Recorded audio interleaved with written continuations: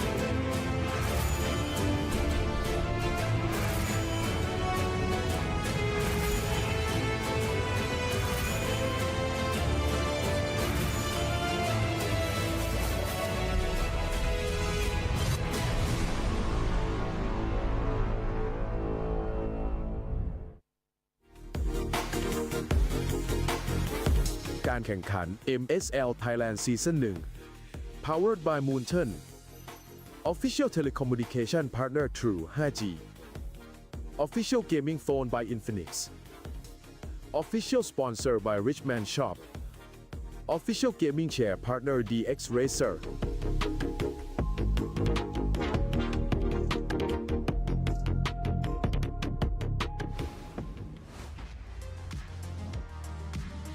สวัสดีค่ะ ยินดีต้อนรับเข้าสู่การแข่งขัน Mobile Legends รายการ MSL Thailand Season 1 ค่ะ Welcome to Mobile Legends MSL Thailand Season 1 Assalamualaikum Tuan-tuan dan puan-puan Selamat datang ke MSL Thailand Season 1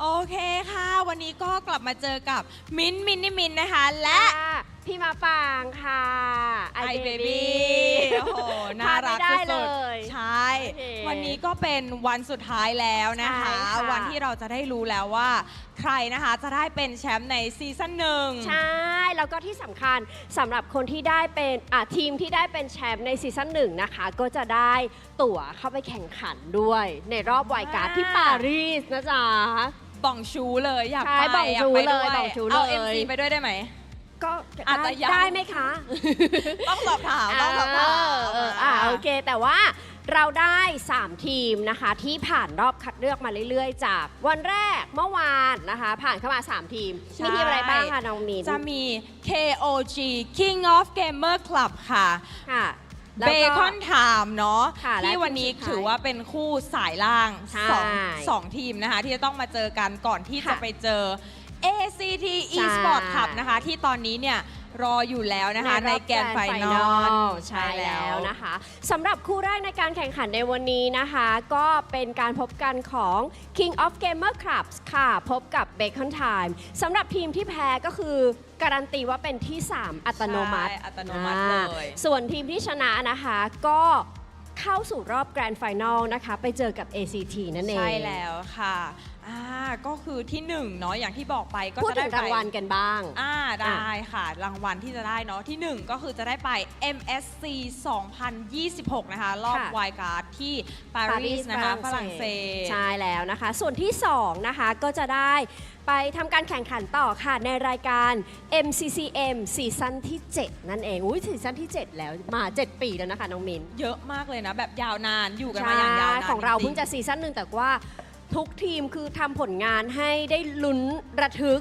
ทำได้ดีมากจริงใน อันน่ะ แบบซีซั่น1เนาะของประเทศไทย ใช่ค่ะ ทำได้ดีมากจริงค่ะ ค่ะ เหตุ สรุปเหตุการณ์เมื่อวาน คร่าวๆ เกิดอะไรขึ้นบ้างคะ พลิกผันจนชนิดที่ว่าแคชอัพไม่ทัน ใช่ เพราะว่าหลายเหตุการณ์หลายเรื่องราวเกิดขึ้นใน 1 วัน ใช่ เหตุการณ์แรกก็คือ KOG ชนะเทนา 3-1 3-1 เทนาก็คือตกรอบกลับบ้านไปเมื่อวาน แต่ว่า ค่ะ ในทุกๆรอบของเทนาก็ถือว่าพัฒนาทั้งตัวเองแล้วก็ทีมเนาะทำได้ดีมากจริงจนมาถึงรอบเพย์ออฟเมื่อวานเลย ใช่แล้วนะคะ ก็ได้ที่ 4 ไปเมื่อวานแต่ว่าทุกคนทำผลงานได้ดีอย่างที่น้องมินบอกจริง ๆ นะคะ ต่อมาค่ะ King of Gamer นะคะ วันนี้ก็จะเจอกับ เบคอนไทม์แข่งสายล่างก่อน ใช่ ก็อย่างที่บอกกันเลยค่ะว่าทีมที่แพ้ก็คือจะได้เป็นที่ 3 อัตโนมัติ ใช่ นะคะ แล้วก็ทีมที่ชนะเนี่ยก็คือเข้าไปลุ้นแล้วว่าจะเป็นที่ 1 หรือที่ 2 คือเอาง่ายๆว่าถ้าชนะปุ๊บการันตีและ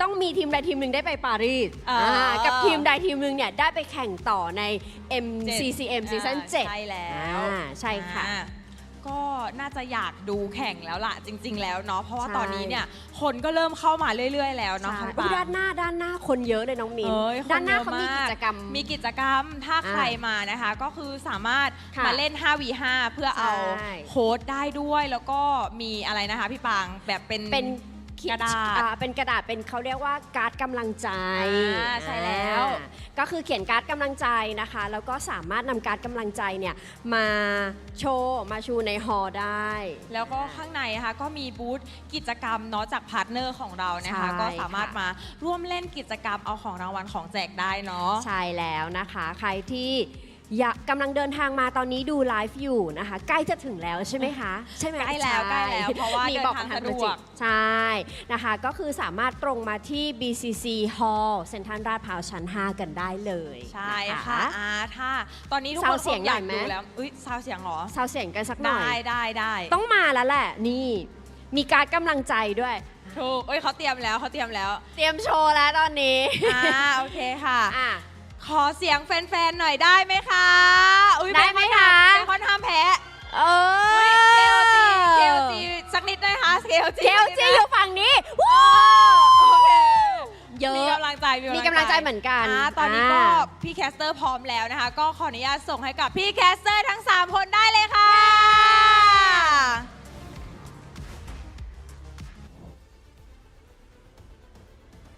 Lovely Minimint and of course the charming iBaby. At your service, my name is Leo here with Mirko, and we'll be at your service calling both the lower bracket finals and the grand finals in the last day of MSL Thailand Season 1.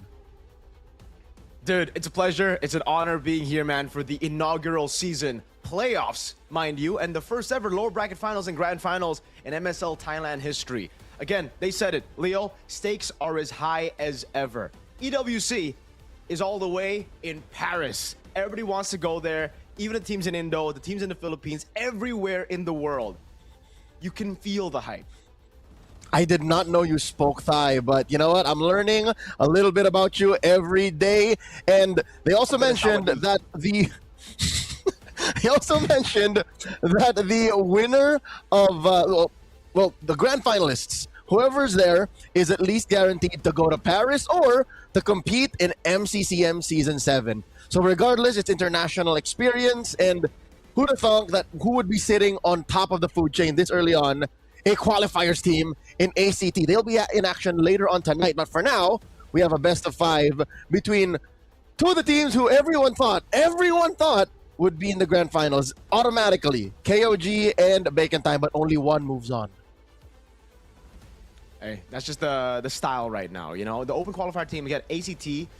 Dude, I have had my eyes on them for as long as I've heard of the MSL Thailand series, right? I got the pleasure of casting the first week of MSL Thailand. Unfortunately, after that, I just had to sit and watch as a viewer. But ACT have always just been impressive, man. Every single time they play, it was very surprising to me, especially Leo, because after seeing so many of the global regions, even casting MSL Myanmar, there's definitely a gap that you see from the major regions into, you know, some of the MSL regions. But for ACT, they've learned through maybe watching their own VODs, maybe through, you know, figuring it out themselves, experimenting within themselves. But they have such a high level of play for a region that's in its first season. Well, it's not like they just figured it out on their own. They have had interactions with the best of the best. They traveled to the Philippines in late 2025. They have been scrimming with teams internationally. Again, to play like the best, you gotta be with the best. And ACT right now are the best team in MSL Thailand. That is undoubtedly true. Despite KOG's dominant run, undefeated in the regular season, they are floundering now in the lower brackets. One last chance to make it through alongside Bacon Time, who has been such a wild card. Did you see yesterday's matches? Did you expect Matilda and Estes to come back?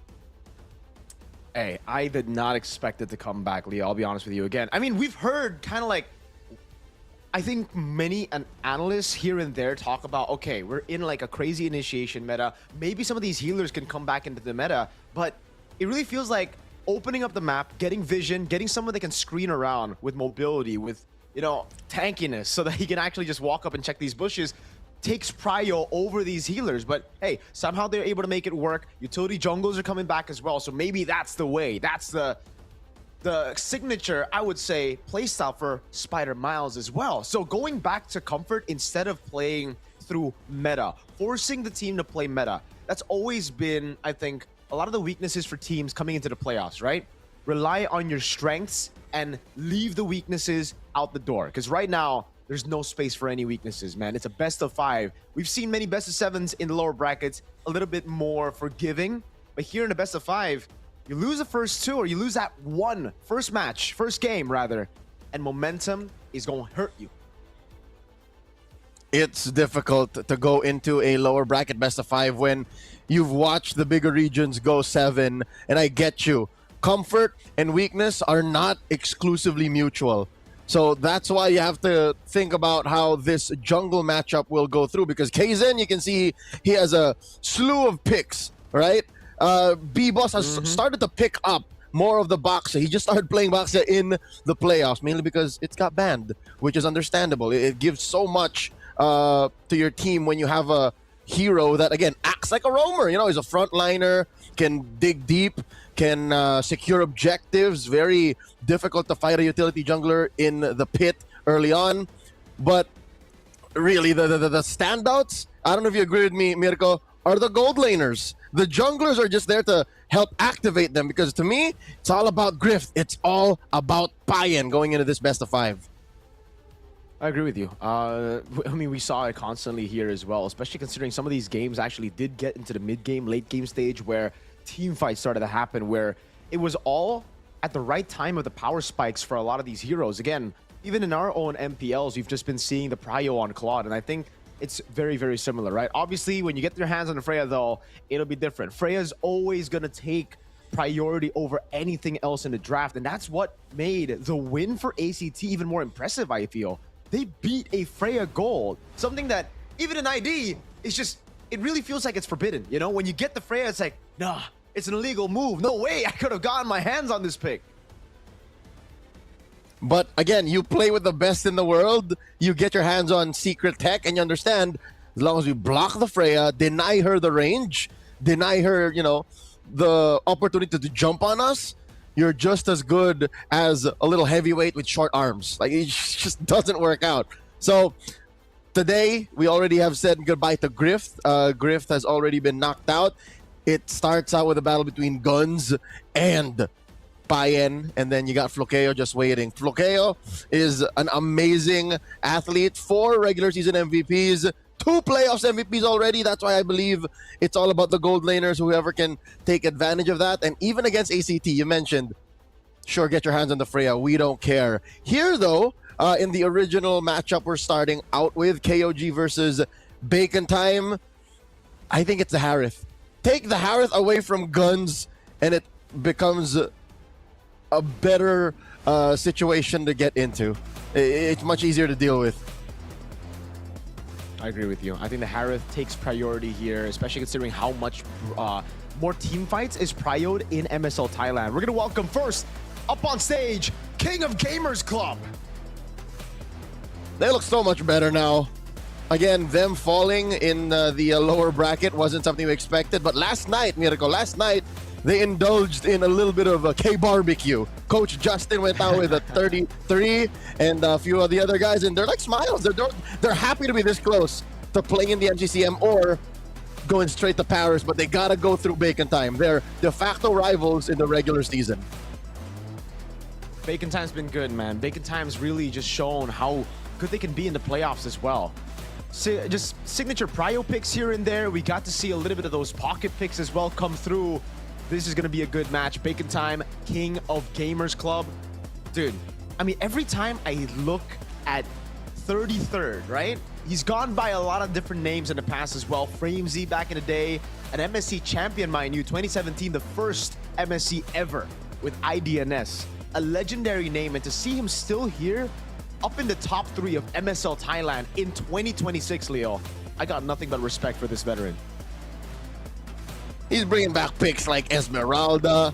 He's playing like it's 2017 all over again. It's like he's in Jakarta and he's ready to win big.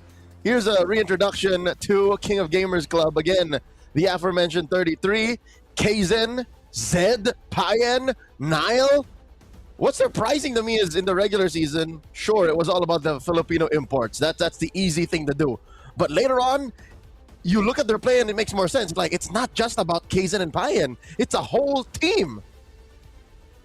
Same could be said about Bacon Time, right? The way that they just play around the team together. That's always kind of like, I think the first step to getting an import. Once you get an import, you have to play around the imports. Obviously, there's going to be communication issues. There's going to be that language barrier that stops you from playing as a whole unit. But as time goes by, as you know, some of these imports learn the local language or vice versa, we see them connected. But we are going to take a look at this VT. มีเพียงต้องเดินไปข้างหน้าหรือจบลงตรงนี้ เราเสียโอกาสไปแล้วครั้งหนึ่งแล้วเราจะไม่ยอมให้มันเกิดขึ้นอีกเราจะพิสูจน์ว่า KOG เป็นทีมที่ยังแข็งแกร่งอยู่อีกแค่ก้าวเดียวพวกเราจะไม่ปล่อยให้มันหลุดมือเราจะไปให้ถึงแกรนด์ไฟนอลครับถึงแม้พวกเราจะต้องมาอยู่ในจุดนี้แต่พวกเราจะไม่ปล่อยให้มันจบแบบนี้แน่นอนครับพวกเรายังเชื่อมั่นในตัวเองและเพื่อนร่วมทีมพวกเราจะกลับมาให้ได้ครับพวกเรามีเพียงเป้าหมายเดียวคือแกรนด์ไฟนอลผมจะพาทีมกลับสู่เส้นทางแชมป์อีกครั้งแชมป์ยังอยู่ข้างหน้าแต่ถ้าพลาดตอนนี้มันจะไม่ใช่เส้นทางของพวกเขาอีกต่อไปตั๋วใบสุดท้ายสู่แกรนด์ไฟนอลและนี่คือช่วงเวลาที่พวกเขาต้องพิสูจน์ตัวเองอีกครั้ง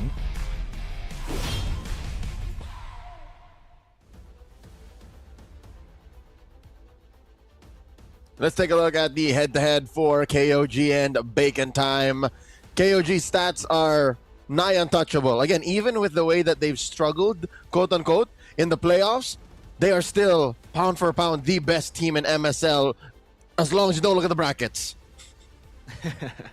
Hey, statistically, on paper, they're the cleanest. They've been the best in the regular season. They went through a crazy run again, an invincible run, 9-0, right? So, again, coming into the playoffs, a lot of people just thought it would be a complete sweep. It would be complete domination for King of Gamers Club. But as, you know, reality unfolded. It is a lot of times weirder than fiction. An open qualifier team stands in the grand finals, and Bacon Time have a chance now at getting yet another upset against King of Gamers Club. You can't make this up, Mirko. You can't make it up. The fact that a lot of our even talents in Thailand, they would know best. They would know best. Did not expect for this to be the reality we live in. In that little video, Zed from KOG mentioned, we lost already once. We are going to prove that KOG is the strongest. This is not the end of the road. We will make it to the grand finals. A statement, a message sent, not just to their opponents, but to the MSL Thailand community and the world as a whole. Shout outs to Facepalm for helping with the translations of that VT. Going into the map draw, let's see where we play the first game. It's Dangerous Grass. What a way to set the momentum. Hey, this is a map that's just, dude, I don't know about Bacon Time here, but I think I'm going to have to lean towards KOG just with their playstyle, right? They're really clean with it. They love going for those ambushes a little bit more, team fights as well, and that's why we can already see Bacon Time take the Guinevere out of play on Dangerous Grass, man. You don't want to have those ambush heroes ready for KOG. And it's weird to see the Freya ban on blue rather than red, but as you said, we are going to be seeing more of those marksmen, more of those even, you know, mages, technically the Harith, the traditional gold laners over the fighter golds here in this specific matchup. I think Coach Justin has just accepted the fact that, hey, it's either we deal with the Freya or we coin flip her way to fighting it, and they choose not to. And again, you mentioned how MSL Thailand is a very fighty-centric server. That's why the Valier is always such a prio ban. Even with Mimax out of the picture, even with Lord Guns out of the picture, Valier is still a strong hero when you just think of how often fights happen in MSL Thailand. The Baksha ban as well. Again, Bacon Time, they have been utilizing those utility junglers. I guess it's both ways here. The Akai in the first phase is definitely a weird one for me, man. But that's crazy. Again, once we get into the lower bracket finals, you want to throw ego out the door, right? The usual meta bans, you don't expect it anymore. You just expect respect. That's what you expect here. Bacon Time are going into this fully respecting KOG, but also doing so that they open up a lot of picks as they are on red side. We've been seeing, you know, this debate as well in Indonesia. Which is better, blue or red? Do you want to just secure that one broken pick? Or do you want to let everything go and just get the better trade with two? The Juicin gets left open, KOG pick it up, and now there's so much on the board. This is dangerous. They willy-nilly just threw that Harith right in Gun's face, who, by the way, mentioned in that VT, says, I believe in my team and in myself. We're going to make it to the grand finals. Hey, both players believe in what they stand for, but with a Harith, and even in Dangerous Grass, especially since they got rid of the Akai and the Phoveus and the Gwyn, it all points towards one direction, Mirko. It all just shows you that we're just gonna start. We're gonna one trick this Harith into the grand finals. I agree with you. I think the Harith should just come through here, and they pick up the Eve as well. They're just going to go for the direct counter straight up, man. They want to win out the mid lane. They want to take the Harith as well. It's such a simple answer, but it's an answer that I personally like more than the overcomplicated ones, you know? We've been seeing a lot of teams try to resort or lean onto execution instead of just going for a solid draft. I'm Team Bacon Time on this side. I mean, on this debate. Let's take a look at KOG. They go for the Harley. All right. Do they combo it together with a weak side Claude? There you go. Up against the Eve, against the Harith as well. KOG, same response, Leo. They don't overcomplicate stuff. They're just picking up what's prio. Coach Noel and Coach Justin, like Magneto and Professor X, just going at it forever. Playing a game of chess that only they understand. Bacon Time, though, digs deep. Usually when we have to go down to, like, the Fredrin or the Akai again, it's weird. With Akai getting banned in the first phase, you go to Fredrin first phase too. Are we throwing back to 2023? What's going on? We haven't seen a lot of this as well in ID though, man. The Fredrin in the first phase, especially for TLID. For some reason, when the Jote gets his hands on the Fredrin, it's just an easy done deal win. So maybe that could be the same reason that Bacon Time pick it up. They're going to go for a simple front to back, trying to beat this execution-heavy composition, I would say still, right? It is Prio, the Claude, the Harley, but it definitely leans towards more execution as Bacon Time can just play around those neutral objectives. Bacon Time ban out an XP that can stop the Fredgen. I think the Terizla should be next, or maybe even the Glue here. But KOG, they got to take away these physical damage dealers out of the XP lane. When we see these Fredgens, these utility jungles, Leo, we usually see it comboed with Arlet, but in Indo, we've seen even the Paquito. Well, Paquito did get buffed, and that's a significant buff. I'm surprised it doesn't show up as often. I actually expect Terizla to make it through. Terizla is like such a, which is, I disagree. People look at Terizla as a little like nothing XP laner, like a vanilla XP laner, but it's usually the glue that holds, not literally the glue, but you know what I mean? Like it's what bonds the whole lineup together. So I agree. I think ban the glue, let the Terizla through. Like you're losing out either way, because there's room for Bacon Time to invest in the whole high execution angle. And if it comes down to just a good flicker penalty zone, by all means, or rather penalty zone flicker, you know, mid execution. You've even seen very creative angles with the penalty zone flicker. They ban out the Khalid instead, taking away mid prio from KOG, and that might have already kind of given it away that Bacon Time are not going for a fast clearing concussive blast roamer. Maybe they're going for, as we've mentioned earlier, a Mathilda, perhaps something else. There's a world where it's also an Estes. I think they can, since they did the combo of utility jungler Eve. It's utility jungler Eve still. And then the Harith is kind of... You can put the Harith on a leash. He's going to chrono dash away, but not too far away. He's not going to go as far away as a Freya would sometimes. So, the Estes could come in here now. Or no, they can keep it for Red 5. Like, they can keep us at the tip of our toes. They can go for an XP laner first. Absolutely. I like that. I mean, right now, the Arlet's already banned out, right? That's the combo we were expecting with the Eve, with the Fredgen as well. No longer on the table. Bacon Time. They go for the Paquito here. Usually in Indo, we still see it Red 5. Again, we did see those buffs, but teams are still not comfortable picking it up Red 4. They want to still save for something else, or they would want to save the Paquito for the last pick. So if they do want to save it, they go for a traditional XP laner. Oh, damage. I guess the Benedetta comes through for Bacon Time. Kang feeling it in this lower bracket final. And it's, as you mentioned, as you predicted, Mr. Mystic Leo, I think we're going to see the Estes. I think we're going to see at least a healer, right? If it's not the Estes, it's a healer. And hey, shout outs to Blacklist International, that prime era. This really just looks like that kind of composition, you know? Oheb on the Haji on the, Oheb on the Harith, Haji on the Eve. Yes. From break the code to bake the code. Oh, let's see. KOG got 2 more picks here, a roamer and an XP laner. They need some peel. They need 2 solid ones. Do they go for a revitalized roamer?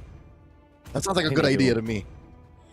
Yeah, but Hylos are got the catch. I think just go for the Hylos here, right? And the Esmeralda. Okay. They got 4 out of the 5 picks they started off with yesterday against Tenacity. So they won that. And again, jaws were ajar when 33rd brought back the Esmeralda, but I guess it answers the Eve and the Harith. But still, when you put an Estes into the formula, kind of gets wonky. There it is! Oh! I mean, you called it, bro. You called it. The Estes comes through, and it was just a slow build up to that point to get to the Estes. We knew it was coming at the end of the day.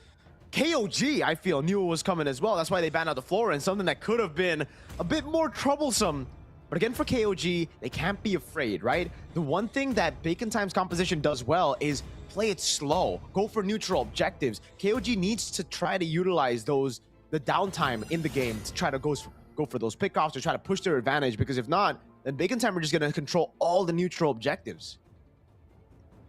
You mentioned something specific, downtime. As long as Bacon Time are able to manage the cooldowns on Spider Miles' skills, then there is no downtime. They can just keep going. They don't even have to go home. Like, as long as mana isn't an issue, this lineup can just keep weaving in and out of combat, applying so much pressure that Payan might not even come online. Let's get into game number 1. Draft scene from a mile away. Solid momentum starters for both squads. Again, they got both what they wanted. Let's see who starts off on the better foot in this best of 5. Welcome to the Land of Dawn, folks. Oh, early on already. 33rd, getting the better of Kang. Up top, lethal ignition for Kang. He's gonna go for the damage. Just a pure damage build with a utility jungler. Boss, brother man, that's a Brave Smite on the Fredrin. We usually see Impure Rage. It's a good middle ground, right? You get the sustain, you also get better clear. But on this Brave Smite, you're kind of left behind, man. The Harley ganking up top already. Kaizen going for a little bit of damage. But yeah, a lead and clear, definitely, on top of the rotations for Kaizen. I could have sworn it would have been Concussive Blast as well. There's a version that plays Quantum Charge too, to keep that pressure on with the whole juggling of basic attack skill.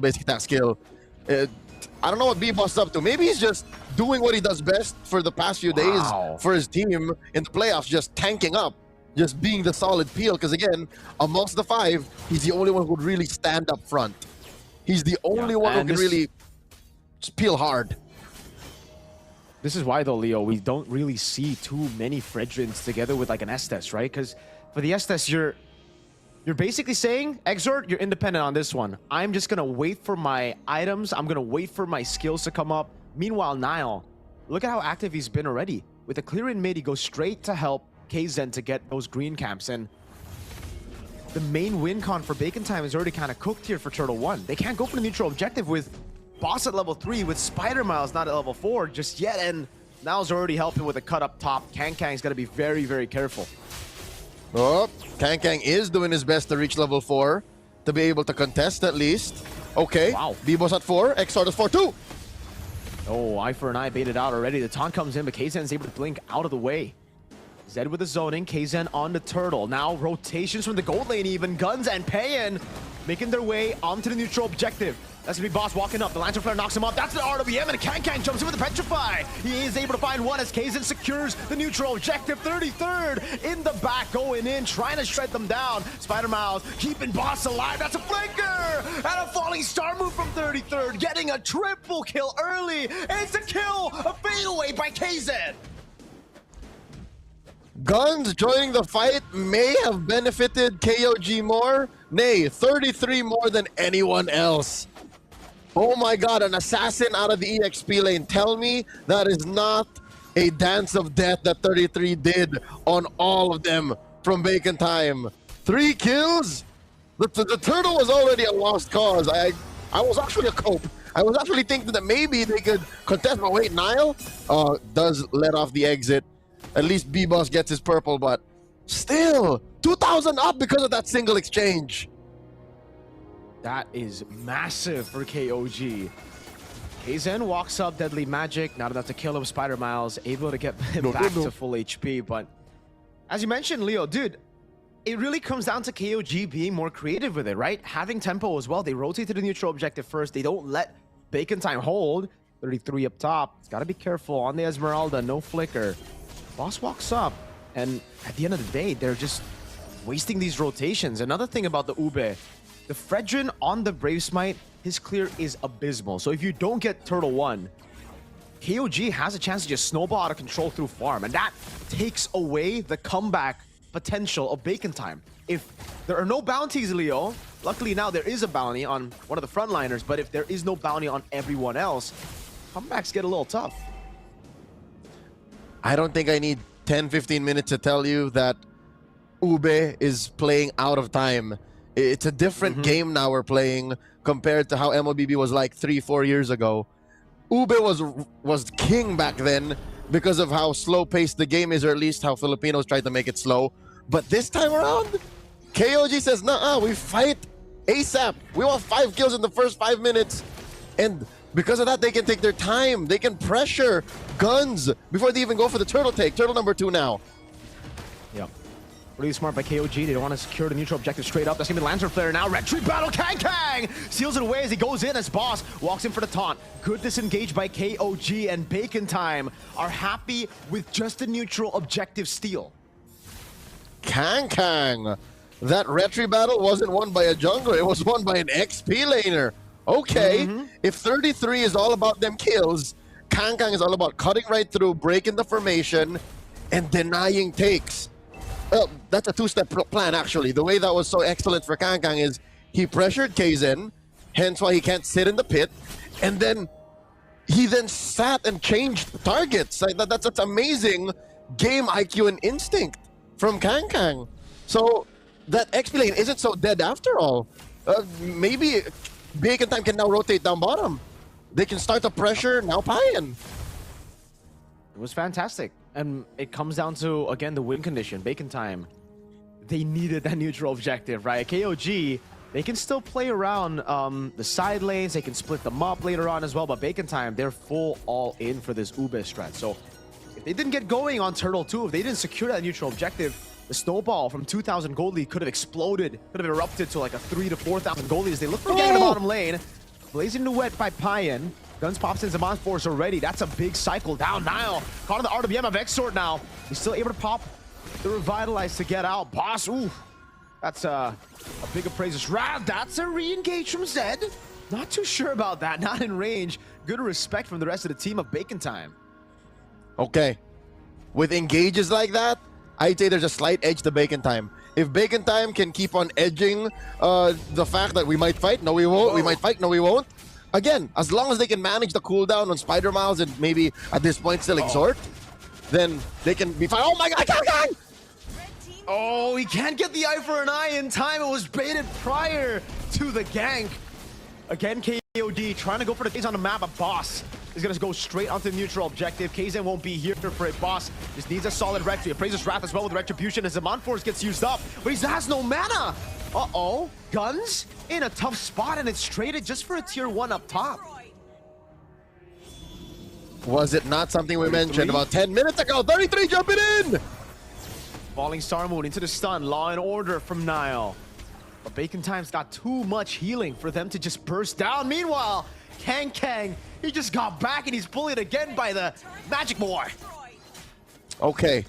Besides cooldowns, mana is something Bacon Time needs. Unmasked to be able to proceed. B-Boss, 2v1! Yeah. This ain't gonna end well for any of them. They should just get back. Don't force it.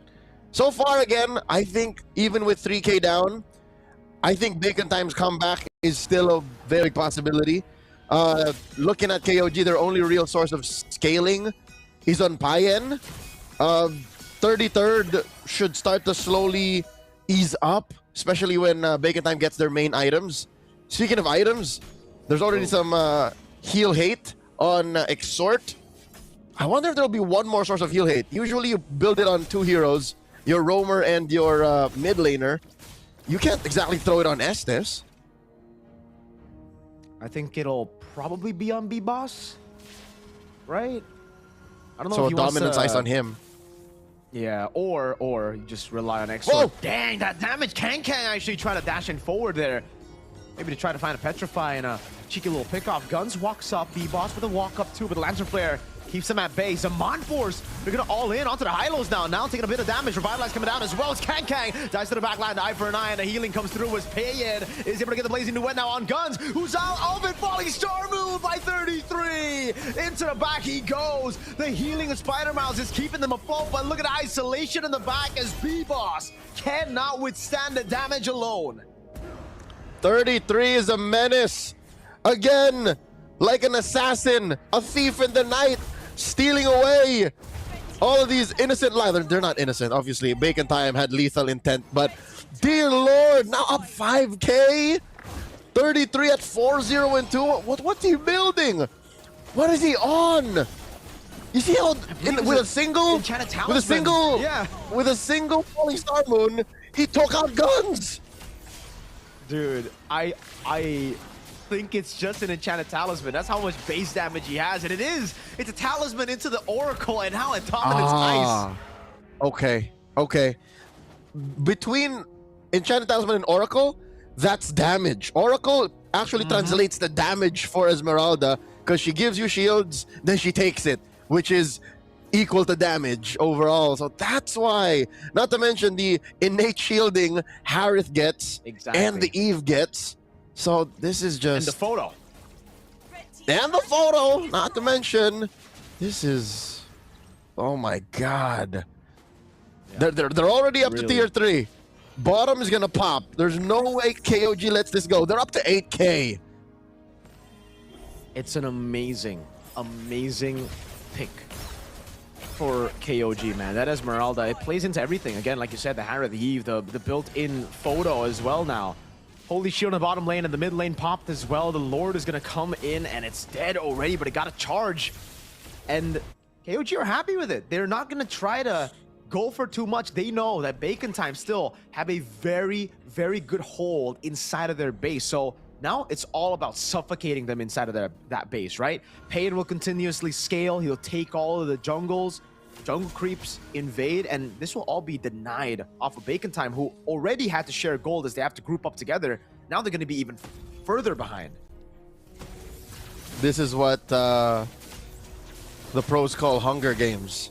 They are literally just denying them the nutrients, the gold and EXP that they so desperately need. Oh, this is brutal. Payan, don't pretend, Payan. Oh, wow, he's even going to take the baby. Oh, usually you just leave that so it doesn't spawn, but every bit counts to deny. Hey, may the odds be ever in your favor. They don't even want the whole not respawning thing. If it doesn't respawn, they're denying themselves of extra resources. At this point, Bacon Time's jungle belongs to KOG. There's no reason for Bacon Time to walk up. If they do, they're dead. They have conquered it. The king of gamers have conquered your jungle. 30 seconds till the Lord spawns lower quarter. At this point, everywhere outside your base is no man's land for Bacon Time. They have nowhere near enough items to fight back. That's a 2,700 gold lead on KZ, brother. Nothing. Okay, here's why it's bad, but also it's understandable.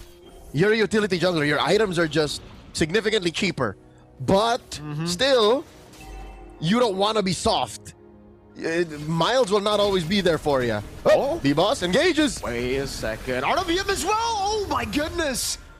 KZ almost with a bad play, a blunder. Walks up, tries to deal damage to B-Boss. I know of the gold lead there, but now, whoa, it's given the chance to Bacon Time to actually walk up. No revitalize on Nile. KZ's still on it. He's still able to get it down. Luckily, Zed puts the Lantern Flare on him. With a Blazing Duet in the back line, but look at the healing. Blessing the Moon Goddess, and a big burst through with a Petrifier and a final blow. Now 33 in the back line, holding 4 members at bay. B-Boss trying to survive as the Mount Force gets placed down again, and Bacon Time have found a second win. KZ looking for the flank. Again, has to blink away. B-Boss on now with a taunt. Now KZ walks up and it gets caught by the Void Blast. And I think this Lord will be for nothing. I think Bacon Time can just clear it out. It happened. At 13 minutes, it happened. Bacon Time are not able to bait out forced engages. 33 is no longer the final boss that he was in the first 12 minutes of the game. Bacon Time may have figured out how to tango with 33 here. Kaizen tries to see if anyone's gonna stick, but this is what I was saying. Even B-Boss can stand the heat a little bit now. He can take maybe 5 seconds of full-on focus fire and then has to call for Spider-Man's help. But as it is, like, that's enough time. Because Guns isn't exactly not farming up, nor Kankang. Kankang has like 2 solid full items. At this point, you really have to execute clean for KOG. Yes, they have a 7,000 gold lead, but time's ticking for them, it seems, right? Like Bacon Time, as long as they play the Ube, if they play together, as Gideon once said, very together equals to win, right? KOG, at this point, they have to try to split them up. They have to try to bait out some of those resources prior to the fight. And it's through that. It's through risky plays, through deadly magics, and then a bounce back on the hat. Wiser words have never been said. I'd give them maybe 2 more minutes before they get the full-on team-wide power spike. They need maybe 1 more key item on Guns, and Kankang got his 3rd full item. I'd say, oh my god, just in time for the 3rd Lord, lower quarter in a minute. That might be when they all just say, we finally contest. Okay, real quick, check. Okay, 3 items on Guns, 3 items on Kang. I'm not even looking at B-Boss. All he really is just a walking threat magnet. Is that a book? Is Spider-Man's also building an enchanted talisman? I believe so, you know? More mana, more magic damage as More well. heals. A bit more healing, and take a glance at that winter crown. So even if Spider-Man gets caught in a tough spot, say the dive works for KOG, they isolate some of the targets, winter crown. Bacon time, have time to then regroup around the SS. I like how Spider-Man is building it. Again, rank games, you go in immortality. But Spider-Man is nope, I want to fight back. He wants to fight back. And maybe he's looking for those item swaps, man. He's a world champion. He knows how to do it.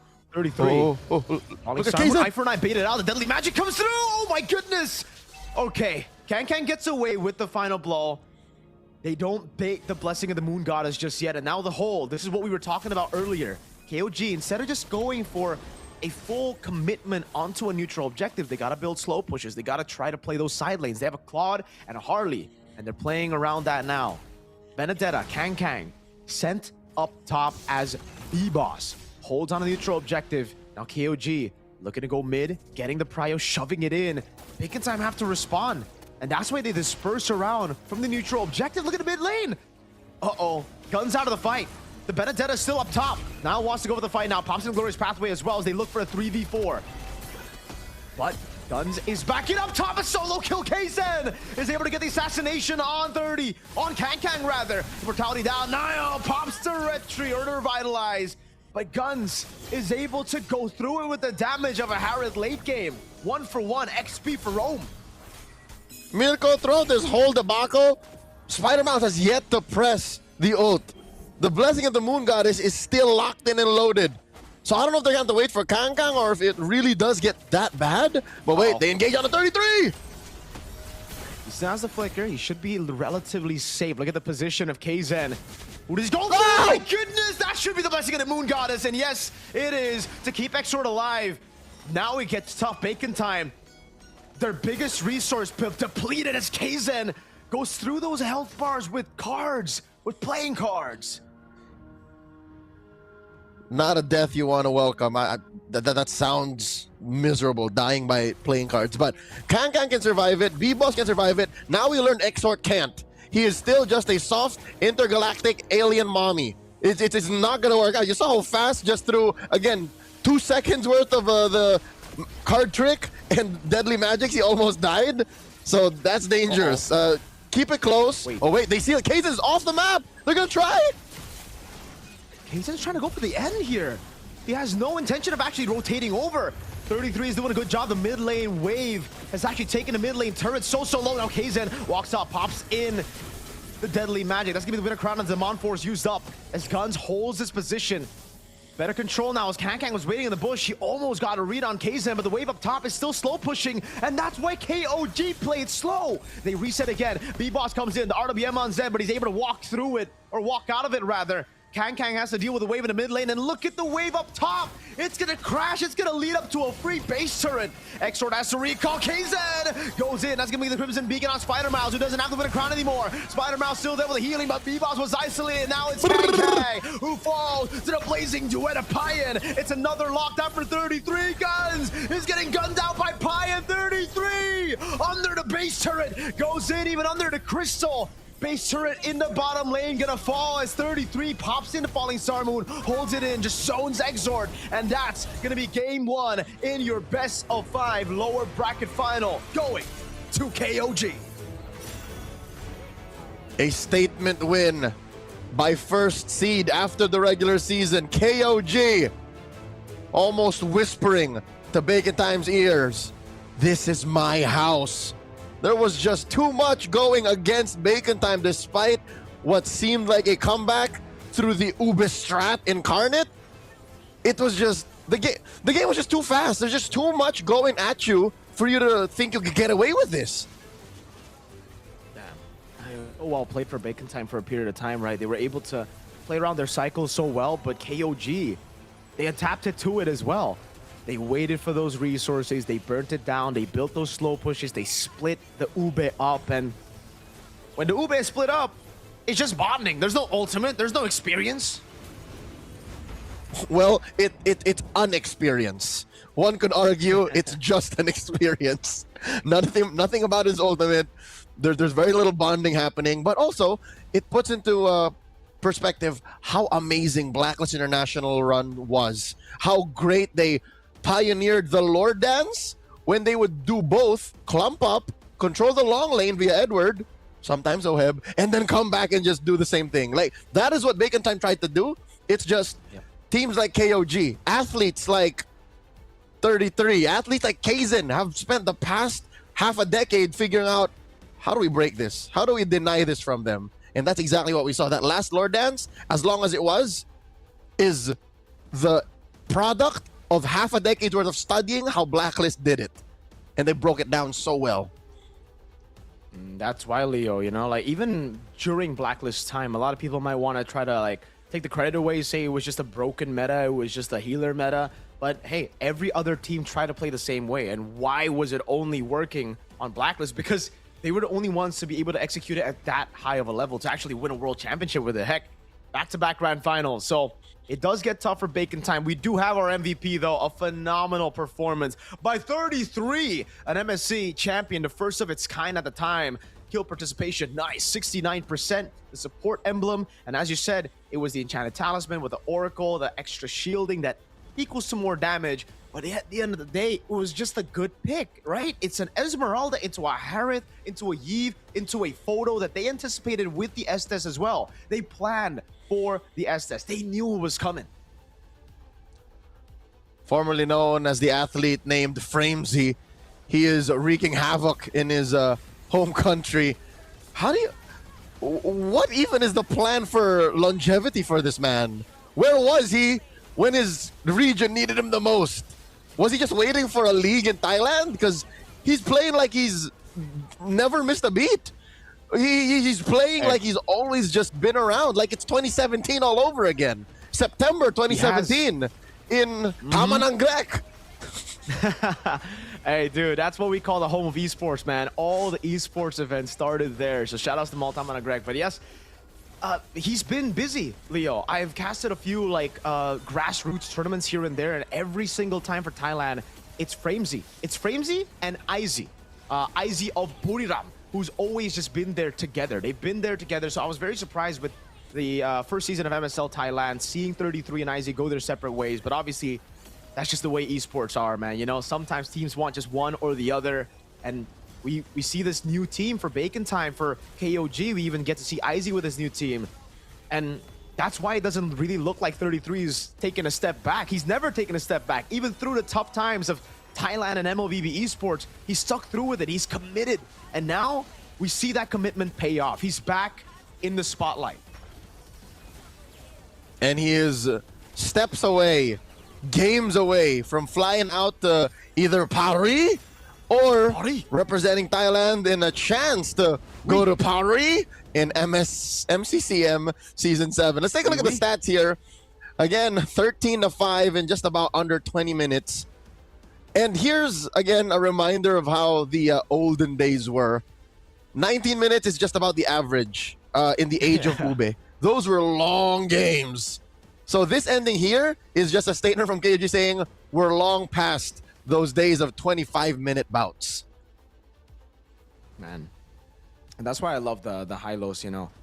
Such a good way to deal with everything the Bacon Time are doing, right? I mean, the Estes needs to use those resources, needs to... his whole kit is healing. For Niall, it's just a battle spell. So he has so many more ways to deal with it, right? Like, initially, when Bacon Time tried to engage on him, all he needs to do is walk away, press the Law and Order. If that's not enough, the Glorious Pathway. And then there's that re-engage potential. There's obviously how tanky you are, the DOT in the early game as well to get Prio to open up the map that led to Kaizen to get a lead early on. And again, that's why we don't see too many healers nowadays. It's all about building the small leads from the start all the way to the late game, right? It's no longer just about that one, okay, neutral objective. We only play for the big boys. Now it's about the individual gaps that you have. And yes, on a utility jungle, the individual gap isn't as big as per se like an assassin versus assassin, but it still hurts a lot when you aren't able to out-retro your opponents on a utility jungle. When you're 3 levels down, 4 levels down, even on a Fredgen with skill 1 Retri, the Harley can still win out in those battles. And at the end of the day, they needed to still execute it perfectly, Leo, for it to work. They needed the Benedetta to be able to get a Petrify, a clean one, on towards Kaizen in one of those big fights to steal the Lord. So, what do you think, Leo? Do you think they're gonna stick to this plan still, or do they shake things up early? Because we mentioned it, it's a best of 5. These games matter a lot, especially early on. Okay. Looking at history, and I'm talking about 24 hours ago history. I'm not looking back at, again, half a decade, because of that's how deep, it looks like that's how deep Bacon Time want to go. They seem to have just woken up this weekend during the playoffs of MSL Thailand saying, Coach Noel, look me in the eye. I'm going Ube. Because against ACT yesterday, they tried to play to the current metagame. They tried to play, you know, the Grox, the Rome Glues. They tried to, again, one time bring the Matilda back. And it seems like either way, it's a coin flip, but they look more comfortable and confident with Ube. So, I'd say play what you planned for. Don't play to whatever KOG is forcing you to do. If you decided this weekend that we're going to go and play and win MSL Thailand with Ube, then just force Ube into the wall until it works. Because that might be what works. That might be what gets them the win, because yesterday they played an Estes game 1, a Florin game 2, and then they switched it up. They went glue game 3, and then game 4 they got off their tempo again. Last minute tried to Matilda, and then still lost. So you know what I mean? It seems like Bacon Time are here and there, but I say just stick to the course, young man. Just follow your inner GPS. Follow your dreams. Make your dreams come true. You can fly with this kind of composition, and hopefully they do, you know? Maybe they get a flying hero, man. Maybe they get that in. Matilda comes in mind when you want to get movements around the map. I think the one thing that they lack when they have the Estes, and that's why I call it Matilda, is that rotation power. Dude, the Harley was rotating everywhere with the high-lows, the Juicin as well. You need someone that can help them, the rest of the team with mobility, especially when you're up against the high-lows. In the late game, it just gets so difficult to rotate around. Was the Marcel completely snubbed in game 1? It was completely ignored. That was one of the many picks on board. And that's the thing, Leo. Okay. Sometimes do you want to pick it up? In perspective, Marcel is kind of like the hybrid of a crowd control enchanter roamer. He provides shields. Sure. He stops fights, and then he runs through dudes, stuns them here and there, freezes them. But again, we're not sure if that's something Bacon Time put a lot of reps in, because again, you can also expect that it'll get banned, which it often is in the bigger regions. So, yeah, I agree with you. Matilda might be the best kind of Goldilocks pick, you know, not too cold, not too hot. It's just right, because it provides everything you need to be able to survive in the current metagame. Plus, it still gives you the option of, yeah, we're playing Ube. Man, what does Guns and Payan need? Like, that's also another question is, where do your cores, your gold laners, want to be when the fight breaks out? Because I'm not so sure if this is because of the last game stats, but Guns is outnumbered in KDA. Everything. Kill participation, again, KP. more Ube. Yeah, more Ube, more KP out of Bacon Time, but half a KDA? That means Guns gets beat up a lot. Yeah, and it also means that, oh man, that maybe Guns is too reliant on the Ube. The whole team is, right? Obviously, we got the Bacon Time fans in the building, still full of hope here. Supporting Guns as well. There you go. We got some fans for Guns. Bacon Time. Hey, looking at how they've played and even their roster, I mean, their hero pool, Guns has the Claude in his arsenal. I feel like picking it up gets you wins, dude. Even an ID, you know? Claude gets you wins. It's just something you need to have in your lineup, I feel. Especially when you have an Ube composition, because yes, you can build on a better team fight with a Harith, but if everybody in your roster, in your hero pool, in your composition, is reliant on a cycle, that gives the opportunity for KOG to just play the long fight, bait out those cycles, right? And we've seen it in game 1. So I think we need to see those minor adjustments. Yes, I agree with you. Maybe still sticking to the Ube, but taking away the Claude. Say, denying it away from KOG to have the side lane control. Those are the little things they can do to refine their composition, refine their win condition. Okay, so very similar bans here for KOG. Freya, Valir, regardless of blue or... Wow. Yeah. Yep. Again, mirrored. Still mirrored. Still, it's like they just switch sides. Because again, that is KOG here on the red. Second pick, 2-pick swing. While Bacon Time, Jambabi are going for the first. I would not be weirded out if they just go Harith first pick 2. I need to see the Claude, Leo, for me to like nod in approval of a first pick. I need to see a Claude at this point, right? I mean, so Claude 1, let's see what like KOG Liquid? Yeah, I think Claude 1. Claude 1 like Liquid, exactly like Liquid. It is something that's just so safe. There's no way for you to kill it early on. The Florian gets banned early. That's the change. So what if they leave open? Or Baxia? What if they Baxia's open? Ooh, Bacon Time. Are they gonna pick up the Baxia now?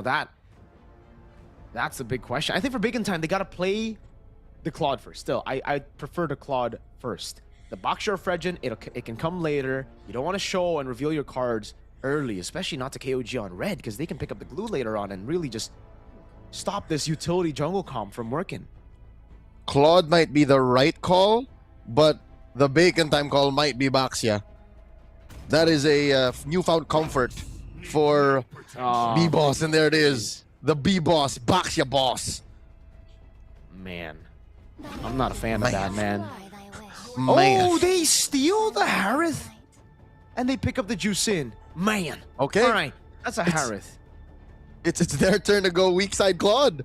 They can afford to do that because of the fast rotations out of that mid trio. So, what? Pick a solid mid like, what? Valentina, Claude, do we? I think it should be the Claude. It should be the Eve as well for Bacon Time. They're going to play around Claude. it. Then later. Yeah, Eve Claude. I think it's Eve Claude. The Claude's great against the Harith. The Eve is great against the Juicin. The thing is, though, well, actually, you already have a Baxia built-in anti-regen to deal with the Juicin and the Harith sustain, so it's all good, right? Yeah, I think those should just be the picks. And you're not as afraid of the Esmeralda anymore. Okay. Oh. So, Hylos... They are leaving the Ube out of the way, right? Okay. Like, there's no... Unless it's Hylos XP. This Hylos... Wow. This Hylos kind of makes me feel like that loss to 33 on the Esmeralda kind of stings. Because Hylos is like a good neutralizer to the Esmeralda in any case. But it's not going to happen anyways. 33 is going to be on a CC. They ban Kang's Benedetta. At this point, you start taking out, what, the other Revitalize Roamer? So you don't have a solid mid, yeah? Yeah, and KOG should ban the Arlet. They still need damage right now. Bacon Time lacking the damage. Or they might just get rid of the E first, right? KOG? Alright, so Bacon Time, I agree with you. Take away the Gata Kacha. It's a very, very good pick right now, considering it does look like it's going to be more physical on the side of Bacon Time. What else do they ban aside from that jungle? Jungle comes to mind. Marcel! There you go. Finally, we see it respected. Okay. So Eve here. Oh, no. There you go. Yeah. I like the Arlet ban more. It's very difficult for the CC to lane against the Arlet as well. You know, a high skill ceiling, especially if Bacon Time's Kang can get those crazy resets with the Hylos, with the Baxia. Do they ban the Gatot? If not the Gatot, what? Khalid? Yeah, Khalid is a pretty good ban as well. If they want to just take away the mid prio out of KOG, that could really guarantee mid prio over. Actually, this is a good Kalea game, is it not? For KOG? Oh, that's why Bacon Time leave the Gatot open, so that they can react to it in case KOG goes for the Kalea Red 4. It's a risky game, though.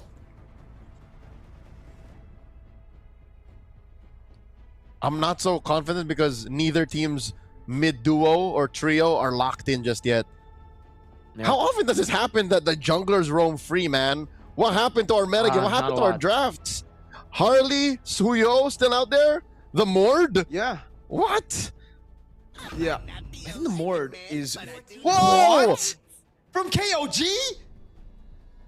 Oh, God. Are we time traveling? Oh, Are we man. slowly time traveling? We are. Oh. If you take away the CC and the Juice in, you would just think this is M3 all over again, man. Okay. What? The Barats. This is not flex. And It's just and- jungle. and right? Here's Yeah. what's hilarious. I don't know what the hell Coach Justin is thinking, but he might just go Matilda, Florin, or Estes himself. Well, no more. No more Florin, but Matilda even. Look, Matilda Barat is ridiculous. It truly is ridiculous, dude. And they will have so much sustain, so much consistent damage as well with the CC and the Harith and the Juice in. The Sora comes in with the Lilia. I like the Lilia. I like it a lot there. Up against the Barats, up against the CC. Even the Juice in the mid lane. If KOG don't go for fast clear, Spider-Mouse and X-Ray are gonna win this duo mid hard. Bring it in, Matthew Hilda. It's gotta be. Or Rafaela, because Barat ain't mobile enough. He needs a little bit of oomph. He needs a push. Okay. Give him wheels. I agree. I think it should just be the Matilda, man. They kind of put themselves in this spot. There's no way they go for just a Khalid or a traditional roam, right? I mean, I guess the Kalea is a good middle ground. You can initiate, you can also heal, but yeah, then the mobility on the map is just horrible. I think it is. I think they've kind of like picked themselves into a Matilda corner. Yeah. Always on the way. There it is. Oh my God. Matilda Barats in the big 2026, Leo. I mean, I had a lot of expectations for MSL Thailand, but this was not in my... at least it was for Bacon Time, not for KOG. This is like finding out that your spouse of 15 years is a spy. We did not cast 2 months of MSL Thailand to find out that in the playoffs, in the final day, we would go full Ube. What is going on? There's no pink-haired daughter to tell you that can read minds here. No telepathy. But hey, purifies for Harith and for Payan and Guns. Man, it's just... I'm still kind of, it's surreal. It's surreal to see. It's surreal. Still, though, the Lilia is so good in the early stages with the Matilda. I don't really think this mid is going to go well for KOG, dude. So that's one thing they're going to have to try to play around. Because there was very little examples of a metagame where Matilda and Zushin were together. So this is a duo that doesn't have many reps. Like, I can't tell you with confidence that this is a duo that has priority. So we'll see. Again, early rotations, you see KOG crossing over quick. So Nile is checking in, but he'll see that, oh, B-Boss swerved. B-Boss went the orange. Interesting. I think it's just pathing towards the Lethal Wanderer, the first one. Shield Unity already used up now, trying to go on Zed as able to land it now. Spider-Mouse with a stun as well as Exort. Puts down the damage, the Guiding Wind gets him back to safety, and as expected, mid-prio goes to the hands of Bacon Time with a free lethal pickup as well for B-Boss. Okay, I have a theory. Possibly the reason why KOG just said, you know what? Just for the SNGs, right? Just for the SNGs, we're gonna go Barats. It's broken walls. In the heyday of Barats, his mobility was always an issue. But wait, 33? Oh, he should be fine. Okay, in the heyday of Barats, the walls were solid, but now he can kind of walk through them. Even Deathless Welcome through them. Okay. It's a slow build. Nothing crazy. I think this is what we expected, though, with the healers. This is... oh, never mind. They're going to go for the fight. Guiding Wind? No tap of the button for KZen. He just still plays it slow. I'm looking at the emblems again, and both of the utility jungles have gone for the concussive blast. They've gone for faster clear instead of looking for, again, the sustain that we saw earlier, Brave Smite, right? So, yeah, I think now it's just a big fight here. Oh, calm before the storm. This is a wiser choice. Again, as a utility jungler specialist myself, I prefer Quantum Charge or Concussive Blast. Not much of a Brave Smite user. Turtle at half health. Yep. Mal's in the back, going for a KZen. Gonna be looking for the retreat. That's gonna be the Shifting Skies. Zetsun is welcoming the retreat from KZen, but he's left all alone, and there's no Guiding Wind to save him this time around. 1 kill for Bacon Time, a turtle for KOG. So in a perfect world, Kaizen would have survived and he would have provided the extra damage, but this will lead to a steal like unlike any other in the early game. Oh my god, they take it. Yep, purple buff take, B-Boss able to get the shield unity. They're trying to body block and they do. What a Crimson Beacon and the Lantern Flare to throw him back. There you go. It's a kill over to Zed and just a purple buff take that was secured by Payan, right?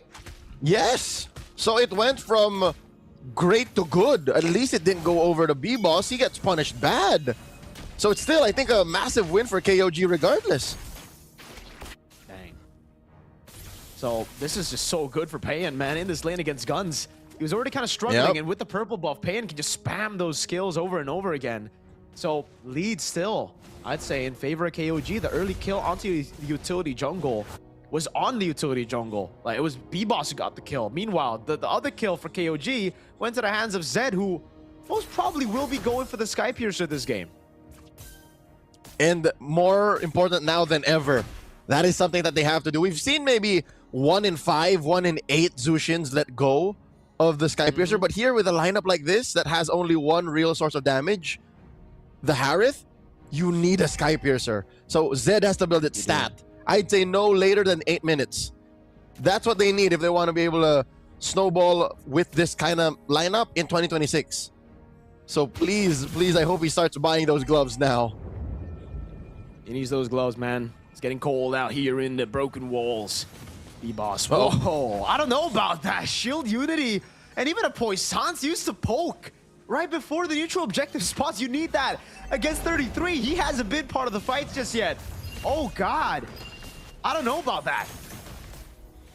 Well, they've committed it, and now they begin to dance. Both gold laners are here too. Circling Eagle. Over, and that's gonna be the knockup on Spider-Mouse. Detonus welcome to lock him down. Oh, shift these guys up top of Kaizen! So wins out the retreat battle. He's gonna go down, but the rest of the carries are still here doing damage as Zed is able to get the Lantern Flare. 33 is doing that consistent damage, shredding down the frontliner. B-Boss taken down by the Yo-Yos at 33. Another turtle, and a fair trade at least when it comes to kills, but this will allow KOG to still snowball through again. Payan is just doing just Payan. He's rotating faster, getting waves just as much as is Guns, and is a level up. Oh, Guns is so desperate to get the initiative in the lane. He just goes blazing duet. Okay, I'm gonna go for it. I need to clear fast. Dude, the damage is really starting to hurt, man. It's only a 200 gold lead in the gold lane, but it's just, that's the thing about the Claude, right? Early on against the Harith, well, not early level 1 to 3 you can still win, but then after 4 and after those unlead dashes get completed with the Starlium Scythe, you really just can't. You just have to deal with it. Now they're gonna go for a turret down below, but look at the rotation in response to this. KOG will just defend his Guns, is trying to commit onto it. Payan clears it out, gets help, and there is no trade for Bacon Time. They've just rotated over to get a few hits on the turret. And here's what hurts more when you consider where this gold lane trade will go eventually. Oh my god, Payan walks in! Yeah, doesn't even use the Purify here. He knows that he has enough damage. That's going to be the guiding win to help him out with the Circling Eagle. Payan disengages, canking from the side. They're going to go, oh, chomp down. Detonus welcome and a spit out there with a stun, but he's able to get out in time, and it ends up being a turret for turret. Down below for the one up top for 33. Okay. Truth be told, that was what you should expect to happen when you go 4v5. But I think Bacon Time was okay with it anyways. It's just a matter of who spent more resources to be able to get the winning trade. B-Boss, Unite, looking for an engage. Okay, jumps into that turtle anyways. 6.5 minutes, final turtle up for grabs.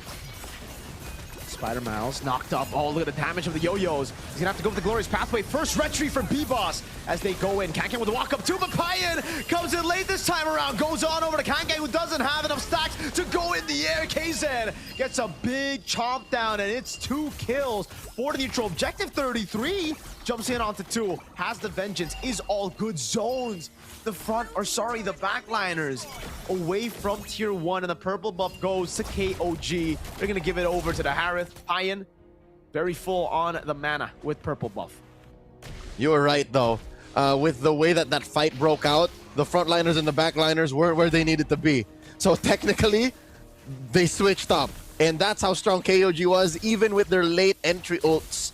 And again, the key was Payan coming in with the clutch Zaman Force, and 33 just frontline artillery, just shred that's reliable, shred that Bacon Time's frontline can't deal with right now. I think he's going to be the ramp up for when Zed gets his Sky Piercer, which I hope is on the way, until Payan goes into full-on core mode, which I was going to get to earlier. If it comes down to it, Payan has Gun's number, because Gun's, his only real counter to the Harith is a Winter Crown. It's not like he can build a Wind of Nature against the Harith, so it's just a more dangerous entry for the Claude compared to the Harith. So time's a clicking. That's the Golden Staff, man. They really are desperately in need of those power spikes. Power spakes, sorry. The Radiant Armor has been built up by B-Boss, but the main problem right now, I think, is 33 and Kaizen. They're like the physical damage, right? That's what's really been the problem for most of them here. Even with the Radiant Armor, yes, you deal with Payan, but then Payan just ignores the box shot, goes for damage on the other. Whoa. B-Boss goes for the Shield Unity. Nile gets the Circling Eagle, and this is yet another wasted Puissance for B-Boss. He's got to get a lot more patient on these resources, Leo. Oh, he took your lunch money. God! Through the wall, goes in, Exort pops into Black Shoes in time, gets away. Uh-oh, Kaizen thrown back under target. The Guiding Wind gets him back to safety as he tries his best to heal back up, but Miles falls as well. Kang so low, 33 gets the kill on him. Guns way out of bounds. 33 gets away with the Guiding Wind, and it's rope for jungle. That is, I'd say, a technical knockout on a couple of members of Bacon Time. So at least Bacon Time can delay the Lord take here. Zed now finally has his Sky Piercer. And throughout this whole time, 33 may have just pressed his Vengeance once. He was at the brink of death, but he refused to press it. Kaizen responds, but I think Bacon Time looking to blitz it. Oh, nope. They're gonna go. Yeah, they want to just go for it, man. 33 is going there as well. They're not committing onto it. Kaizen's back up. They've given too much time. Now it's a pure retreat battle. It's Guns who wins it up. A Payan goes over to Saban Force now on towards B-Boss. Kang in the back isolated. They go for him instead. Kang goes to the skies, gets full stacks, but it's still him just dead. Spider Miles next to the chopping block. Zed gets a Sky Piercer stack. First of the game. And this Lord will be for naught. Bacon Time, once it spawns, KOG will just clear it out on the bottom lane. It goes as well. So for once, I think KOG wished it was Flying Clouds, because that would have allowed Kaizen to get in there faster, secure the Lord, given that he is a level or two up on B-Boss. But alas, he was maybe a second too late. And I guess it was just a matter of damage output that Bacon Time had in spades now. Again, they have a Lilia, they have a Claude. Let's see that again. How did he miss the Retribution? It was he didn't even try! So it's kind of like, yeah, it was a B-Boss together with... They just bursted it together. And Kaizen didn't even try the Retribution. So was that a matter of just him accepting the fact that, all right, I'm too late. Let's just try to win the fight and then go from there. Huh. I think he was expecting a missed retreat from B-Boss because it was late, right? He didn't even tap it. Yeah.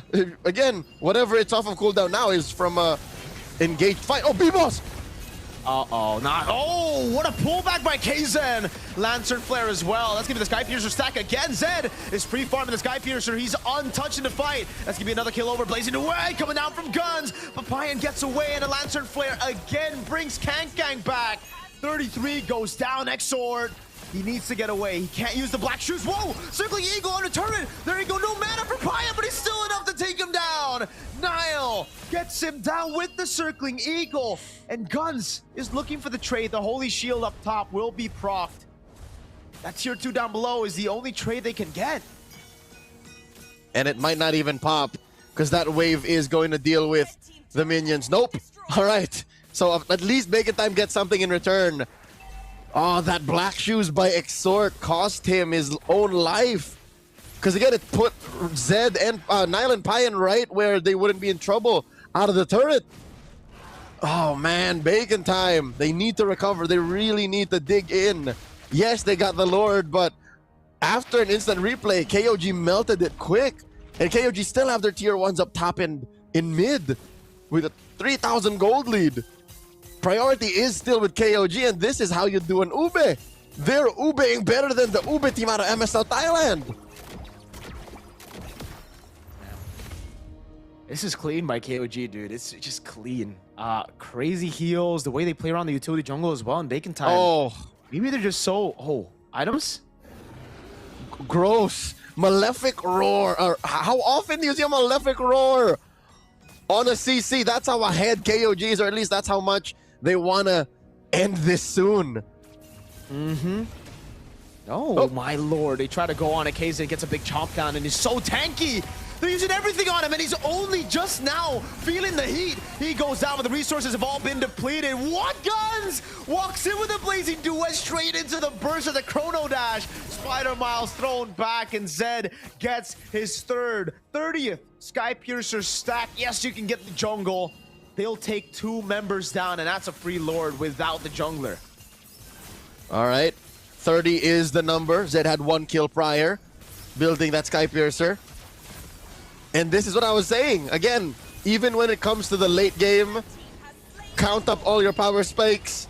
That Claude will still hurt, even with all the lifesteal you're getting from a Blazing Duet. The only answer to a Harith, an angry Harith at this point, is a Winter Crown. How far is Guns from that? And even that won't save him. It'll save him for 2 seconds. And then he has to go think of something else. I don't know. It's just so tough now. It's all on they him. have those power spikes. There you go to Winter Crown. But the thing is, KOG just have crazy healing. So even with the Blazing Duet, as long as the fight is an all-in, right? Like, I don't see a way for Bacon Time to win. Like, Bacon Time, they need to do what KOG did. Split them up, bait those resources, but they don't have a composition to do that. They have a composition to go and just play front to back. Guns can try to wait all he wants, but by the time he waits and, you know, he gets those resources down, a few of his members would have already died. Pine just going through these turrets like a hot knife through butter. It's counterproductive. If ever they wanted to split, it would be off of Guns, maybe off of B-Boss, but they're both needed in team fights. They're both who start and end fights, so they can't split it with them. It's a non-starter. Where's he going with this Detonus Welcome? Oh my lord, they burst B-Boss down to half HP. They're doing a good job with the waves as well, though. Wave in the bottom lane coming down, and the Lord up top as well at the same Top's time. gone. They get the turret, top's gone. And it seems like they want more. They don't want to just end the siege here. They're going to clear out mid, they're going to wait for that next wave, and then they're going to try their best to go in again. Maybe this time with a Detonus Welcome that lands. It is off of cooldown, so again, that is a mechanic of the ult. If you cancel it, its cooldown is significantly reduced. They will just continue to play the Hunger Games. And I think the safest route to victory is still a Lord in a minute. Same spot it spawns. They'll have to start pressuring long lane, which I can say KOG are built to do. They can do it off of 33. He's very chunky, he's very sustainable, and also deals a good amount of damage. So that means you have to send like 2-3 dudes to take him down. And then the rest of them can just start dancing. But also, Nile can pull 33 out of there. He can like run through the jungle, get him with a guiding winds, and then, you know, re-engage. The map just belongs to KOG. It's inevitable. It is. In-game equipment check again. Wow, that's a Legion sword. They feel like they are lacking damage, so Kang's gonna have to build even more damage, it seems. Is that a Malefic Roar? It has to be, right? Malefic Roar or Halberd.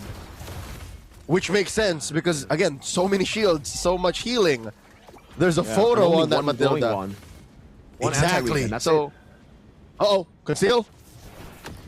Again, they go on KZ, but that's not the right target, man. Every time you go on the utility jungle, it's just an auto lose. Exort gets picked up there, is able to pop in the black shoes, or rather he just flickers out of the way. A safer choice. And now, oh man, Lord's taking a half HP. Spider Miles tries to brute force it, but he gets shredded down. The Shifting Skies comes down, but that's his welcome is right there. Now it gets the chop down. Sky Piercer on immortality. Kang goes down. The shred's too much for them to handle. Zed is unstoppable. Pion's going through, and it's Zed who also secures the neutral objective. everything going right for KOG, and it's crumbling down for Bacon Time. Only X-Sword and Guns. He pops into BMI. He still gets shredded down, and that's a base turret that falls. KOG don't want to wait for the Lord. They want to go straight for the end. Match point for KOG. Undefeated in the regular season, dominant as anyone could be. One game away from the best of 7 in the grand finals. Bacon Time are running out of time. 2-0 so far. And they did it, Mirko. They did it with a lineup that you could have sworn was drafted by their opponents. Yikes. When your opponents play your draft better than you, that's a big question mark, Leo, right? Like, this is a very similar composition to that game 1 for Bacon Time. And at this point, Bacon Time tried to just all in on team fights again instead of playing towards those side lanes, trying to build it up. And mainly, I think it was because it was too late for them at the end of the game here, right? They just needed to go for the fight. Obviously, it was KOG who held the neutral objective, so it's kind of a forced error, but it's all the mistakes they did prior to this big one, to this big moment, where they could have split up, they could have looked for other avenues to take control of the game, but they didn't. They just wanted to have that brute force kind of play style. Team fight, we just out-mechanic them, and it doesn't work out when you have a guy who's built to tank up the damage. Kaizen, a far shot away from that Harley performance with so many deaths, but it's equally as impressive because he's on a utility jungle. That's his job. For a lot of people who have not been familiar with Kaizen before his debut and again, Renaissance run in MSL Thailand, he played amongst the greatest utility junglers that you could ever play with in MPLPH. So in his time, he's been on the receiving end of a Barats, an angry Barats. He's been on the receiving end of a Baxia, of a Fredrin. So he knows how this works through the, of course, leadership of Coach Justin, who is also a big fan of you know, that heyday of that kind of LBB. We should have seen this coming. It shouldn't come as a surprise. So there it is, our MVP, Payen. This wouldn't have happened if there was no solid core. What is an Ube strat without a win condition? 6-0-11, there for 100% of the kills. Wow. Speaking of the KP lead that Guns has over Payen, I think right now, I mean, the stats are definitely going to move on over towards Payen's side, over for the KP as well. This was brilliant, really. Well played by Payen. Not just in the way that he played the late game team fights, but especially the early game, right? That's when you really get to see a good Harith shine, because he was so active from, I believe, even Turtle 1, rotating over, putting down the aggression, putting down the damage on the opponents, and we get to see it all in the highlights again, how Payen played it. And I love the fact that his targeting, Leo, is so good. In the skirmish, it would have been very easy to just go for B-Boss, but he went for Kang instead. He knows the Radiant armor has been built up by the main tank, so the targeting is always on the other dudes who don't have the magic defense. And this also brings up what if, right? We're talking about item specifics and them being built in the right time. What if more anti-heal was built into Bacon Time sooner? Because we saw, we'll never know. Maybe there is some semblance of it in the post-game stats, but Kang was on his way to maybe a halberd. Confirmed, I think we only have one real anti-heal, right? In Exort's Glowing Wand. B-Boss has it built in with the Baxia marks. But what if one more? What if one more? What if two more? Would that have been enough to kind of soften the blow and give Bacon Time a little bit of a fighting chance? I don't know. It's hard to say, because if they did go for Dominance Ice, then they would lack in magic defense, right? It's like one or the other. If B-Boss... The thing is, I think it's because they already have a box shredder. They didn't build another Dominance Ice. They were like, okay, we have enough anti-regen just with the passive alone, but clearly it wasn't enough, right? I think mainly it was damage as well, Leo, that they just didn't have as much as KOG. KOG had an abundance of damage. I think through Zed getting a lead early, dude, that first kill really set him up for success. A Sky Piercer built up early, easy executes, great damage. The Harith together with 33 again. Whether he's on an Esmeralda or even a CC here, fantastic damage. He even wanted to go Sea Halberd there for his final item. Just almost a pure damage build for the CC. He knows that in this position, he's not really going to be vulnerable. There's a Mathilda as well to help him. So it's all about the Barats who can tank up the damage. Everybody else can just deal damage. Yep. That Skypiercer on Zed was built at not an early time, not a late time, just about the right time. 8:45 or 9 minutes was when I started to see those gloves. And then they started to snowball on him. I think the game ended with him on 5 stacks. So 50, which again, if this game went longer, would have just all the more made it inevitable for KOG. This is a much faster game compared to game number 1. So what does this mean? Is Bacon Time running out of gas in the tank? Because, again, we mentioned this post game 1. They go back and forth, back and forth. Do we ube? Do we play closer to what the 2026 meta demands? And here we're seeing that live in action. It's happening before our eyes, before the good people in Ladprao Hall. They're like, so what is it, Bacon Time? Are you the ube team or not? We questioned it, whether they're going to have a change in style in game number 2, and they did. I think it was too much. We expected micro adjustments. We discussed through it as well. You still got to play through it towards your strength, but then we see KOG kind of steal those picks away, and maybe it was a case of Bacon Time did want to replicate the same style from game 1, but KOG just denied some of those picks away from them. The heavy team fighting with the Hara taken out, the juice in as well to split them up and to go for those long team fights. So I just give KOG props and credit for outplaying the boys over on Bacon Time. And now it gets, again, I know I sound like a broken record, but really difficult for Bacon Time. The first game, already momentum for KOG. The second game, now it's not just momentum, it's morale. Dude, it's a big mental blow to lose to your own strat, Leo. I'd like to think it's less mental and more of just professional. It's more of just fair play, sir. You played the draft better. We move on.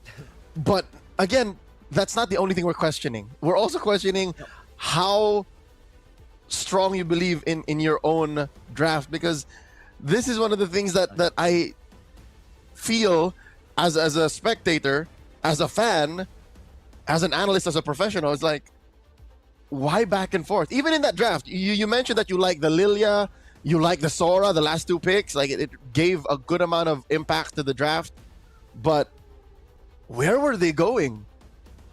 Sure, they got the power picks that you wanted in the Claude, and they started strong with the box. Yeah, you know, those were good Bacon Time picks. It's just, where is it all going? Like I can't see the big picture now. That's a good question. I don't know. We're going to have to find out later. Maybe we have some questions as well to send to the fans in the building. I'm not too sure, but we are just a little bit away from an interview. I mean, I want to hear some answers, Leo. I agree with you. There's definitely some questions that we have to ask. And, okay. Is it to the fans or is it to the coach?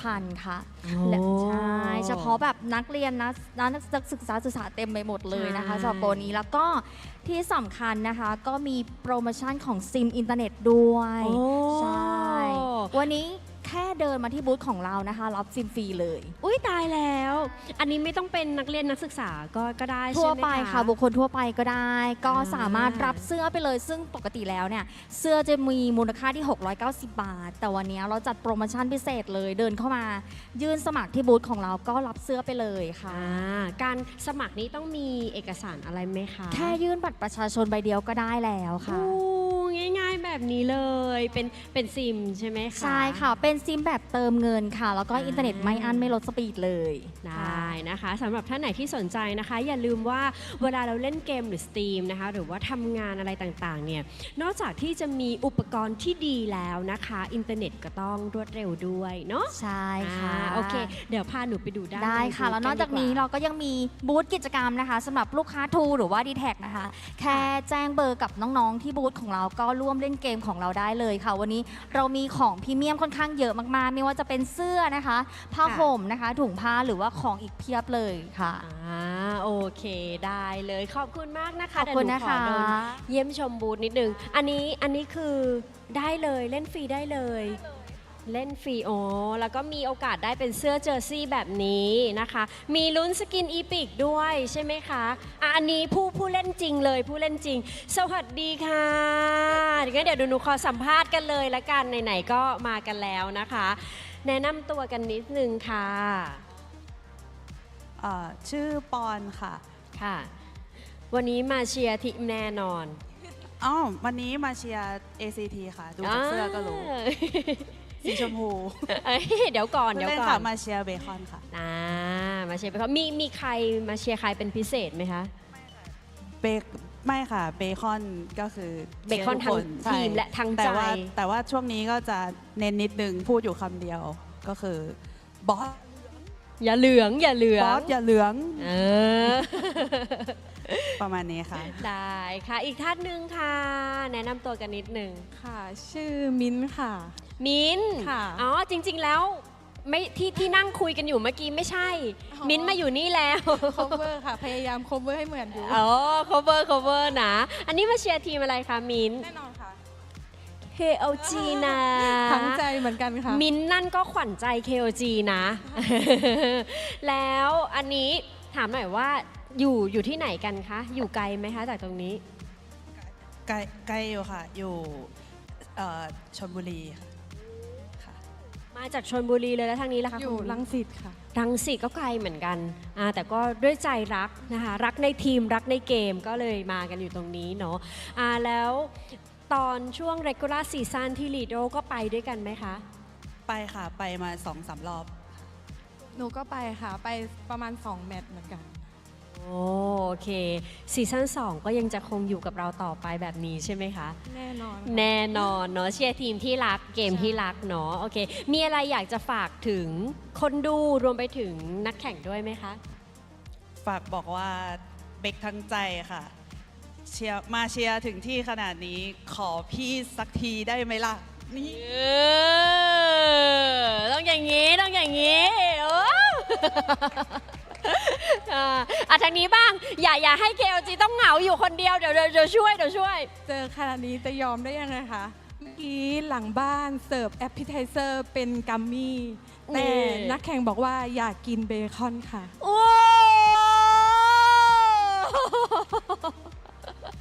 เบคอนอย่ายอมโอเคก็เดี๋ยวไปลุ้นกันในเกมต่อไปหวังว่าเกมจะสนุกขึ้นนะคะโอเคขอบคุณทั้งสองท่านมากเลยค่ะ ขอบคุณค่ะ เอาละค่ะอันนี้ก็เป็นส่วนหนึ่งนะคะ แต่ต้องบอกเลยว่าสำหรับท่านไหนนะคะที่ชมอยู่ทางบ้านนะคะหรือว่ากำลังจะเดินขึ้นมาหรือว่าออกไปพักนะคะ ตอนนี้ก็อีกสักครู่หนึ่งนะคะเราจะพาทุกท่านเข้าสู่การแข่งขันในแมตช์ถัดไปแล้วนะคะ ตอนนี้ก็เตรียมพร้อมกันได้ แต่ก่อนอื่นเลยมาป้างอยากจะให้ทุกท่านนะคะ ที่อยู่บริเวณด้านหน้างานนะคะ เข้าร่วมกิจกรรมสนุกๆบริเวณด้านนอกฮอลล์ค่ะเขามีทั้งในส่วนของการ์ดกำลังใจสามารถเขียนนะคะแล้วก็นำการ์ดกำลังใจเนี่ยมาชูภายในฮอลล์นะคะ เพื่อเป็นแรงสนับสนุนแรงเชียร์นะคะ ให้กับเหล่านักกีฬาที่เราชื่นชอบได้ รวมไปถึงยังมีกิจกรรมค่ะถ่ายรูปภาพคู่กับสแตนดี้นะคะของนักกีฬาเหล่าไอดอลต่างๆ ก็ไปถ่ายด้วยกันได้นะคะ แล้วก็ยังมีกิจกรรม 5v5 ด้วยค่ะ ก็สามารถไปเล่นเกมรุ่นลับโคสกินกันได้นะคะ ที่สำคัญเลยนะคะ บริเวณด้านหน้าทางออกเรามีในส่วนของ QR code สำหรับทำแบบสอบถามนะคะ เพื่อมีการเสนอในส่วนของข้อแนะนำคำติชมต่างๆนะคะ ใครที่อยากจะเสนออะไรมีข้อเสนอแนะอะไรเนี่ยก็สามารถที่จะสแกนเข้าไปใน QR code นะคะแล้วก็ติชมกันไปผ่านลิงก์นั้นได้นะคะ ข้อเสนอของทุกท่านเนี่ยก็ถูกส่งมาจนถึงทีมงานอย่างแน่นอนนะคะ แล้วก็หวังว่าเราจะนำในส่วนของข้อคิดเห็นอันนี้ไฟกันแล้ว มีนำในส่วนของข้อคิดเห็นต่างๆนะคะ ไปปรับปรุงค่ะให้ซีซั่น2ของเราดีขึ้นอย่างแน่นอนนะคะ เอาเป็นว่าตอนนี้ก็พร้อมแล้วนะคะ เดี๋ยวมาปางขอส่งต่อเวทีนี้นะคะ ให้กับ3หนุ่มแคสเตอร์ได้เลยค่ะ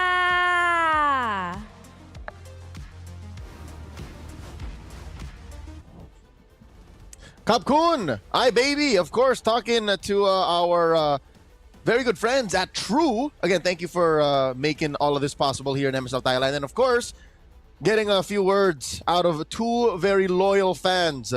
Ladies who drove out and traveled from very far places in Thailand just to make it to Ladprao to support their favorite teams, KOG and Bacon Time. Welcome back to the desk. My name is Leo. This right here is Mirko, and we are at the cusp of ending this best of 5 match point for King of Gamers.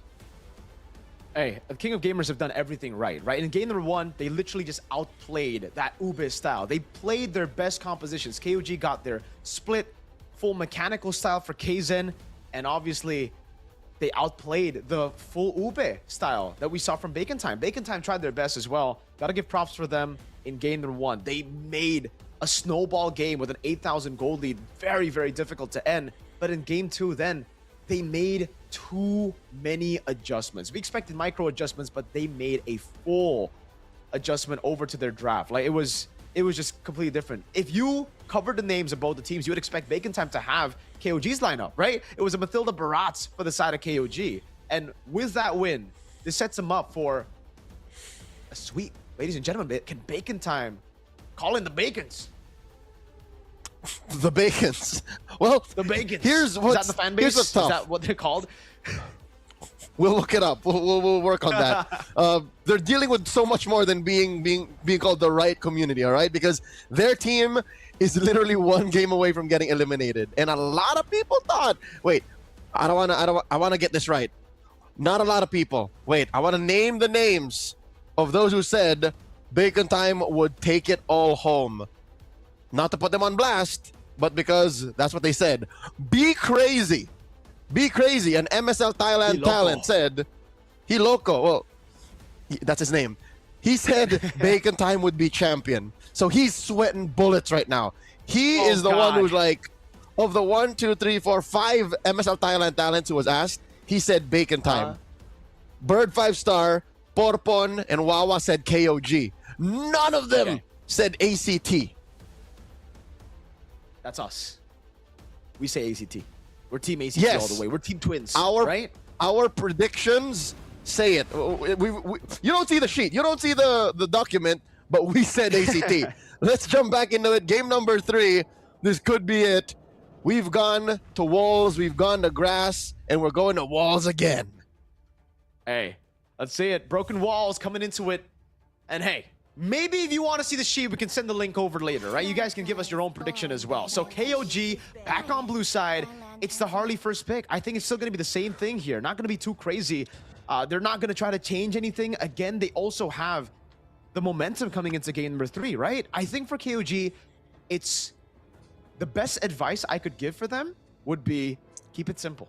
Keep it just like in game 1. They try to go for something crazy with the Barats Mathilda game 2. I think it's enough. Now, go for the throat of the Bacons.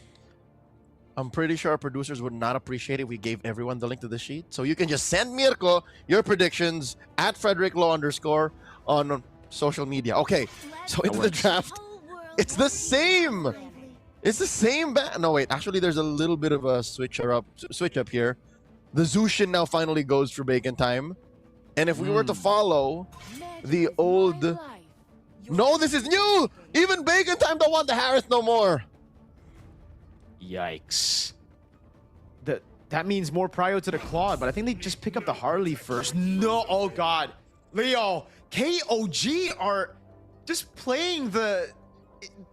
it really feels like they got a grudge against Bacon Time. It really feels like maybe something happened in the regular season, something happened before the playoffs, but they always want to replicate Bacon Time's draft. They want to beat Bacon Time with their own weapons. You know what this feels like? It feels like KOG got in their heads. Worse. It's like KOG skinned Bacon Time and then wore their skin and say, look, I'm Bacon Time. And everyone around them believed it. Everyone around them thought it really was them. This is... So here's the thing. In this series so far, 3 games in, we haven't seen Leo Mord nor Suyo. No. And the drafting sequence has gone out the door. All right. Usually the combo against the glue would be still like another sort of like AoE, like a Faramis Vexana, Leo, but for some reason, Claude. I mean, we've been seeing a lot of success for, I mean, the Claude could just come through, yes. But I'm thinking more over to the mid lane later on, right? I'm not trying to predict the 2 picks here. I'm trying to predict what they are going for later. Could it be a possible Kalea Kimi? Never mind. We got to scratch that. Zetian comes in instantly. All right. I guess they want to go for something different. I thought they would pick up the Kalea first, and finally, Leo, we get to see the Suyo.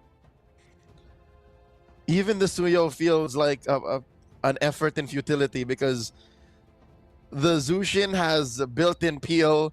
So good luck trying to mount her. Good luck trying to jump her with a charge surge. Yep. Oh, Zetian rather. Zetian. The Baxia almost undoes the Baxia only really scared the carry. But what if the carry never takes off? I don't really like the carry in this new meta anyways, you know? I think the Claude should have been the first pick there for Bacon Time, deny it away from Payan. We know how good Payan is, but maybe it's more of comfort as well for Guns. We didn't really see too good of a Claude game in game number 2, and then now they're already starting to nail down the comforts. The Badang taken out, the Lilia, a good answer could have been for Bacon Time to deal with the Baxia. So KOG, it just really seems like they're building for this comp really, really well, right? Again, the Kalea isn't banned out just yet. We've seen so many ways to deal with the glue just because nowadays we see more of a damage-built glue that Kaleas, Chos, just these pick-off heroes can be a really good option to deal with the glue. He's so squishy. You get caught once and it's cooked. Most used heroes, though, I'm pretty surprised that 33 didn't get his hands on the Phoveus, and it's still not banned. There you go, the Khalid. So we're going to see a Phoveus here, folks, for game number 3, possibly on the hands of 33. This is the first time in the series that Phoveus was not touched. Because again, teams are focused on the Harith, so they wanted to get that out there. Now it's And now open. juice in. Because Harith was chopped off the block too, so this could be another solid mid laner. Valentina, maybe. Or Valier's out. Eve, close that range gap. Yeah. Yeah, carry Eve Valentina is is a good. better band, though, right? With the... Or neither. They just go for... Okay. They expect the glue to still be going roam. And you know what? Speaking on the Phoveus, now that I see it again, the glue pick actually is very, very good. They can just save the roam/XP pick for last pick because the glue can be flexed all the way. They pick up a roam... they pick up a mid lane first. I really think the Valentina should come through. It's good for Peel. Right now. It's good against the Zetian in lane. And with whatever combo you set it up with, it will be good. Yeah. Yeah. And it gives you priority. If mid trio is winning, that's all the more room for Guns to farm up and get this carry off the ground. Instead, they reveal it. Is this fear? Could this be fear of 33 picking it up? So they just jump the gun and pick it up already, reveal where this glue is going. And again, it makes sense because at least they can make sure that mid lane wins. They can pick whatever the best combo for the glue is, but I don't know. I would have stuck with the flex red 5. I agree with you. But this gives... I mean, this is a... There's a lot of confusion within KOG now. They wanted to get the Phoveus. They still wanted to get it despite the losing matchup against the glue, I feel. Just because it's a comfort pick for 33, but now they don't really have too many picks. I still think the Kalea can make it through. A really good Alice. And no Kalea, rather, it's a Cho. So instead of the healing, you get more range. You're faster. You rotate around the map faster. You have better gap closer as well. So there you go. It's just on the Cho, and why I didn't expect it is Phoveus gets a lot of benefit from... He benefits a lot from the Cho, from the Cho's kit, from all those dashes he has with the Ji Kundo and even the Shanpu. But they don't care. I guess my theory is, we keep mentioning the Kalea, they see the Kalea in the Cho, but a little bit more mobile. Oh. Okay, so unlike most Gourds, there is no combo. There's no shred combo. You usually see Gourd with a Harley, Gourd with a Harith. Here it's just Gourd. Just Gourd. Just Gourd. JG. Dude, I don't know where Bacon Time is going with this draft. Me neither. I mean, they have a lot of good components, but it just doesn't feel like it works together. I agree. And meanwhile, for KOG, they definitely have a combo. Dude, Throne of Ruin, Fury of the Phoenix, and then a Blazing Duet? Gosh, that's a lot of AoE. To be fair, KOG is playing very ult-reliant heroes. So if Bacon Time can time that out, then maybe they find the window. But that's easier said than done.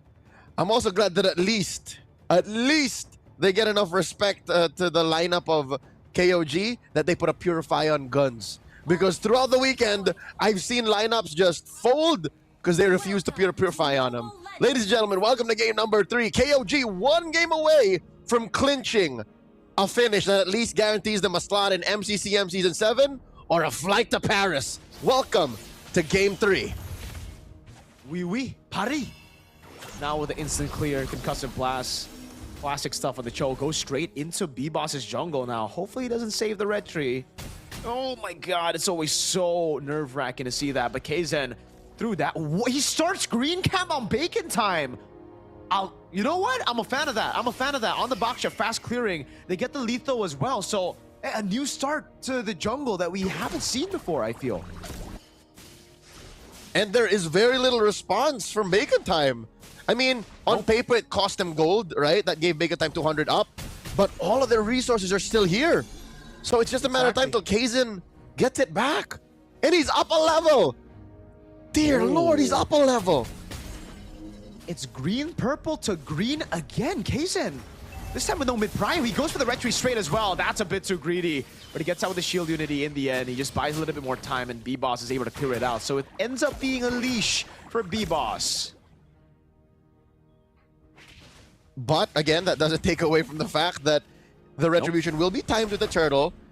And there will be more to get for Kzen in the long run. It'll just take a little bit while.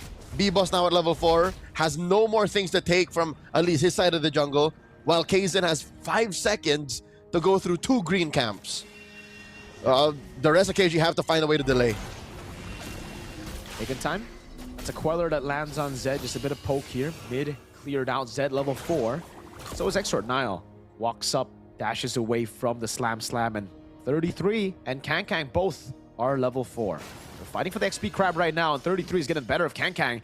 He's got to be careful against the Alice. He can't just walk up like that. And he does get the XP crab, but he loses health for that. Oh, B-Boss, maybe a quarter XP down. Oh my god, gosh! Oh.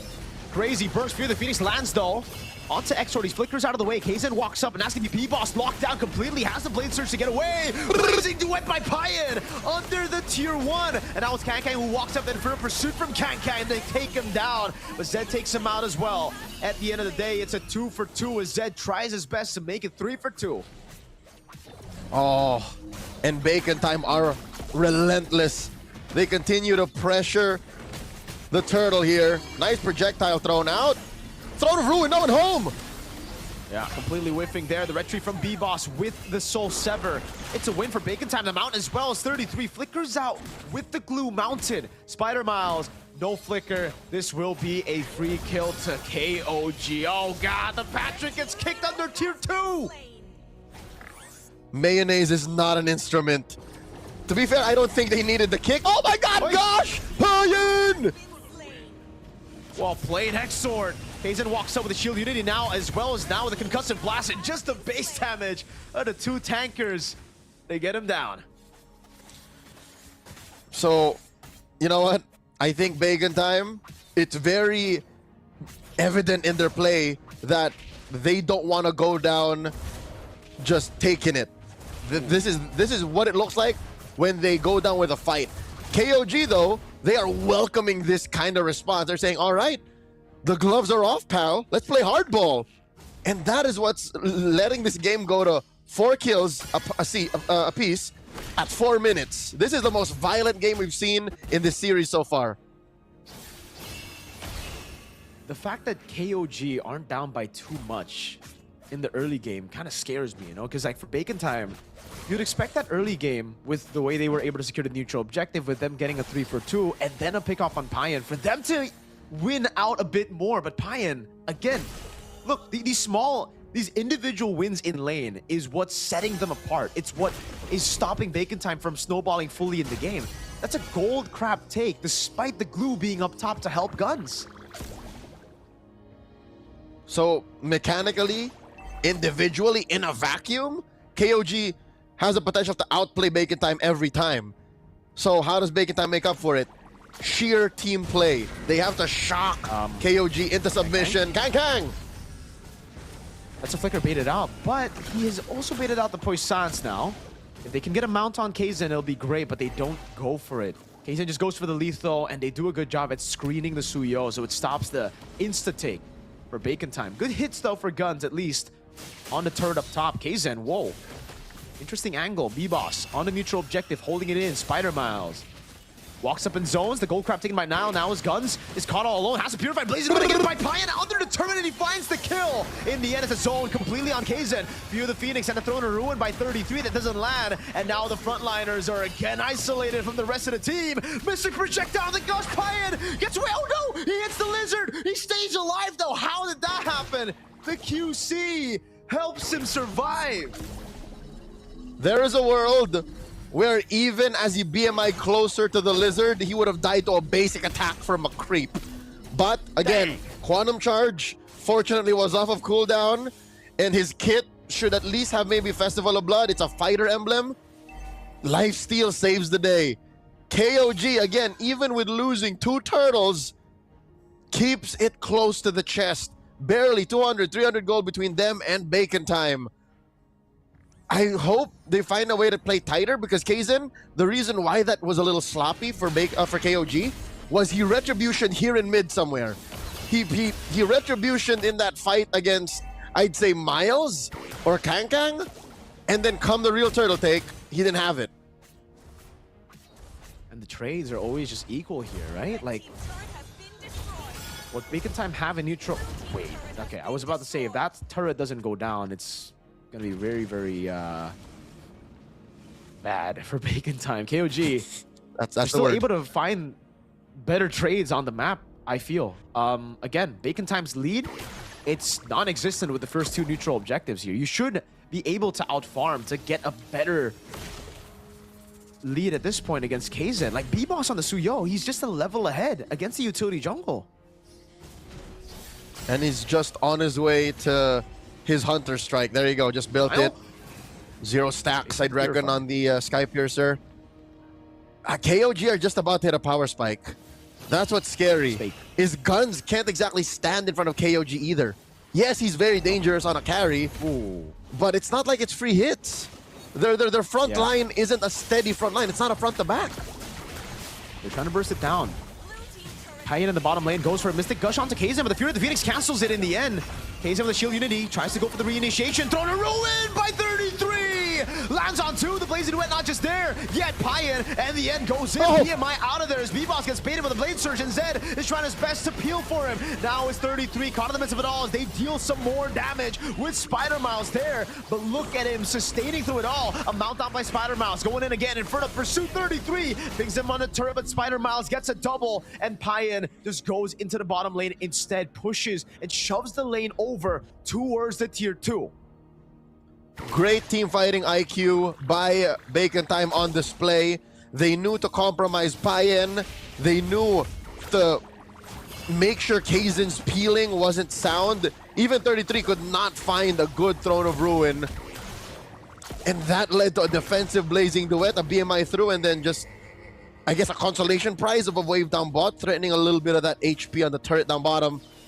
KOG are getting out-tempoed by Bacon Time. This lineup is somehow working. They are just doing it through sheer damage. Bacon Time with every gush out of Exort forces something out of KOG, and now it's their turn. Kzen wants to jump. All right, he's respecting B-Boss. It's on Payan now. It's on how he can play around these side lanes, split Bacon Time up. It's back to game 1 all over again, right? Although it's not the lead that you would expect for KOG early on. And yeah, it's just pure damage that Bacon Time's been able to outplay KOG through 33. Even though he's gone the passive on the glulets of Spider Miles, it's still A-OK. Glowing Wand of the Lightning Truncheon though, so good poke should come down for Zed. It is the Glowing Wand start for the Gourd. Classic stuff on the Gourd. And Sky Piercer, that's the thing about B-Boss. He actually hasn't gone a single stack on it yet, right? Nope. 0 stacks. So KOG can at least rest assured that there are no sudden pickoffs. Oh, another gush on Zed! Ooh, it's a big resource. Zed gets away without the flicker, so, I mean, Exor definitely would have wanted, I mean, obviously the kill, but at least a flicker. Now he just recalls back, wave in the bottom lane. It seems like Niall's trying to reset it so that Payan can push it in. This should be the angle to push in for Payan, but he instead just rotates. Oh, dude, a bit of hesitation there. Yep. He's still just That circling cost him. around that orange buff. That cost him. He's not even taking the orange buff. At about 10 minutes, he took about 20 seconds to decide, am I going to push this? Uh-oh. Am I taking my Bottom lane. orange? Yep, B-Boss playing man-to-man defense. And they're aware. They allow for this dance to happen. I don't know. I think for Payan, he should have just left the wave there, no? Like, it was a slow push anyways. It could have just been a rotation into Lord, and they could have taken the 4v5 if B-Boss rotated down below. But instead, he chose to shove in the wave. Niall's just trying his best to just open up. And I don't really think for Bacon Time they can even get on the Cho. He's too mobile. Oh, wait, that was a full shove by the Claude. He cut the wave. Yep. Full-on proxied it. Niall now deep. Looking for it. Way the Dragon. Instant Purify, but the throw in the room and locks him down. 33 in the back line, and now the follow of his guns is able to burst him down. It's Payan and Zed in the back line doing damage, but it's going to be KZ brought into the Mystic Gush and the Shred. Payan with a blazing duet gets the kill, flickers it forward. A crazy move by Payan, and he gets a double. In the back, though, it's Zed who picks up the kill, but now gets caught as B-Boss gets 2 stacks on the Sky Piercer, and it's all on Payan against 2 members. The Mystic Projectile, Payan is able to dodge away from it. And Bacon Time get all the wins with a turret in the mid lane as well. And even if it looked good for Payan, the order in which the heroes fell was not the way that they wanted to. BMI just a check. Payan comes through. Oh! What a play! Pops into BMI, waits for it, and B-Boss left Exort alone. He instead went for the neutral objective. What an MVP performance by Payan back-to-back games. Asserting himself, and now they will secure Bacon Time with a single mistake. Exort gets punished, thinking he can take Payan one-on-one. They lose the Lord from underneath their fingers. It slips. It slips from out of their grip, Miracle. A free turret in the mid lane, a wave up top built up, and you see the timing, they delayed the Lord take so that it spawns over at 1240 instead of 1210, so they would have time to set up the waves properly for a siege. Payan, what a dude, what a guy. Leo, we said it was all up to him, and he took on the task.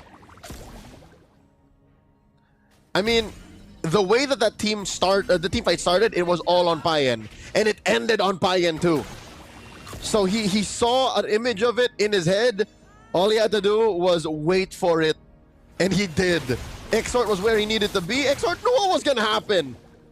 And it was just all basic attacks. That's what's ridiculous. There were no duets involved in that pickoff. And that scared the bejesus out of B-Boss.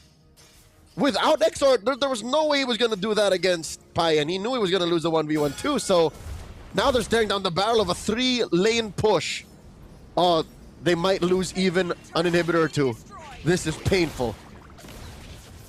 Lord shoves in the bottom lane. They have really good clear. Now try to go in there, but wow, even just with the Lord, they burst it down. A bit of hesitation from Bacon Time to actually clear that out. Guns save the ultimate for quite a while, and they lose out on far lane, so massive win for KOG. KOG are in the driver's seat. They are in control of this game. They can take it as slow or as fast as they want to. And you know what? If Kaizen is happy with his kit right now after his 3rd item, of all the heroes on their lineup, he's the one who can actually afford a Sky Piercer.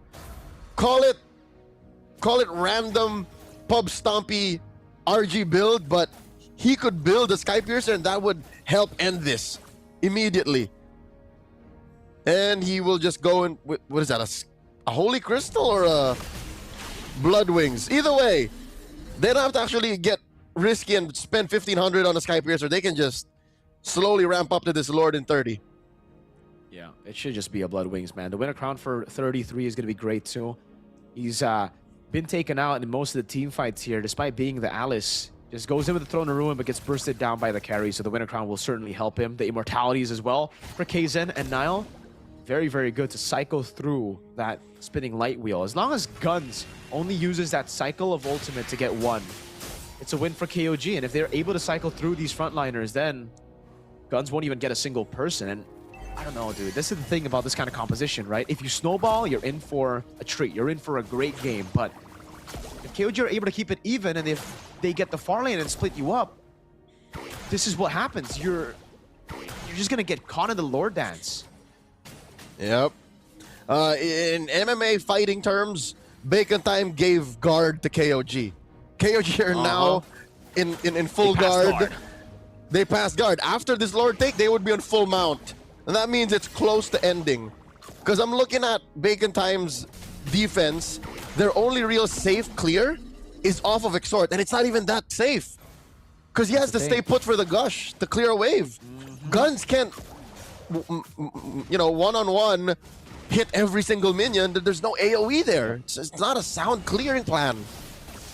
Beautiful slow push down below. There you go. B-Boss is the one sent down. Oh, but KOG reset it. Instead, they go for the fight. Niall with the conceal now jumps into the back line. Is able to get the G Kundo, but no way the Dragon. He just gets away with the Shun Pu, and now it's an all-in onto him. Lord bursted down by Payan and the folks. Spider Mouse in the midst of it all right now, going to be taken very low and taken now, thrown to ruin. Only to the front. Zed playing the front, jump back. Payan again with the blazing duet. Goes through guns. An all-in now as that's a double kill picked up, and it's all on to Payan again. A flick around on the BMI forward. Extra going to be taken down by Payan. A full-on chase for Payan as 33 is able to hold him down. Payan going to be walking up against the Spider Mouse. Pots in the slam slam and a pass over, and that's 33 walking up, and it's a full-on fight, a big skirmish. Oh my God, Payan! It's a big win.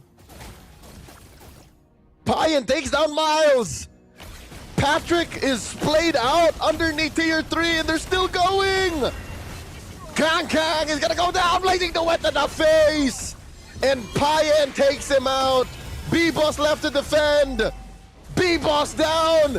Guns! He can't do this! There's still a Lord! B-Boss is still up! Oh my God! Exhort Spoons! Oh. Base left! It's over. It's all over, Leo. It's a full-on clean sweep for KOG!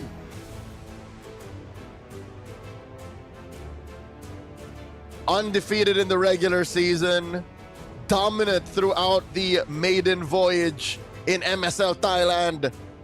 KOG, King of Gamers Club, goes to the grand finals, felling a Bacon Time, closing it in 3rd place. The fan favorites, Bacon Time. A rude awakening here, definitely. A 3-0 was not what even we expected. We expected KOG to go through with a 3-1. That was the predictions earlier that was shown on screen. Bacon Time, they gotta suffer through this very painful loss, man. Obviously, they tried their best. They tried to find new ways to play outside of the Ube, but it just did not work. Niall split them up at first. They were able to bait out guns and no into nature. That's what led to Payan getting a crazy BMI into the back. Here, look at the angle. It was all on Payan, right? Goes through, no ult for guns. He had to take it like a good boy. All those shots. And Payan just, he was the star of the show, man. The BMI in front as well. They played it through, and then the chase. He stole the show, Payan. Whether it be a blazing duet, an art of thievery into a few basic attacks, Payan is a lethal weapon. Dear God. Payan was the key to open the door to make it to the best of 7. He's got to be the MVP. No way. He has to be.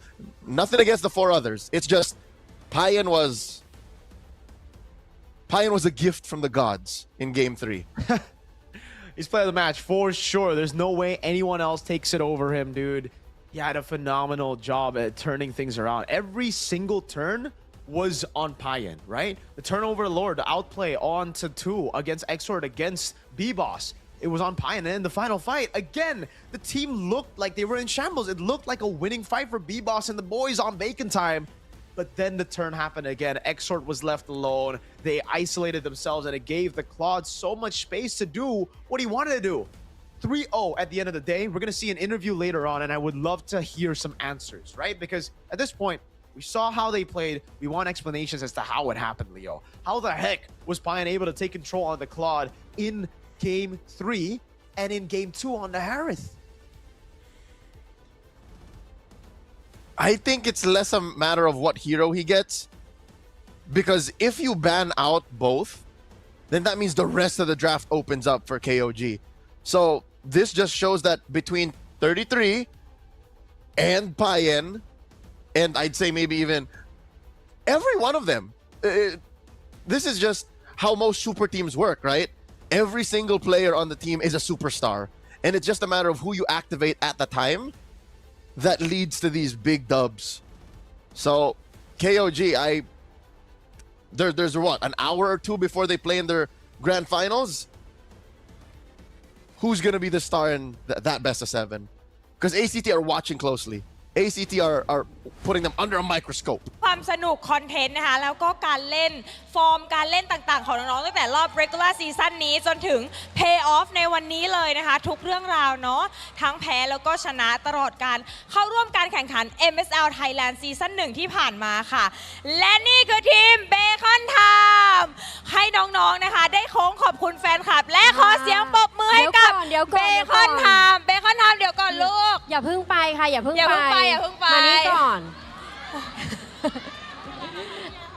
โอเคเพราะว่ายืนตรงกลางอีกรอบหนึ่งนะคะอีกสักครู่นึงอีกสักนิดหนึ่งเพราะว่าเข้าใจว่ามีทั้งรอยยิ้มแล้วก็คราบน้ำตาใช่ไหมคะแต่ว่าอยากจะให้ทุกคนนะคะยังเชียร์ทีมเบคอนไทม์ต่อไปเพราะว่าเขาได้สล็อตค่ะการแข่งขันต่อไปใน MCCM นั่นเองนะคะขอเสียงปรบมือด้วยค่ะอันนี้คือน้องๆได้ไปนะคะคือน้องๆได้ไปน้องๆได้ไปนะได้สล็อตการแข่งขัน MCCM ครั้งต่อไปนะคะดีใจเลยขอเสียงปรบมือด้วยให้กับเบคอนไทม์ช็อกเลยช็อกขอบคุณนะคะสำหรับความสนุกเดี๋ยวตอนนี้ให้น้องๆไปพักก่อนนะคะขอบคุณมากเลยค่ะเบคอนไทม์ขอบคุณมากค่ะคราวนี้ลงได้แล้วลูกอันนี้ของจริงแล้วโอเคขอบคุณนะคะได้สล็อตเพิ่มใช่แล้วก็นี่แหละเราบอกแล้วว่าทุกอย่างเกิดขึ้นได้ในการแข่งขันครั้งนี้นะก็คือเมื่อกี้แอบเสียใจไงแบบใช่กำลังช็อกอยู่แต่ช็อกหนักกว่าเดิมตรงที่ได้สล็อตได้ไปแข่งขันนะนั่นเองมาลุ้นกันกับ2คู่นี้ดีกว่าเนาะใช่แต่ก่อนอื่นเราสัมภาษณ์ก่อนไหมสัมภาษณ์ก่อนเนาะเพราะว่าวันนี้ KOG ม้วนเดียวจบ 3-0 เลยขอแสดงความยินดีด้วยนะคะสำหรับการแข่งขันในสายล่างในวันนี้นะคะแล้วก็เข้าไปสู่รอบแกรนด์ไฟนอลไปเจอกับ ACT เตรียมแผนมาหรือยังรอบที่แล้วเราแพ้เขา 3-1 รอบนี้เราเตรียมแผนมาหรือยังเตรียมมา 7,000 แผนแบบที่พี่ฮิวบอกยังเหลืออีก 7,000 แผนโอเค7,000 ทีมนี้เขามี 7,438 แผนยังเหลืออีก438 แผนที่ยังไม่ได้เอาออกมาเล่นถูกแต่ที่ทีล่ะคะว่ายังไงบ้างจริงๆผสมมาหมดแล้วครับเหลืออีก2เป็นมุกอยากถามว่าวันนี้คิดว่าจุดไหนที่ทำให้ทีมเราเนี่ยกลับมาชนะได้แบบม้วนเดียวจบเลยผมคิดว่าน่าจะเป็นเรื่องของความเชื่อใจกันนะครับผมแล้วก็การพูดคุยในทีมกันว่าเราอย่าโฟกัสที่ชนะให้โฟกัสเกมเพลย์ของเรามากกว่าครับเซธค่ะคะก็ให้เราโฟกัสเหมือนที่เราทำตอนใน regular season ครับทุกคนทำตามหน้าที่ของตัวเองให้ดีที่สุดครับผมทำให้ดีที่สุดในหน้าที่ของตัวเองในแต่ละตำแหน่งใจเย็นดีใจอยู่อันนี้แอบเห็นว่าถือไม่แล้วสั่นอยู่เลยยังดีใจอยู่เจอกันครั้งนี้เนี่ยแตกต่างจากรอบเก็บคะแนนไหมคะกับเบคอนในครั้งเนี้ยค่อนข้างแตกต่างครับเพราะว่าเบคอนทำแผนมาเยอะครับแล้วก็เปลี่ยนสไตล์การเล่นครับผมก็คือเปลี่ยนบีบอสไปเล่นแทงแล้วให้2เลนข้างแบกครับก็เขาค่อนข้างทำแผนมาหลากหลายครับซึ่งผมเลสเปคน้องบอสมากนะครับที่แบบระยะเวลาแค่นี้แต่ทำให้ได้มาถึงขนาดนี้ครับแล้วก็ผมยินดีด้วยที่ได้ไป MCCM นะครับได้สล็อตหนึ่งเป็นข่าวที่ดีมากเลยครับใช่ถือว่าเป็นข่าวดีเนาะแล้วก็เป็นข่าวดีกับทีมเราด้วยที่จะไปลุ้นต่อถึงแม้ว่าตอนนี้ก็คือต่อให้ได้ที่1หรือที่2ก็ได้ไปเหมือนกันเนาะใช่ค่ะอันนี้ก็คือเพิ่งรู้กันเมื่อกี้เลยตอนแรกเราเก็บความลับกันเอาไว้แบบว่า ไม่ไหวแล้วอยากจะบอกอยากจะบอกให้ทุกคนรู้แต่ว่าเรารู้พร้อมกันดีกว่า ใช่ลุ้นสุดท้ายค่ะ ถึงในเกมเนี่ยเราจะเป็นคู่แข่งกันเนาะแต่ว่านอกเกมเราก็ยังเป็นเพื่อนกันเป็นแบบเป็นพี่เป็นน้องกันนะคะในการเล่นเกมมีอะไรอยากจะฝากบอกถึงน้องๆเบคอนไทม์ไหมคะไม่ต้องแย่งกันได้พูดทุกคนเขาสัมภาษณ์ฉันเองไม่ใช่ ก็อยากให้น้องๆเบคอนพัฒนาตัวเองต่อไป เพราะผมเชื่อว่าในอนาคตเรายังมีโอกาสอีกมากมาย ก็สู้ๆครับเบคอนเป็นกำลังใจให้ครับผม นี่ สำหรับผมก็อย่างที่บอกครับว่าค่อนข้าง respect บีบอสนะครับแล้วตำแหน่งอื่นๆด้วยรวมถึงน้องที่เล่นตำแหน่งเดียวกับผมคังๆนะครับคือรอบเลกูล่าเนี่ยน้องค่อนข้างฮีโร่พูลน้อยมากแต่พอมาเพย์ออฟเพียงเวลาแค่วีคเดียวน้องเพิ่มเบเนเดต้าซึ่งเป็นฮีโร่ที่ค่อนข้างจำกัดในไทยนี่น่าจะเล่นได้แค่แบบไม่เยอะมากในระดับโปรครับผมซึ่งนั่นแหละครับก็อยากจะบอกว่าสู้ๆครับผมแล้วก็ไปเจอกันที่ไวการ์ดให้ได้ครับขอบคุณนะคะขอบคุณ KOG มากเลยนะคะก็ตอนนี้เดี๋ยวให้นักแข่งไปพักก่อนเนาะไปดีใจกับทีมอีกสักนิดนึงเพราะฉะนั้นเดี๋ยวขออนุญาตส่งต่อให้กับพี่แคสเตอร์ทั้ง3คนได้เลยค่ะ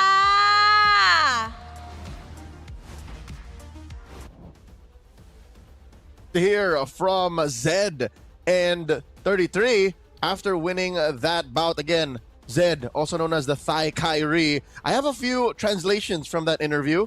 Our host asked them, are you prepared for ACT? Zed mentioned we saved up about 7,000 plans for them. I don't know if that's an actual figure. 7,000? Asked about, I don't know if that's an actual estimated calculation. Facepalm was just feeding me translations. What are the turning points for this match? Zed said focus, just like in the regular season, and doing our parts. And 33 said communication and trust and supporting each other emotionally. Man, that's a very important part, you know, the bonding between the team, right? Having the chemistry, having the synergy built up, it's through bonding. It's through helping each other emotionally, physically, and getting there mentally as well, right? And I think they were ready in all those aspects, Rio. Especially, I guess, emotionally. They were ready for that lower bracket final. And should be ready for grand finals too, emotionally. If we're ready emotionally, you know? Yep. Also, 33 was asked about the difference between facing Bacon Time now and in the regular season. He mentioned how he gave a lot of respect to B-Boss. B-Boss definitely improved so much over the regular season. So kudos, even if they did get swept. At least he got his hands on heroes like the Baxia and the Fred. Definitely power picks in the right situations, but KOG was just ready for it. And now, the question is this enough time? However much time we have between now and the finals, can they switch up between Bacon Time and ACT? Because ACT are a different beast. ACT are monsters in the playoffs. If we see their run, they are monsters, right? They've been monsters from the open qualifiers, even from the start of the regular season. But then they found a slope a bit. But obviously, we gotta stay in the spotlight a bit longer. And there is no other candidate for MVP that deserves it more than our one and only Payan on the Master Assassin. Because the fights were so isolated, Leo, it actually worked out so well. Because I'm always against the Master Assassin nowadays. I'm more of a Festival of Blood, maybe even a Bargain Hunter to get the items quicker over the Master Assassin. Because really, in most games, you'd only be using the Master Assassins a total of 4 minutes at the start of the game in the laning phase. After that, you're sticking with your team, you're going for fights, you're going and playing together with even dive heroes. But in this case, it actually worked wonders for Payan. Yep, not only did he get to bully guns in the first 4 or 5 minutes, but also, even in later moments, you saw that he was himself finding ways to use the Master Assassin to take out Spider Miles, to take out Exhort, and even put the fear of God into B-Boss. Because again, B-Boss knew that I can't 1v1 Payan. Not maybe only because of the Master Assassin, but because he knew that it was too late. The Claude had already spiked up to its final form. So again, not just MVP of Game 3, but I'd say even of the whole match. This is a Payan match. Yeah. Can't agree more with that, man. He's definitely player of the match. He played it all so well, even in game number 1 where they won, right? Obviously, Kzen stole the show in game 1, but it was very, very different in game 2, game 3. When they needed Payan to perform, he did. And man, you see it again in the highlights, the way he was able to get in those blazing duets. And this outplay against Exort, man, he's so patient with the Claude. That's one thing that I think was lacking from Guns when he had his hands on the Claude. And when you play in ranked and you have all of your items as the Claude, again, just to relate this to everyone watching, patience is one of your key weapons. So do that, use that. Look at Payan and say, I want to be like Payan. Because even in the bigger regions, right? MPLID, MPLPH, MPLMY, this is something we see in the best Claudes in the game. They just know exactly when to use AOT, when to commit to like full-on gun downs, when to blazing duet. It makes the difference. It's all the small things, the small wins. It's a hero that gives people advantages through just, again, being patient, playing it slow, playing it smart. It is a very high skill ceiling hero, and Payan showed us that ceiling here today against Bacon Time, which, again, is going to be a tough pill to swallow for all the Bacons out there. I still don't know if the Bacons are what they call their fan base, by the way, you know? El Crazy, how's he doing? It's a 3-0 sweep, Leo. That's it. El Crazy is El Sad right now. Loco. And that means only the 3 remaining MSL Thailand talents could be correct. But also, that's a coin flip because ACT are waiting. None of them said ACT, dog. None of them said ACT. We believe in the twins, Leo, because we are twins as well, you know? For those out there, fun facts, me and Leo, we're twins. Not fraternal nor identical. It's a different kind of twin. But regardless, I've spent the past 5 minutes looking for what Bacon Time calls their fans. I can't see it. I'm pressing translate. I'm trying to figure it out. At this point, I guess we just call them Bacons for them, right? Yeah. We just it's we either just call the them Times or the Bacons. Bacons. Come on, there's no in between, right? You're either a Bacons or a Times. I'd rather be a Bacons. Okay, the Bacons. We wish them luck. And again, even their opponents in KOG, show them love. And I've gotten word that the 7,000 plans are just an inside joke from their team captain / roamer / analyst, Hugo. So, you know, he just assumes everyone has thousands on thousands of plans. Everyone that they fight is Batman. Bruce. Hey, they did fantastic this time. Hopefully, Bruce, behind the scenes, can continue to work on plans, you know? Hopefully, it's more than 7,000, just like this one for the Grand Finals, because if they had 7,000 plans for Bacon Time, they're going to need maybe double that. 14,000 or more for ACT, because they've shown through the regular season, through the playoffs as well, that they can be very surprising, not just with their picks, but sometimes with standard picks, but an extraordinary execution, all right? Like, their execution has been fantastic, Leo. The twins, bro, I'm telling you, these twins are special. They got that telepathy. Hey, the last time we saw twins, well, to be fair, across many different regions, there are many twins that perform at the highest level. Malaysia has twins. Indonesia had twins. Now in Thailand, there are... Yep, now that got split up across different regions at one point. There's a pair of twins in the Grand Finals. It's a pair of twins calling the Grand Finals. And this is a good point of comparison as well, because it is the... let me double check. I don't want to call this wrong. Okay, confirmed. It's an all-Thai lineup in ACT versus the import experiment for KOG. So again, there's this whole, can it happen? Can you cultivate a culture of excellence amongst the small region and developing region on its own? That's something that we're all looking forward to get the answers out of this best of 7. You know, I'm rooting for the full Thai. I want to see the first ever, the inaugural season, go to a full Thai lineup. And not just that, but the incredible story of these 5 members with their coaching staff to get through the open qualifiers. A team coming into the season who had no trust. Most people didn't expect them to be here. Most people thought, all right, they're doing good in the regular season. They did good in the first few weeks, but they'll fall in the playoffs. These are a bunch of rookies. These are a bunch of nobodies. Imagine that happening again. It's something that we've seen throughout different MPLs, Leo. One that comes to mind that just happened recently was the MPL ID run with TLID. Another one will be the Ultra Legends lineup of MPL MENA. It never gets old, these type of stories. From total randoms to playing on the world stage. I wish that we were writing this. I wish we were making this up, but no, this is real. A pair of twins, a bunch of their friends, no big, supported by the Thailand Esports Federation.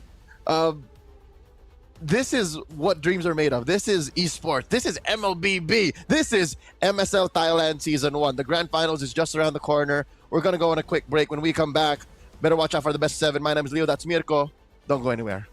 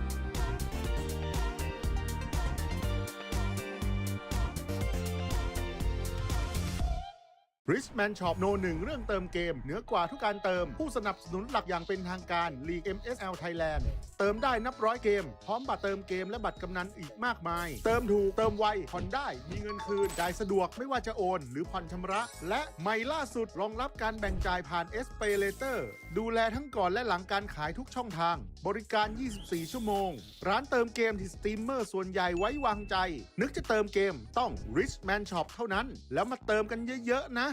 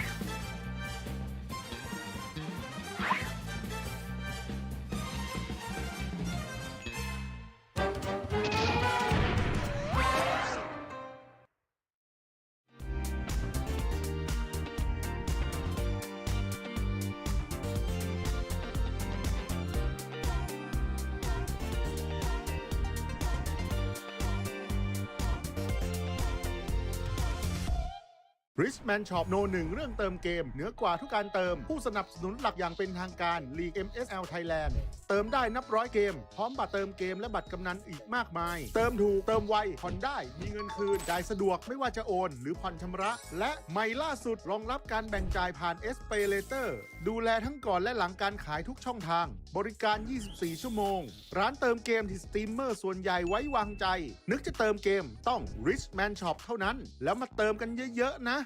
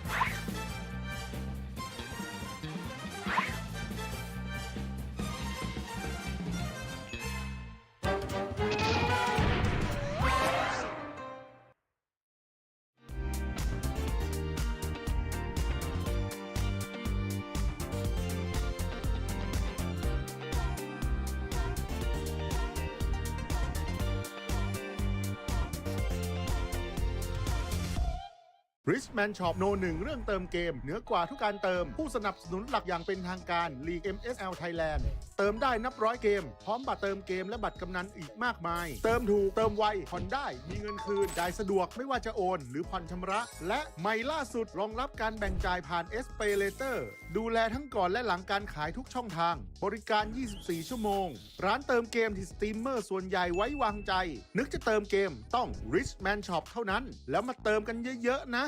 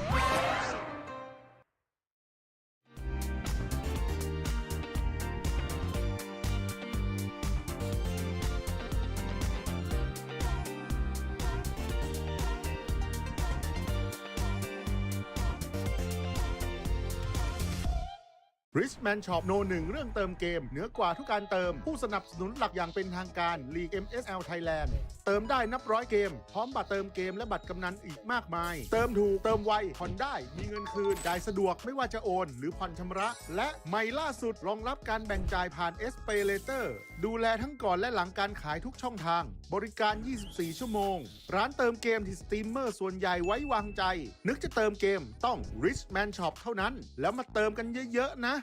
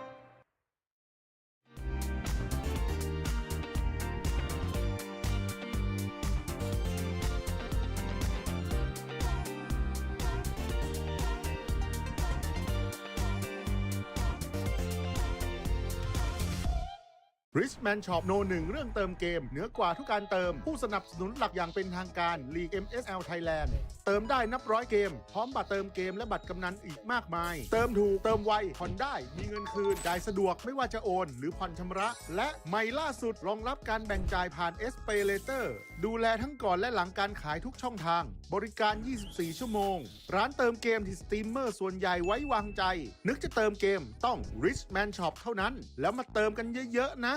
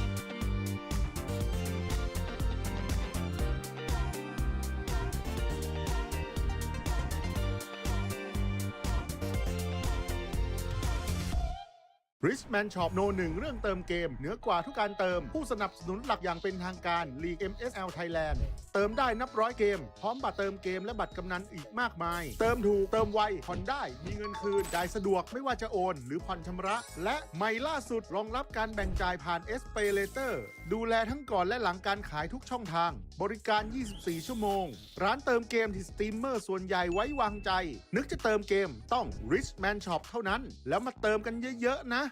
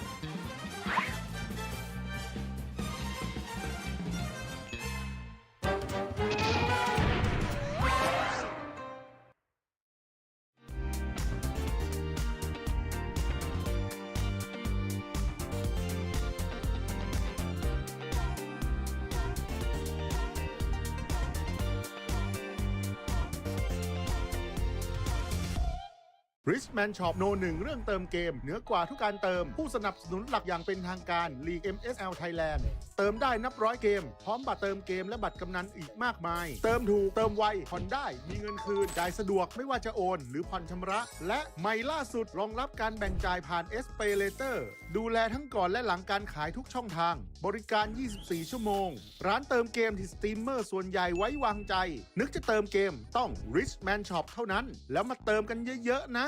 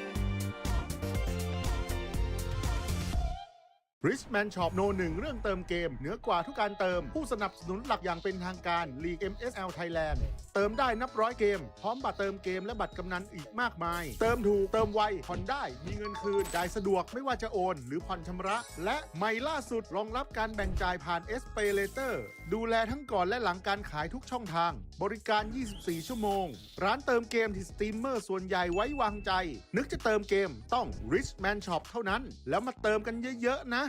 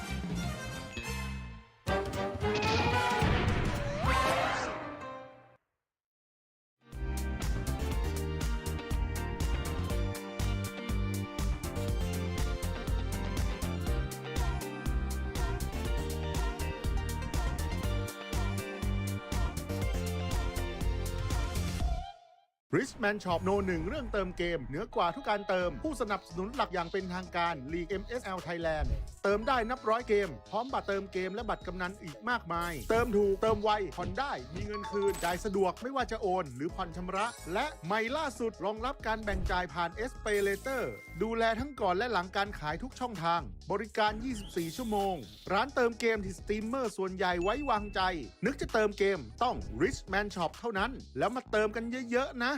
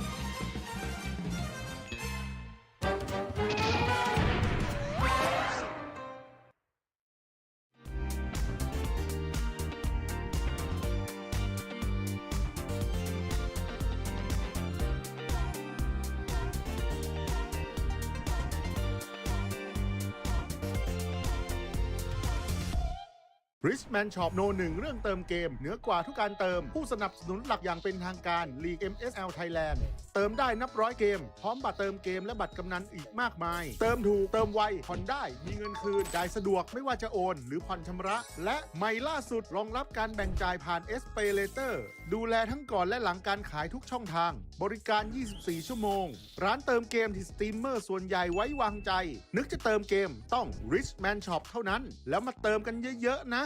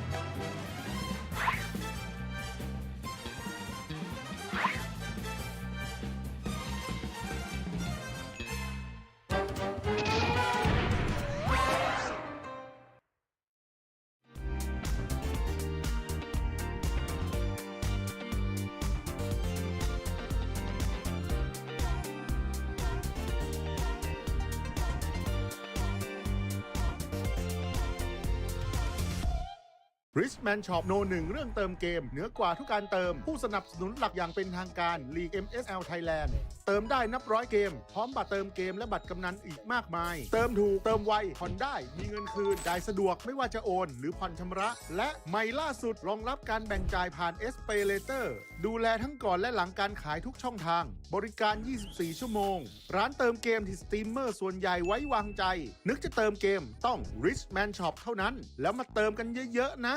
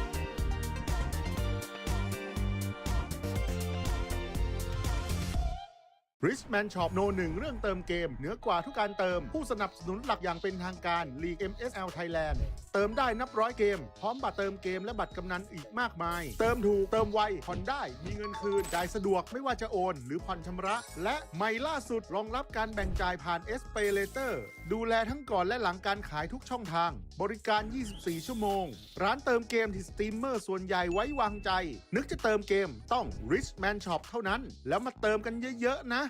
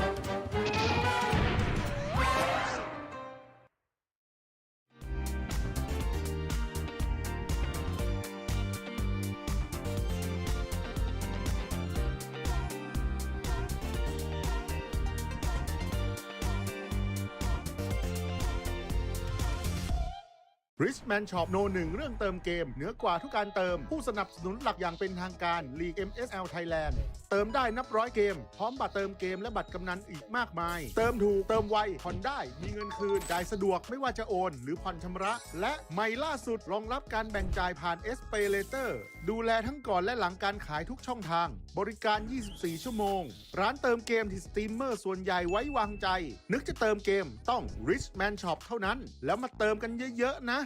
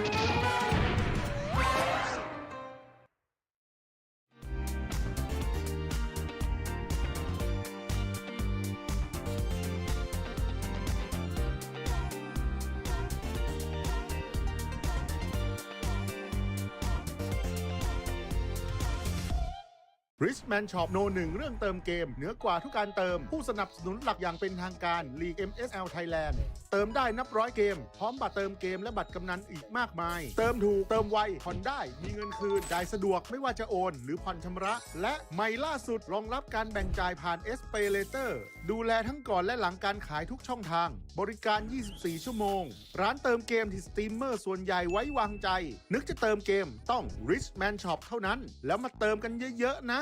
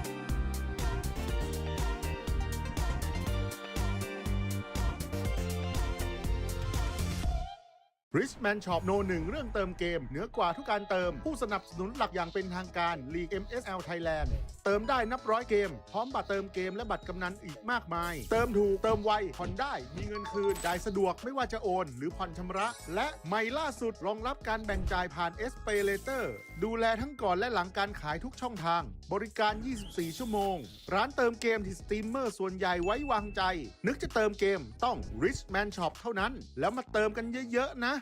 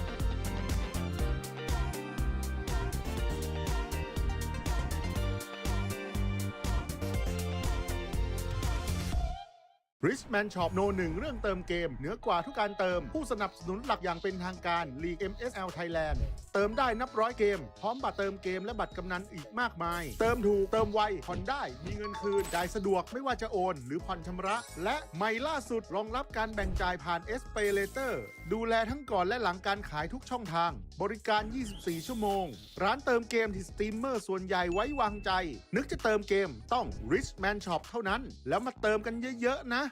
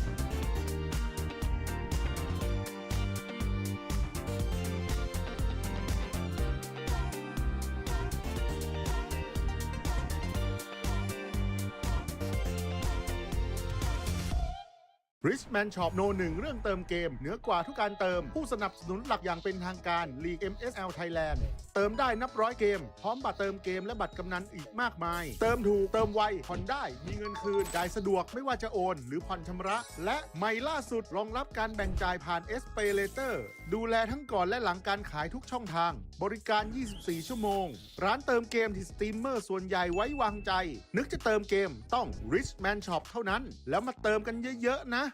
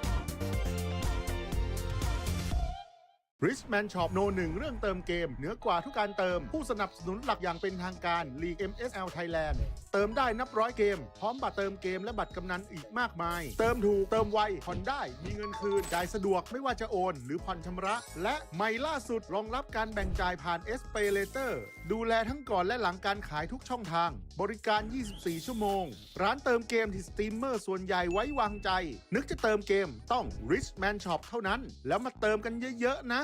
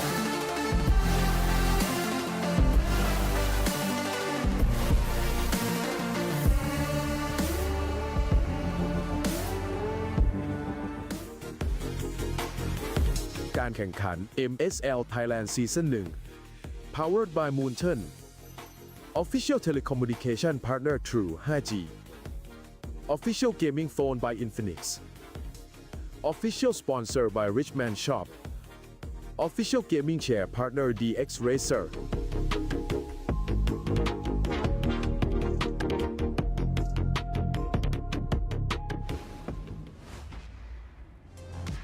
สวัสดีค่ะ โอ้โห พี่ปางตอนนี้นะคะ ก็ใกล้จะถึงเวลาสำคัญนาทีประวัติศาสตร์ของ MSL Thailand Season 1 แล้ว ใช่ค่ะเพราะว่าอีกสักครู่หนึ่งเนี่ยเราก็จะได้รู้แล้วนะคะว่าใครจะได้เป็นแชมเปี้ยนในซีซั่นนี้ ใช่ คือลุ้น คือบอกเลยว่าเกมเนี้ยมันต้องเดือดมากแน่ ๆ เลยนะคะ ใช่ค่ะ เพราะว่าผู้ที่ได้เป็นแชมป์นะคะในซีซั่น1รายการนี้นะคะก็จะได้ตั๋วไป MSC 2026 ค่ะ รอบไวล์การ์ดนะคะที่ปารีสประเทศฝรั่งเศสนั่นเอง ใช่ค่ะ และสำหรับที่ 2 และที่ 3 นะคะ ก็จะได้ไปกันต่อที่ MCCM นะคะ ใช่นะคะก็ไปตามลุ้นกันนะคะ เรารู้เบคอนได้ไปแล้ว ใช่ คือเบคอนได้ไปแล้วนะคะ แต่ทีนี้เราก็มาลุ้นกันเนาะว่าใครจะได้ไปไวล์การ์ดใช่ค่ะพูดถึง ACT สักนิดหนึ่งเพราะว่าตอนนี้ก็คือฟอร์มมาแรงมากแล้วพูดได้เลยว่ามองไปเกินครึ่งหรือเปล่าฝั่งนี้ทั้งหมดเลยใช่ไหมคะที่เป็น ACT อาจจะมาฝั่งนี้ด้วยอันไหนขอเสียงแฟนคลับ ACT หน่อยค่ะแยกฝั่งชัดเจนมากเฮ้ยอันนี้ของจริงเขามีการ์ดกำลังใจเยอะแยะเลยนะเต็มเลยแถวหน้าเต็มเลยก็คือ ACT เนี่ยแพ้เบคอนในรอบเก็บคะแนนเนาะแต่ว่าเมื่อวานฟอร์มดีจนทำให้เข้าไปรอในแกรนด์ไฟนอลก่อนแล้วใช่คือฟอร์มดีสำหรับในรอบเพลย์ออฟเนี่ย ACT คือแบบว่ามาแรงมากจริงสุดยอดมากๆทำผลงานได้ดีมากแล้วก็ดราฟได้ดีด้วยเช่นเดียวกันแต่ไม่รู้โดนเจาะเกมไปหรือยังนะในคอมมูเห็นอยู่ไม่แน่ใจโดนไปหรือยังส่วนทีม KOG ที่เป็นอินซีดัมไร้พ่ายของเราเนาะก็ สุดท้ายแล้วเขาก็ทำได้นะ ใช่ สุดท้ายแล้ววันนี้ ใช่ เขาก็มาเจอกับ ACT ในรอบแกรนด์ไฟนอลจนได้ ค่ะ ก็รู้เลยว่าเตรียมตัวมาค่อนข้างดี ใช่ นะทำกันบ้านมาเยอะนะคะ แล้วก็อาจจะดูรีเพลย์กันเยอะด้วยแหละเมื่อคืน หาข้อบกพร่องของตัวเองแล้วก็พัฒนานะคะ วางแผนกันมาภายในวันนี้เพราะว่าเขาทำผลงานในวันนี้ได้ดีจริง ใช่แล้วค่ะ เอาละค่ะ ทุกคนที่อยู่ในฮอลล์วันนี้นะคะ แล้วก็ผู้ชมทางบ้านนะคะ ที่ดูทางออนไลน์ในทุกๆช่องทางเลยนะคะ ค่ะ ตอนนี้เนี่ยวันนี้เนาะเราก็จะได้ร่วมกันนะคะ เป็นสักขีพยานว่าใครทีมไหนจะได้เป็นแชมป์นะคะ จะได้ก้าวขึ้นไปเป็น Time to Rise และคว้าแชมป์ Mobile Legends MSL Thailand ซีซั่นแรกไปครองค่ะ ๆ ตื่นเต้นมากๆ เฮ้ยเป็น ลย โมเมนต์ประวัติศาสตร์ มากนะคะ เพราะว่าเป็นซีซั่นแรก ใช่ แล้วก็ แล้ว คน ค่ะ มาเยอะมากๆ แล้วก็ฝากกันเอาไว้ด้วยอีกนิดนึงนะคะสำหรับท่านที่กำลังเดินทางมาเราจัดกันที่ BCC Hall เซ็นทรัล ใช่ ลาดพร้าวชั้น 5 ค่ะ ใช่แล้วนะคะ แล้วก็มาถึงภายในหน้างานนะคะ เราก็มีกิจกรรมให้ร่วมสนุกเยอะแยะมากมาย ใช่ค่ะ ถ่ายรูปภาพคู่กับ Standy Player หรือว่าจะเล่น 5v5 นะคะ เพื่อรับเป็นโค้ชเป็นส ใช่ กิน โค้ช โค้ชใช่ไหม สกินใช่ แล้วก็ยังมีเป็นเขียนการ์ดให้กำลังใจแบบที่ทางฝั่ง ACT มีแบบนี้ ใช่แล้วค่ะ โอเค ทุกคนคงอยากจะดูแข่งแล้ว เพราะว่าอันนี้จะต้องเป็นเกมที่ยาวนานแน่นอน เพราะอันนี้เป็นโบเจ็ด ใช่เราซาวเสียงทางฝั่ง KLG ไปบ้าง สัก ยั นิ ง ดนึง เพราะว่าเมื่อกี้ซาวเสียง ACT ไปละ อ่า ขอเสียงแฟนคลับ KOG หน่อยได้ไหมคะ ฝั่งนู้น นี่ เขารอ มี ปร ป้าย บ ไม่ มืออยู่ แพ้กัน เอ๊ะ ตอนนี้ไม่มีใครยอมใครแล้ว เพราะว่าศึกนี้คือศึกตัดสินแล้ว สุดท้าย ใช่ จริง ๆ แล้วนะคะ ในวันนี้ทุกคนคงไม่อยากเห็นหน้าพิธีกรละ ใช่บอกแล้วว่าเริ่มเบื่อแล้ว ไม่อยาก เริ่ม เจอ เจือด แล้ แล้ว วโอเค ถ้าอย่างนั้นนะคะ เดี๋ยวเราสองคนขอส่งต่อเวทีนี้นะคะ ให้กับ3หนุ่มแคสเตอร์ค่ะ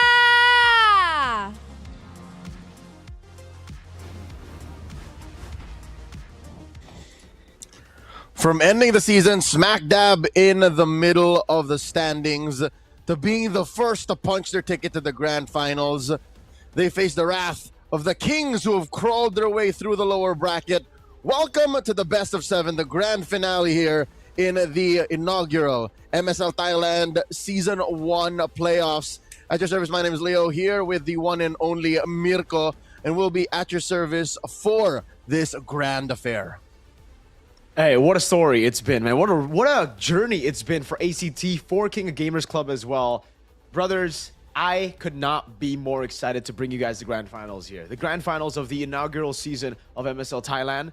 Again, a full Thai team with no imports out of the open qualifiers have a chance to be the first ever MSL Thailand champions. And on the other side, we got a veteran, an MSC champion, 2 imports as well, and a whole lot of talent, that's for sure. Especially after seeing the Claude game just earlier, the Harrod game, back-to-back MVPs. In our opinion, the match MVP Payan has been ferocious in today's matches. For years, King of Gamers Club has been running amok in the MCCM. I've known this team, and again, out of Thailand, it's a shame that it's only now we get an MSL for the region, but here today, I don't know who the underdog is. ACT was first to the top. They were undefeated throughout their run in the playoffs. And how perfect is it, Mirko, that the name or the saying, the motto for MSL Thailand Season 1 is time to rise. As soon as the clock ticked playoffs o'clock, they said, we're rising. That's it. We're rising. Because King of Gamers were already at the top. There was nowhere to go but down, right? But for ACT, from what? 4th seed, was it? No, 5th. They were in 5th seed. I can't believe it. They were in 5th seed.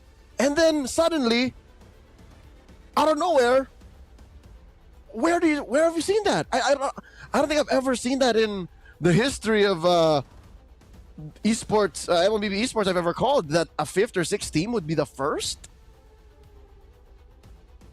It's been a hot minute since we've seen that, right? In ID, we saw it, but it was Onyx in Season 15 after their not so great run in the regular season. Obviously, the whole Yep Tolong Yep arc, and they were able to get the dub. They went to the upper brackets first, they got into the grand finals first, and then they ultimately won 4-3.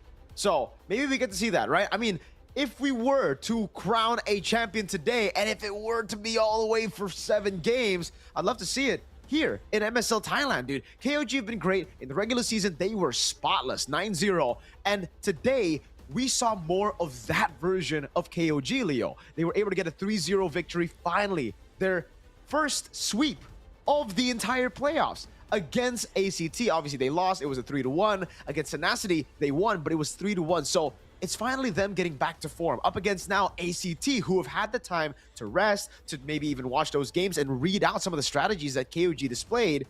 It's going to be a close one for sure.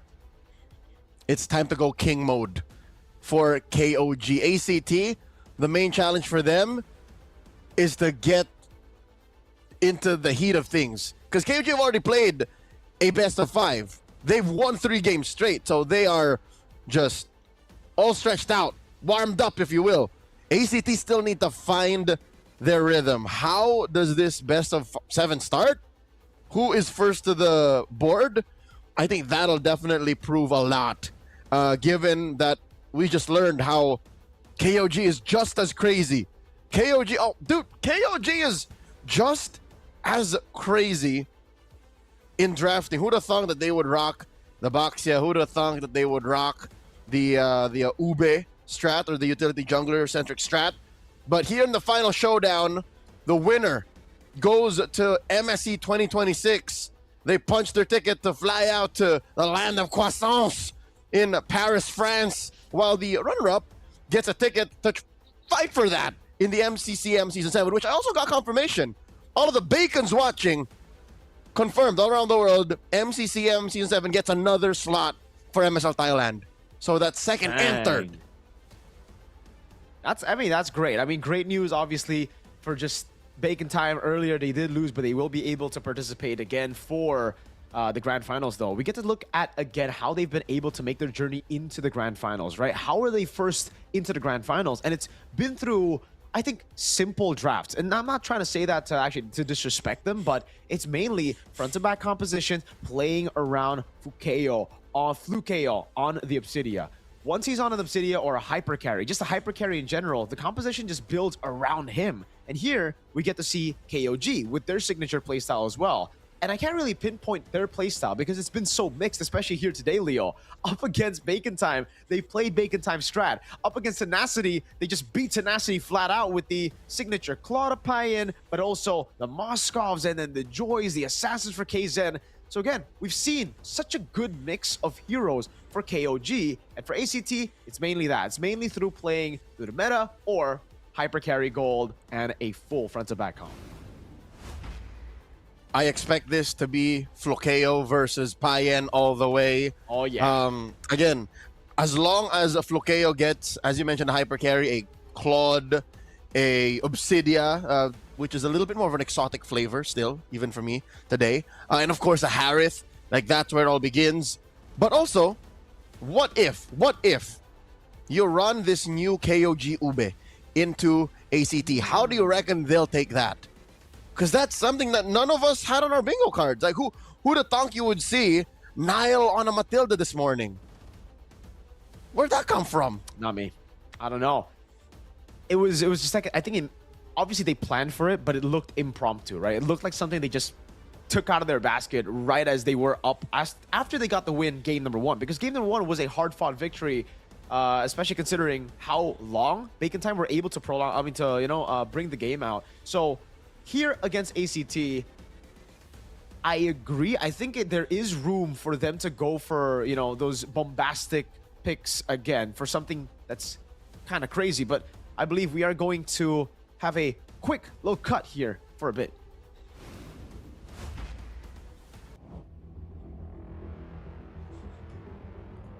จากวันแรกของ Regular Season ทุกทีมต่างๆ เริ่มต้นด้วยความหวังเดียวกัน คือการไปให้ถึงจุดสูงสุดของ MSL Thailand Season 1 จากรอบ Qualifier สู่เวทีแกรนด์ไฟนอล และพวกเขาเหลืออีกเพียงก้าวเดียวเพื่อไปถึงแชมป์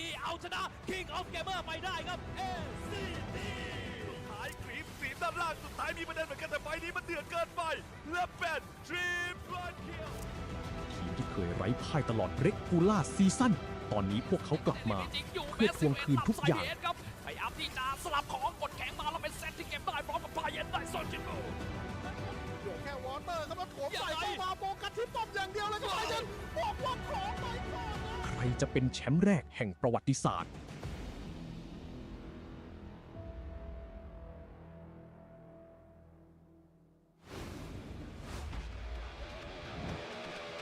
เรากำลังเข้าสู่ศึกสุดท้าย ก่อนไปเวทีระดับโลกกันแล้วครับ กับ Mobile Legends Super League Thailand ผู้ชนะในคู่นี้จะได้ถ้วยใบนี้ในซีซั่นที่ 1 ไป และในตอนนี้ครับทั้ง 2 ทีมพร้อมแล้วครับเตรียมพบกับ MSL Esports ครับและ King of Gamer Crown มาแล้วครับทีมแรก ตำแหน่งนี้แบกเงินของทีมนั่นคือโกเลน่าฟุกโย LCT ผ้าเย็น67จาก KOG 2 หนุ่ม67ครับ ต้องบอกว่าฟุกิโอเนี่ยเป็นผู้เล่นที่พัฒนาการอย่างก้าวกระโดดครับส่วนในด้านของไพเย็นนี่ต้องบอกว่าเอาเพย์สุดสวยนะครับกาได้กาเสียกล้าเล่นกล้าไฟปะทะเหมือนกันนะ แล้วตำแหน่งที่ต้องการหาข่าวครับหาข้อมูลให้กับเพื่อนนั่นคือโรบิงซิลวีและนาย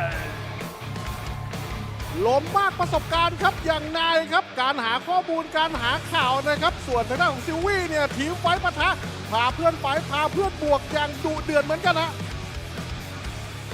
โอ้เดือดเลยครับสำหรับในแมตช์นี้และแน่นอนครับแกนกลางสันหลังของทีม นั่นก็คือมิดเลนเนอร์มากับการแอนซี่และก็เซตไครีไทยแลนด์ครับ เมดที่มีความนิ่งนะฮะรอจังหวะจ่ายสกิลทำไฟให้เพื่อนนะครับทั้งจังหวะเปิดและจังหวะพาเพื่อนออกฮะ โอ้และอีกหนึ่งตำแหน่งครับที่จะต้องการไฟออบเจกต์ให้ได้เปรียบครับการกดมือสำคัญตำแหน่งจังเกิลธาตุมืดเซอร์รอสกับเคเซน ต้องบอกว่าเป็นป่าที่โดดเด่นทั้งคู่นะครับเพราะว่าเน้นในการเล่นออบเจกต์และการคุมไฟนะฮะทำให้เพื่อนเนี่ยเข้าไฟนะฮะแล้วเล่นในไฟได้ง่ายมากๆเลยครับทั้งเคเซนทั้งเซอร์รอสฮะ และตำแหน่งนี้ครับแม้ว่าจะอยู่ห่างไกลแต่เขาอยู่ใกล้เต่าเสมอ EXP เลนตำนาน33ปะทะกับไคโรโซล่าลู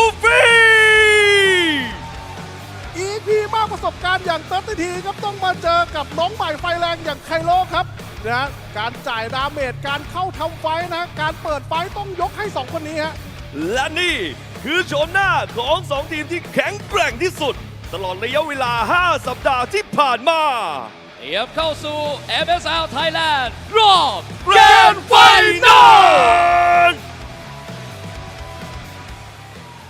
จากจุดเริ่มต้น พวกเขาฝ่าฟันทั้งชัยชนะ ความผิดหวังและแรงกดดัน เพื่อมายืนอยู่บนเวทีแกรนด์ไฟนอลส์และหนึ่งทีมเท่านั้นที่จะกลายเป็นแชมป์แรกของ MSL Thailand ซีซั่น 1 จากรอบควอลิฟายไม่มีใครคิดว่าพวกเราจะมาถึงตรงนี้ พวกเราเอาชนะมาแล้วทุกทีม ACT ไม่ได้มาที่นี่เพื่อสร้างปาฏิหาริย์พวกเรามาที่นี่เพื่อเป็นแชมป์ พวกเราไม่ได้มาถึงแกรนด์ไฟนอลเพื่อมองคนอื่นเป็นแชมป์ KOG ยังมีเป้าหมายเดียว และพวกเราจะทำทุกอย่างเพื่อคว้ามันมา เพราะเป้าหมายของพวกเราคือการเป็นแชมป์ นี่คือบทสรุปของฤดูกาลช่วงเวลาของ Time to Rise ช่วงเวลาที่ประวัติศาสตร์ของ MSL Thailand กำลังจะถูกจารึกขึ้นเป็นครั้งแรก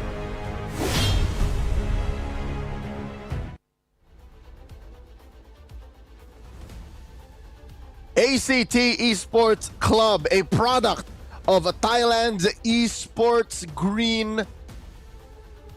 just farm of talent, the grassroots that was built by the Thailand Esports Federation coming through the qualifiers are now at the grand finals, of course featuring the twins Cairo, Carnes and Sylvie. They'll be facing off against the greatest talents that MLBB Esports could conjure up in the Mekong region under King of Gamers Club in Thailand. Of course, with 2 imports, Nile 33 and the Thai Kyrie Z. Dude, oh man, what an opening, man. That wasn't just a quick cut, that was an epic quick cut. Gosh, 33 is massive as well. I've never actually seen him in real life stand next to someone, brother, but he was towering over his opponent. Damn. Is that foreshadowing for what we're gonna see next, Leo? In the lane against Cairo? I don't know. Cairo plays a big game. And look at their stats. This is KOG. This is #1 seed. ACT has a better KDA. ACT has better GPM. And they fight better, tighter than KOG. I don't think size is what matters here, man. It's all about performance. It's all about what you bring to the land of Dawn. Oh, man. Big missed opportunity for ACT, dude. I don't know if I heard it properly, but they were doing the 6-7 during the intro. Imagine if they did all that, and then the KDA was 6.7, bro. I mean, come on. ACT, again, they've looked amazing. They've looked fantastic. KOG are coming off of a 3-0 sweep, and it's always kind of a double-edged sword when we talk about playing a lower bracket final before a grand final, right, Leo? If it's a quick one, I think I'd give the advantage to the team that's coming from lower bracket finals. Just bringing that crazy 3-0 momentum into the grand finals is crazy. But if it's a crazy, full game, long type of series, then that's where it gets really tough for them. Because not only are they fatigued, but then the teams in the grand final can actually just see those matches and come up with a plan. Watch all the cards being thrown out in the lower bracket finals. Now, in this case, then, I think I'm leaning towards KOG to actually secure the momentum. ACT, more pressure on them to break the momentum in game 1. That's what I'm saying, Twin. I'd hate to break the hearts of all those watching, but I don't think this will go all the way. The team that walks in a little hotter, a little more warmed up, has an advantage. People will say, oh, it's fatigue. No, it's momentum. These teams, I would, wager what? A bot or two that ACT have been screaming prior to the grand finals. Yes, they've been watching, but also they've been playing. You can't walk into BCC Hall in Ladprao Central cold. So yes, they've been watching, but also they've been playing. Look at this packed house. Oh my lord. What I would do to be in the middle of that room. Yeah, dude. For its first season ever, MSL Thailand is packed. And you can already see, I mean, how many fans, how many people showed up. Not just here. Leo, I'm looking at the English stream here. I'm looking at the Thai stream. People are showing up to support ACT and KOG. This is something that I don't think we've ever seen for a first season for a new league. MSL Thailand, let's get it going. We're going to take a look at the random map draw first.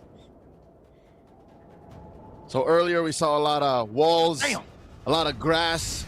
This time we're opening up with walls again. We know how... This is like, what, 3 back-to-back walls? Was it? No, we opened with grass earlier. Yeah, so yes, this is the third. This is the third. Yeah. This is the third walls all day. We know how crafty KOG can get with walls. That's exactly why they played the Barats earlier. They banned out the Freya, and ACT banned out the Gwyn. Okay. Gwyn is such a high priority here in MSL. It really is. The Sora gets banned too in the first phase.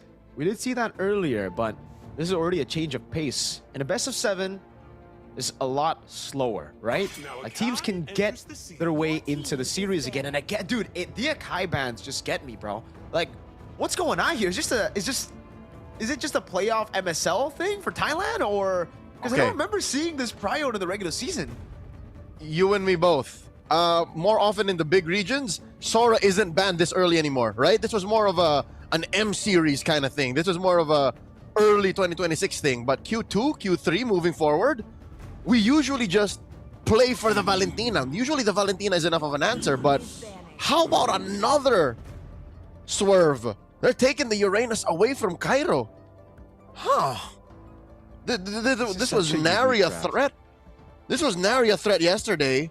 If anything, it was ACT who was banning the Uranus yesterday in their run for the grand finals. What's going on?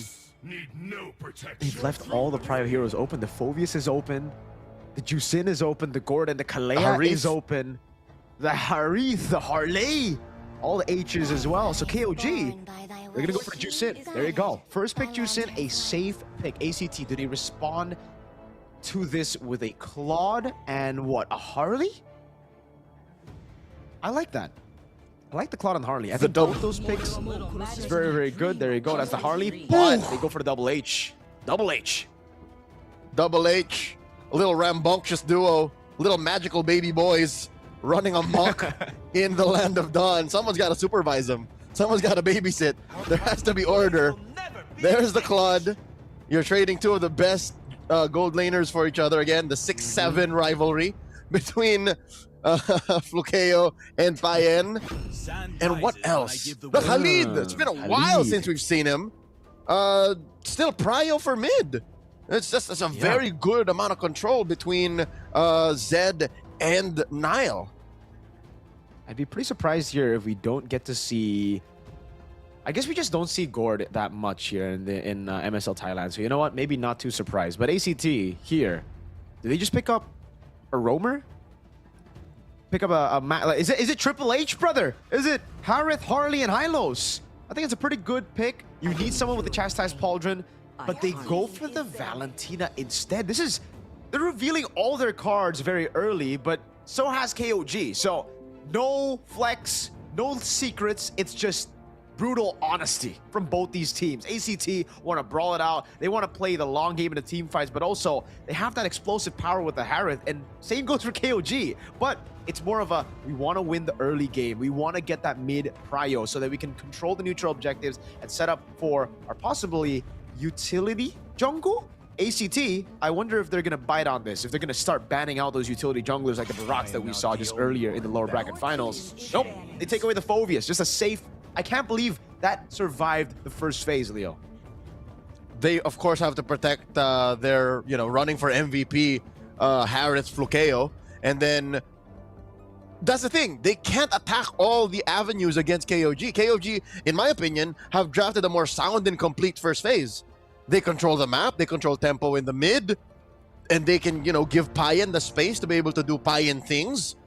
So, despite this trio of magic-dealing cores, again, that's a triple core setup for ACT, I'd say KOG just have a better ramp-up into the second phase, especially from Blue.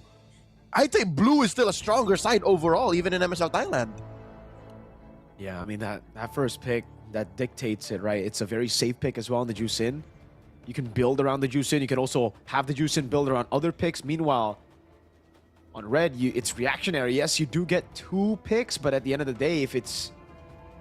we'll see. We'll see how they actually, conclude the drafting phase. They do end up biting on the bait, or the utility jungle choice, perhaps, of Cog is the right way to put it. The Kalea gets banned out, and now another roamer. They get rid of the Hylos? I think it's a wise choice to get rid of the Hylos, or perhaps maybe the Gatot Kacha. Now that I'm looking at KOG's lineup, they only have the Juice In as magic damage so far. I would rather ban the Gatot.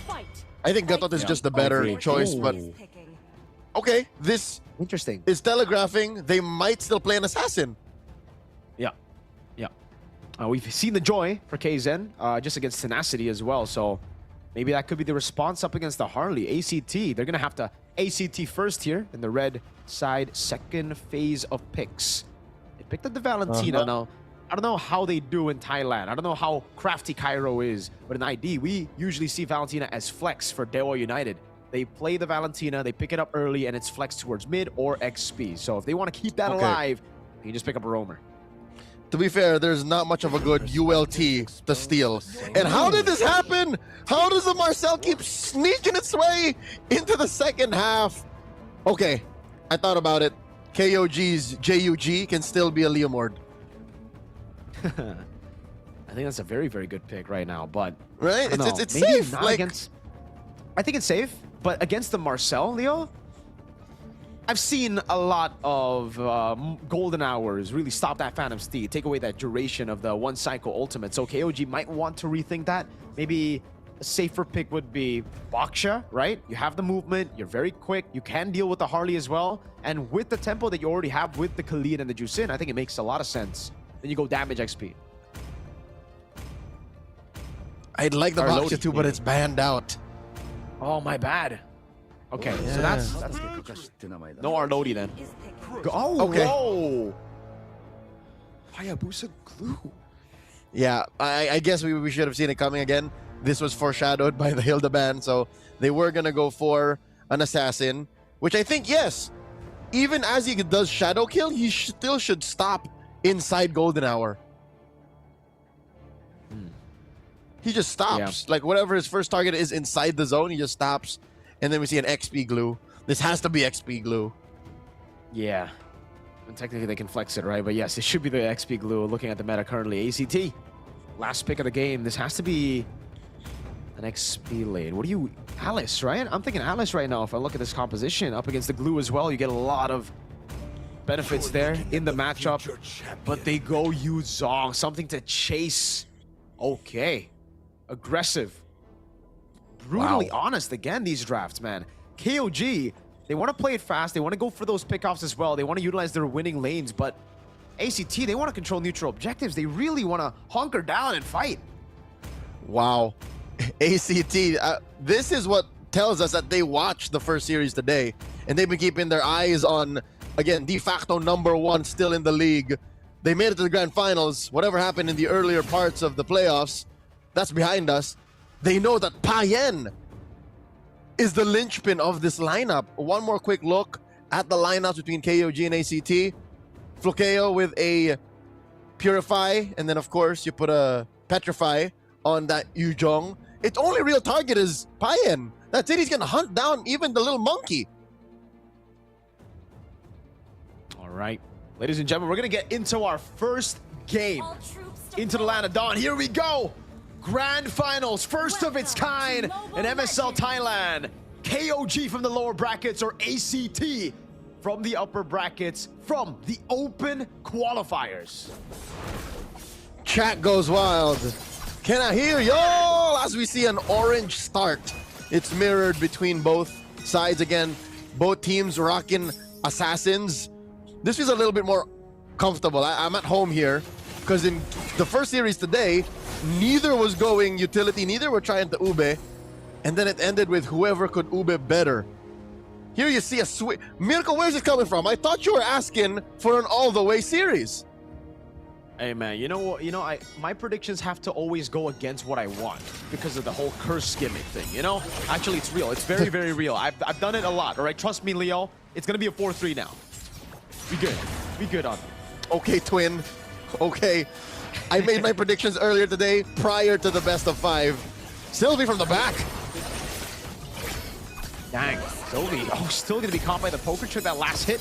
Zaros with a walk up again with the hat now. Oh, plays around that passive. That's a risky game that he played around against Zed. Now Sylvie compromising Kaizen's take. Kaizen should be fine here. It's just Nile that got compromised, but it sucks that he had to spend his flicker there. Up top, Kairo's bullying. 33, did you see that? Like he's down on XP bars, even with that siege minion still up. Yeah, Kairo's doing a good job here playing around the XP lane. Very, very good in lane. Now, he doesn't, oh, he actually does have level 4. He also took the XP crab, Leo. This is tempo for ACT, not something we expected with a Khalid on the hands of KOG. Yep. Again, Sylvie is just keeping tabs on him. The man-to-man defense is just enough pressure from ACT to be able to get into a beneficial start to this turtle. Zeros wailing away at it. This is a 3v4. Yeah.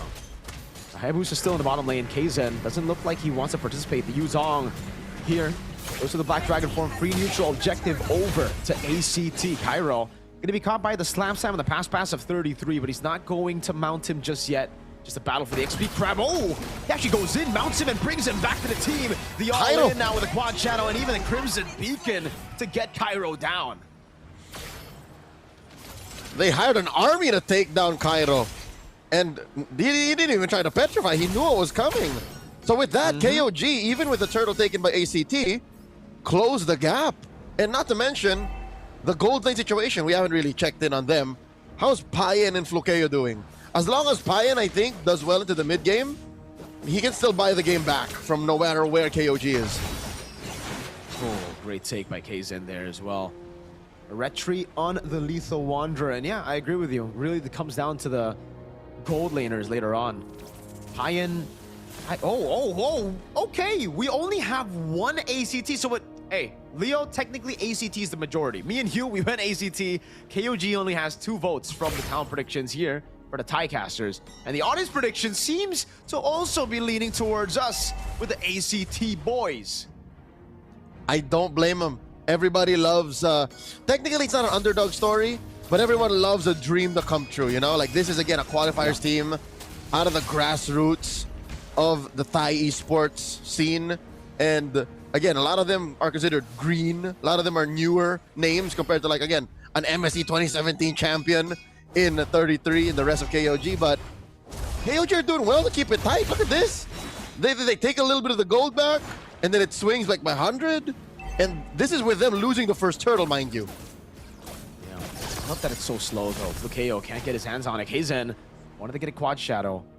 But this is something that I think the Thai teams have been able to do for such a long period of time as well. Even back in MSC 2017, the reason they were able to win up against what, quote unquote, the bigger regions was because of how smart they are around the game. They don't play it super quick. They don't just brawl it out.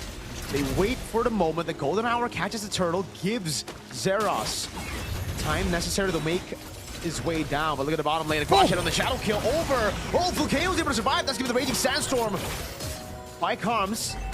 That's a flicker route as well. A stolen Raging Sandstorm now. Oh, a flicker to catch Zeros into the retribution. The Dragon's a bit late, but it is going to be the re-engage. No, Cairo stops and he walks back. It is a free neutral objective to KOG. That was a crafty approach to that turtle. Pressure Flukeo. Feign Shadow kill. Oh my god, Sylvie gets picked off! Dang! Kaizen! What an angle! You see Sylvie walk up way too aggressively, no golden hour, knows the flicker has already been burnt out, and what crazy timing. Unfortunate for Sylvie, fantastic for Kaizen. The shadow kills back up. Like a thief in the night. Kaizen with just killer instinct. Now he's gonna start taking camps. Oh wait, does anybody see this? Zeros is stealing the orange, and he might actually get away with it. Oh, at least some trades on the map here for ACT. 2-1 in the first 5 minutes. I love how slow it is. I keep on saying that, but I just want to keep on saying it again, you know? Double down on it. Payan in a battle against the Synchro Fission. Not really a battle he would win there. Good take. Starlium Scythe also already done. Hey, Flukeo's doing well for himself, you know? Even in this matchup, level 1 to 3, we expect Payan to do better, but it's still a 200 gold lead right now for Flukeo. He's still scaling, so that's why ACT haven't really committed on these fights just yet. They still want to wait for Flukeo to get those item power spikes. Sylvie. And I think that benefits them. Because again, when you come down to it, it's just so much easier for a Harith to win. Claude can't counter the damage output, the burst of a Harith. Like, there's no wind of nature in your way out of that. So, if anything, I think it's KOG who's on a clock. They're the ones who have to push the tempo here. Nile gets run through. Payan looks for the punish. Oh, jumping in! Yeah, Purify out by Flukeo. He's still able to get the gold crab while he was fighting there. But that's big info. No Purify on the Harith. I think he's going to have to sit this one out as it might be a 4v4. But KOG are in no rush to actually get into the turtle. They go for the purple buff instead. What a steal. Oh, never mind. Zeros actually secured it. Uh-oh. He's on the quad shadow. Deadly magic coming down now with the cards as well. But great body block from Payan, and Nile stops that assassination attempt. And I can't give a clear winner here. I can't say that it's Kaizen. I can't say it's Zeros. I can't say it's ACT. They're both at a deadlock because they both press the retribution. They're both jockeying for position in this final turtle. And neither gold laner can actually leave. Yes, we see Flukeo moving up, but it's just as quick for Payan to clear it and then move through the river. This is Zed scouting out these bushes, able to clear them. Turtle at half health. Black Dragon form, that should guarantee the neutral objective here, but they're not going for it. Instead, they're going to go for the fight in the mid lane. Zen gets caught even with the Crimson Beacon. The DOT of the passive, Flukeo doing crazy damage. A stolen Raging Sandstorm doesn't find its mark. Now the quad shadow lands on Carnes. He's able to dash away. Immobilization, 33! Raging Sandstorm doesn't land, but Sylvie's going to be mounted on, but he's able to flicker out the safety. And 33's caught all alone, isolated over, and the turtle, it took them so long, it turned to a lord. Yep, again, at deadlock. Even with the pickoff on Zed. Oh my god, Kaido! They are all in on their turret. with the help of Nile, Kaizen gets the kill and the turret. That's a man advantage. 20 seconds on Cairo as they look to still play it slow. They don't want to commit to anything. Mirko, I'd like to change our usage, our verbiage on how this game is going. It's not slow, it's deliberate. They're just choosing the way they engage. Yep, it's not like they're slowing it down on purpose. It's not like KOG aren't engaging. It's just ACT are responding in a way that makes KOG think twice. It's like those very well choreographed Chinese martial art films with dudes on ropes and strings just flying through the sky. All attacks perfectly parried and countered. That's what this is. That whole monologue was also deliberate. Sylvie with the walkout, Deadly Magic, forcing the Raging Sandstorm, and even the Crimson Beacon. A trade in ultimates here. Oh, 33. I thought he was going to go in there. Kaizen jumps in, able to find Carnes, but had the quad shadow back. Oh, Flukeo walks it over. Kaizen's able to find a kill, but now gets caught by Flukeo, and it's a big shutdown. Zaman force over to 33. The Petrify still up, but he doesn't go for the Furious Dive as Payan walks back up with the BMI, or rather blinks back up. Jungle for mid. Payan the patient. You see how throughout this. Oh my God, Zed! He survives through the brace by Sylvie! Wanted to go on their turret there, 33, keeping them at bay, and now they hold on a neutral objective. Zaman 4 is already back up, but it's a reset. Unintentional, I believe, there, Leo. Well, it was a soft reset. They're still going!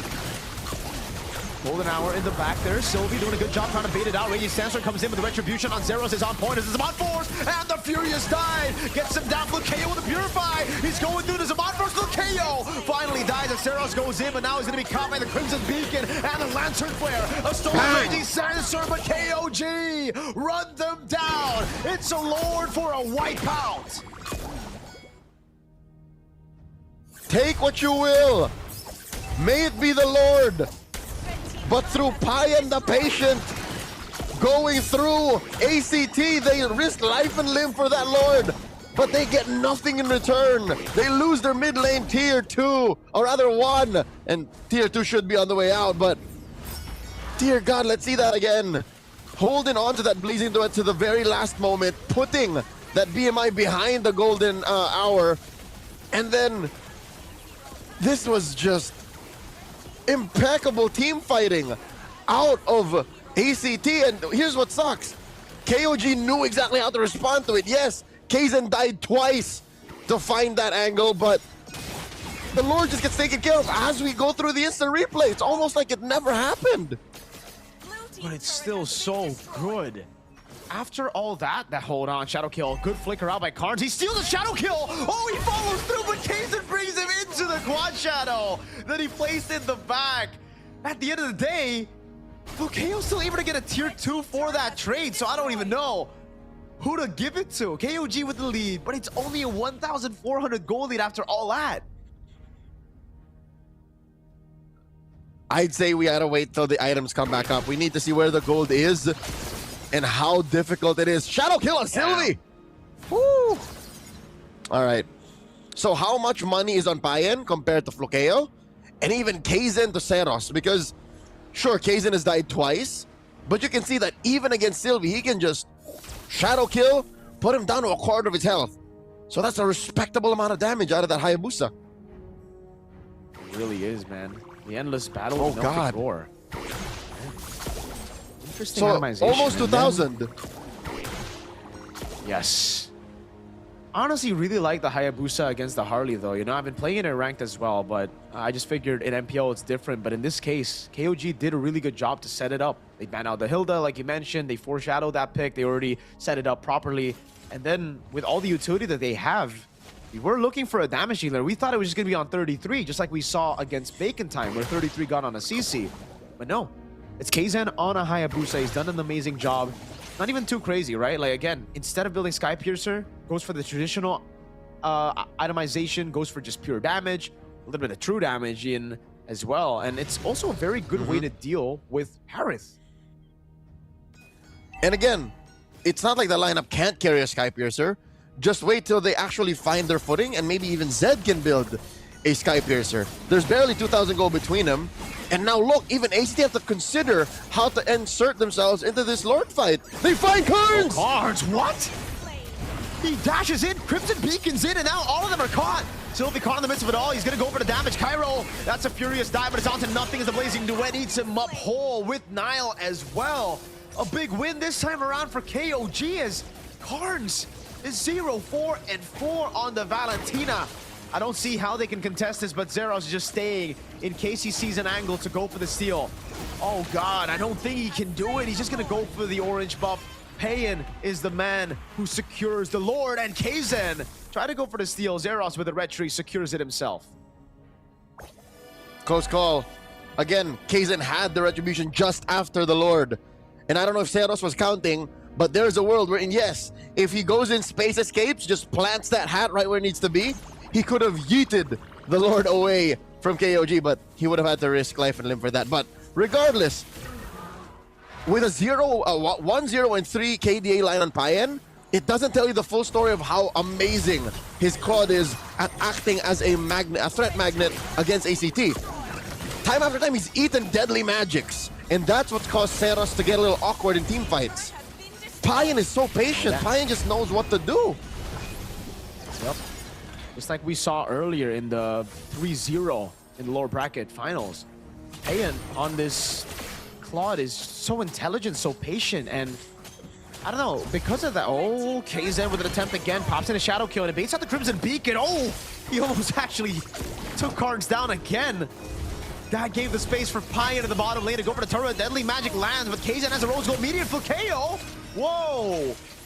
This goes for the Zaman Force. It's a free far lane base turret for KOG. Very well orchestrated. Now up 4,000 gold. 33 gets his pauldrons. Now across the board, we see a lead for KOG. I mean, Nile is down by about 500 gold. And still, respect to Flukeo for keeping the farm tight, but it's clear that not just the items maketh a man. Even in execution, I'm not saying Flukeo's not any good, it's just Payan is working overtime. He's playing like he's worth two or three heroes. He's able to eat an ult, crawl back in, sustain, hold on to the Blazing Duet, use said Blazing Duet, and then win off of a losing objective. He's done all that in the past 15 minutes. Are you a fan of that Winter Crown purchase? Flukeo just built it, and I don't know, I guess to survive it's good, but usually you would just go for sustain items, right? Bloodwing, CE later on the Harrow, just because once you're down with a Zaman Force, that's it. Like, you'd want to just try to survive while you have the Zaman Force instead of Winter Crowning, because then it just kind of delays your own, or rather it just ruins your own duration on the Zaman Force. It cooks you. That's why Zeros hasn't been doing damage, by the way. Like, he's only now completed the Genius Wand, Lightning, and Divine Glaive. Now he's building towards the Holy Crystal. Uh-oh. They jump Nile. Yeah, just a quick Raging Sandstorm out. That should be fine. Okay, is it? There it is. Shadow kill. Okay. I think Kaizen knows they're about to dance. So he knows that Shadow kill should come off cooldown by the time it actually matters. And I think that's why, in defense of Flukeo's early Winter Crown, that's why he built it. Is because he knows that Kaizen will not hesitate to just press the button if it comes down to it. So he'd rather do that than risk it with, say, the Bloodwings. Or, you know, juggle later on. He needs it now. That wave in the bottom lane is so big.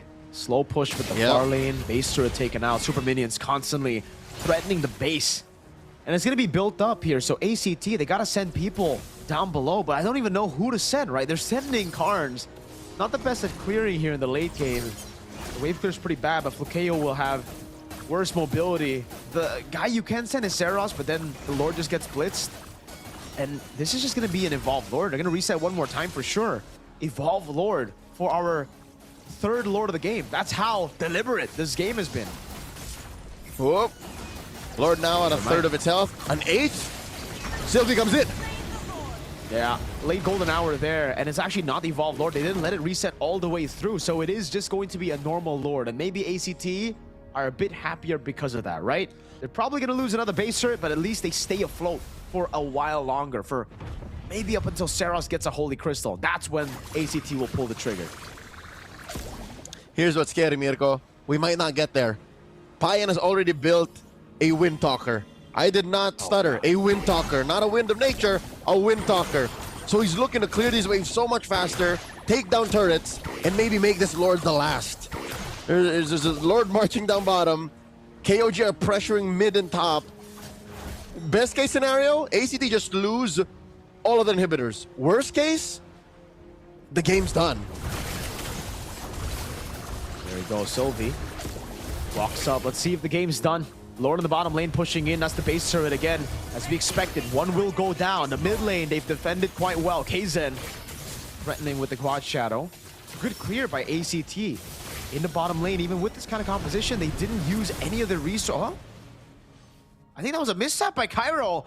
He instantly tapped it down, so Dragon's down, there's a wave in the mid lane, and there's no Dragon. This could actually be a clear. A jump from Kaizen, good delay by Sylvie. The Retribution comes around, and now in the mid lane, it's going to be the attempt, and Payan will take it with Zed. 3 base turrets, all of it down. ACT stripped down to their crystal. It's just a bare base. One thing that ACT can be thankful for is despite Kairo's, again, what we can assume, flub, he fumbled and pressed the ult, is it'll be up for the next Lord take. That's where I think it'll be more important rather than that in-base defense wherein they already lost their base turrets anyways. Now Sylvie gets spotted by 33. Ooh. Hey, Kaizen. All right. To go in. Item check, quick one. Still pretty close where we've already checked on it. And still the major difference is on the junglers. That's 3,000 gold between Seros and Kaizen. Everywhere else, you can just kind of swing 500 gold back and forth. Yeah, the Chastised Pauldron also great pickup there on ACT, but oh, now also picked it up. I was about to say, why is there no Chastised Pauldron? That's actually a very, very good way to slow the Harrod down with the unlead dashes here. And Fukeo, man, he's getting a lot of shields there just with the Chrono Dash. Again, wave up top, going to be slowly building for KOG. So for ACT, they gotta ACT, they gotta act. They gotta find a way to just 50-50 it, take the gamble. Because at this point, it's just full Lord dance for KOG until the end of the game. I'm not sure they're allowed to gamble, especially now. Black Dragon form coming through. Lord here at an 1/8 of its health. Nile to the back. Oh. Winter Crown, Raging Sandstorm comes in with Carnes as well. Zeros able to go for the jump onto the back, now jumps back in again, trying to go for the Retribution! It's Carnes who secures it! Now Fukeo with no mana is still able to survive, pops into the crown in time and buys the immortality. But there's no Zaman Force, and Kaizen doesn't care about the neutral objective. He pushes it in. The Golden Hour is able to buy some time as Kaizen takes a turret aggro. But in the end, it's game 1 to KOG. Sylvie only delays the inevitable. Golden Hour does stop the minions from rushing in, does stop Kaizen from smacking that base. But after that elapses, everything else follows through anyways. KOG proving that going through the lower bracket was no hindrance to their dominance in MSL Thailand. An emphatic statement in game number 1. This is our house. Let's take a look at the replay. Dude, that was, well, this is one of the bad fights there where Carnes actually dashed in forward, opened up the bush, stole the Crimson Beacon, and then Crimson Beacon in. And in this position, it's really hard to blame ACT. They try to go for the fight, and that's what they needed to do. There's no way that they would let KOG constantly just cycle through those waves and continue with the Lord Dance. So, hey, unfortunate, it was a forced error. Well played, though, to KOG. They knew exactly where their advantages lie. They don't force anything. They literally didn't force anything all the way to the very end. They just kept on adapting, kept on looking at what to play around. If they were going for the 50-50, there was no reason for KOG to take the 50-50, right? It's the desperate call by ACT. Just go mid, go top, go somewhere else. Kaizen was able to end the game. Almost a save by the Marcel's Golden Hour, but unfortunately too many minions, and he's already hit the crystal too many times. Now we ask an interesting question, again, at least for the short term. More on the post-match adjustment discussion later on. Who's the MVP? do you give it to Payan still? Or is that last-minute clutch backdoor play all on Kaizen? Because that's the only way I think that could have elapsed, because Payan died for the first time in a while. Payan got his immortality popped, and then he got compromised. But was that part of the plan? Was that all Kaizen's call? Or was ACT there to rely on Kaizen to say, we can do it? It's a great call anyways, right? I mean, at the end of the day, they were able to get it done. Yes, they delayed. Yes, it looked kind of messy in that final fight, but it's all about the results. At the end of the day, they're going to reset completely, forget about that game, come into game 2 with, I think, a similar pattern again. KOG, this is why, you know, even Bacon Time had such a difficult time going up against them in the lower bracket finals, because after the loss to ACT up in the upper brackets, they've really elevated their game in the drafts. They're no longer just the team that can go for assassin jungle. And I think that got into the heads of ACT. They saw the lower bracket finals. They're like, all right, wait, Kaizen's not playing those assassins. We got to ban the Fredja. We got to ban the Baksha. We got to ban those utility picks. Then you see the Hayabusa and they're like, wait, what? This isn't what we prepared for. There's no way it would work. 33 though, he works all the time, you know, with any pick, even the glue. We saw the Esme, we saw the CC. This man's longevity, but also his flexibility, his hero pool. Ridiculous. 6-7% kill participation. 6-7. None of this would be possible without 33 acting as the glue to the strats that KOG need to employ. And I'm talking on a macro level. I'm talking on a micro level. Micro, I think we'll see it more in the highlights. He's literally there for everything whenever someone slips up. If someone gets picked off, he'll make sure the Lord Dance or the Turtle Dance continues. If ever Flukeo sometimes, you know, feels like he can get in there, he compromises the little white-haired baby magical boy. And he attempts the mount, and then that just destroys ACT's attempts. So yeah, I kind of see that. I hate how this went under us. It wasn't very flashy, but his glue was what kind of, you know, kept it all under control. Wow. It really was like perfect all the way to the end as well. The way they played it, deliberate, the pace of it all, and the way that they utilized the winning lanes here. Once Cairo had used the resources well, they would punish. It's a game of methodical punishes for KOG, right? Constantly. And then the back and forth around the fights here, where ACT were able to get the better of KOG, but then they try to go for more. They wanted to push through a bit more.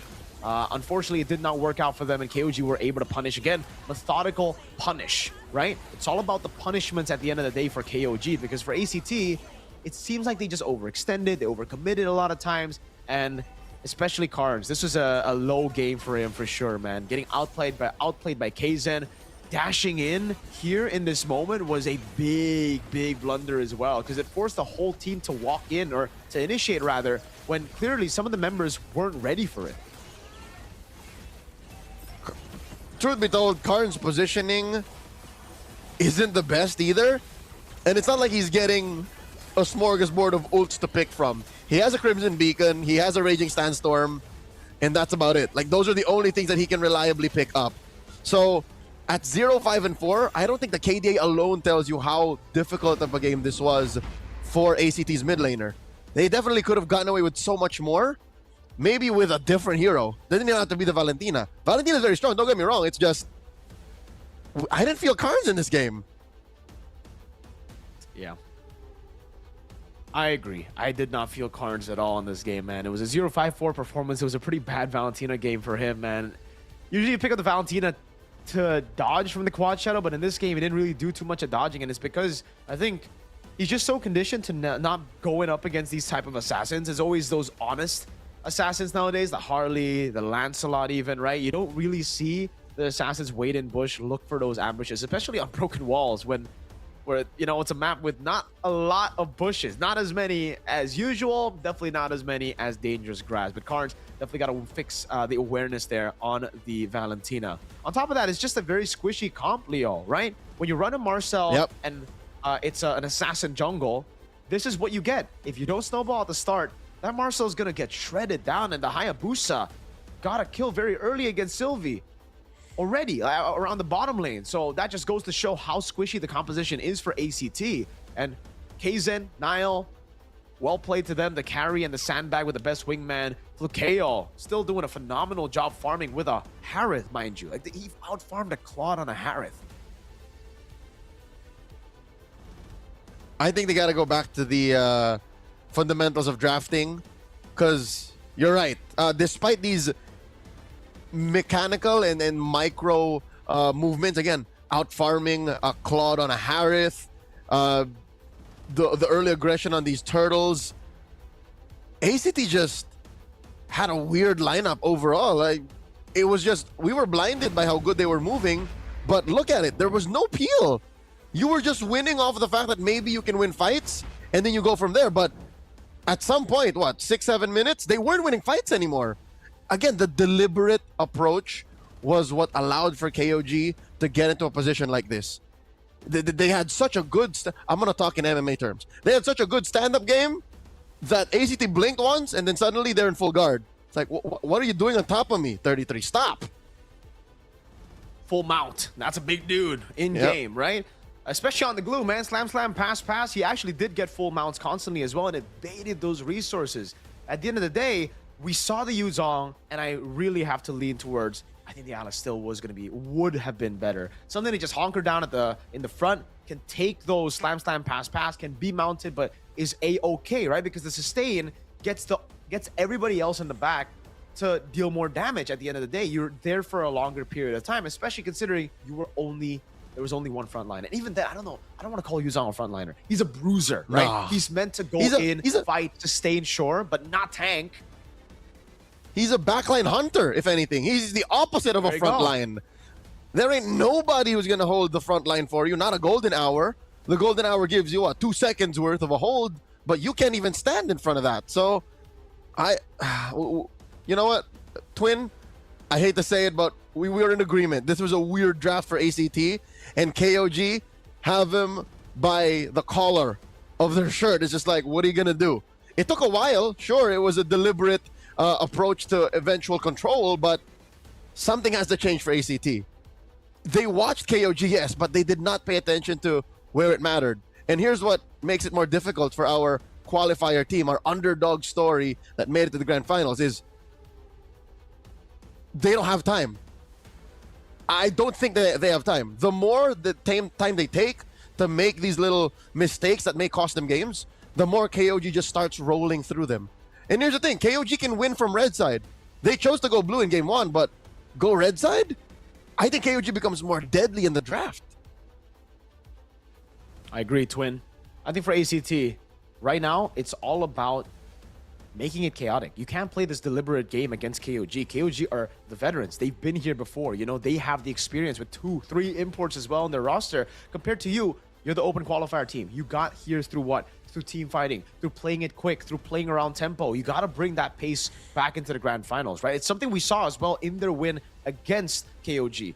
You have to bring in your style of play. I don't want to see another bacon time situation where they completely forgot about their win conditions, completely forgot about their own strength, and instead got outdrafted in the way where, again, it is a good draft in the meta, but it's just not their style. So ACT, I'm looking forward to those improvements in game 2. I'm expecting a 4-3 here, so we're here for the long run. We'll see again the adjustments. First, random map draw and the side selection. Where are they going to go? Expanding Rivers for our second map of the day in the grand finals. It's about to get wet and wild in game number 2. All day we haven't seen KOG play through Rivers. Yeah, ACT's blue side. Again, it's their turn to choose. They go blue. Again, blue is just a safer side to gain momentum and tempo from, especially in the draft. Dear Lord. Twin, do you see this? Triple utility jungler bans from ACT. What? Yes, KZen is proficient on the utility jungles, but did you not see what he did on the Hayabusa? I mean, he's my MVP for game 1. Maybe the MVP glue got into their minds, Leo. Oh gosh. KOG, Sora banned out the Freya as well. Now, so many heroes left open. The Phobius is still up for grabs. The Jusin. Is ACT just trying to pick up the Jusin for themselves, take it away from KOG? If KOG banned the Phobius, then up. Okay, I was gonna say something devious is afoot, but no, they take out the Uranus. Instead, just open everything. Zushin, Phoveus, Harith, Claude. By all means, 5 games in, and I think these teams aren't Kalea teams. So maybe no Kalea today. Well, they're definitely Harith team. Sure, we've seen both players in the goal lane, Payan and Flukeo, play the Harith to such a high level. Flukeo, though, there is one adjustment that I need for ACT if they want to make the Harith work, and it's to choose their fights better. In the previous game, they were just going in right after the Lord takes, which is just a lot of times very unnecessary. But KOG, they build around the same thing. If it ain't broke, don't fix it. Go for the same composition. You see the Hayabusa ban later, you pick up something else that's open, you know? Could be the Fredrin again. That was a pretty good game on utility. And finally, we do get to see that ACT Kalea. Okay, all right. That's a twin connection right there. Sylvia and Zeros. Yep. Coach Shadow may have been listening in, saying, we are a Kalea team. See us bounce back from this point. And KOG did not have to rush the Claude, so that's why they go Khalid, Zushin first, and then finally Payan special. Now the bans. Mid. Force Karn's on a weird hero again. They take out the Zetian. Okay. Zetian gets banned out. It's interesting. I guess because of the matchup, that's the Respect Glue banned out as well. I really hope ACT ban... No, actually, they don't even need to. I was thinking about the counters towards the Kalea. God thought Zetian. Don't matter. Both mid and roam has already been picked up by KOG, and that's kind of the negative that you have for yourself if you go for the lineup that early, the Juicin Khalid. Is it just another Yves ban, or do they respect the gore? Now, ACT have always been very quick to adapt to outside meta, right? And right now, the hottest thing is Gourd, even in ID. With the Kalea, with the Harley, that's crazy. They ban out the Lilia instead, Leo. I think KOG want to give ACT the Gourd because they still have access to the Yuzhong. 33 can just dive the Gourd. And already he has Karn's number. Karn's already is coming from a game wherein he was a very little use. So 33 can already, even before walking into the Land of Dawn, just mad dog him. You know, he can mog him. So one more ban. If this is the Yuzhong, all the more you're sure that this is going to be a Gourd game. See value in me? Let's see it. There you go. It's the Fredrin ban. So it's a total of 4 bans targeted towards KZ. Oh, but no assassin. I'm guessing the Kalea is what they think is enough to deal with KOG's assassin. So, all right, we can see it red 5 again. There's no reason for them to show their cards this early. But what they do need to be careful of is Phoveus is open. Oh, they pick it up. Okay, against the Kalea. Now, what is the response by ACT? What is the winning matchup in XP? Do they go for the, again, Alice? So that they have a tank up front, someone that can hold them down? Is this going to be one of those weird games where the Phoveus actually uses Purify? I don't think so. I mean, I understand why you would think he'd go Purify, but losing the Flicker ability to Dark Wave and Flicker to gap those around him. These guys, these little magic boys, I think is a bit too much to ask for. Oh yeah, hey look. ACT ended up with the little magical babies again. Okay. So they got 2 picks now. Still needing a mid laner.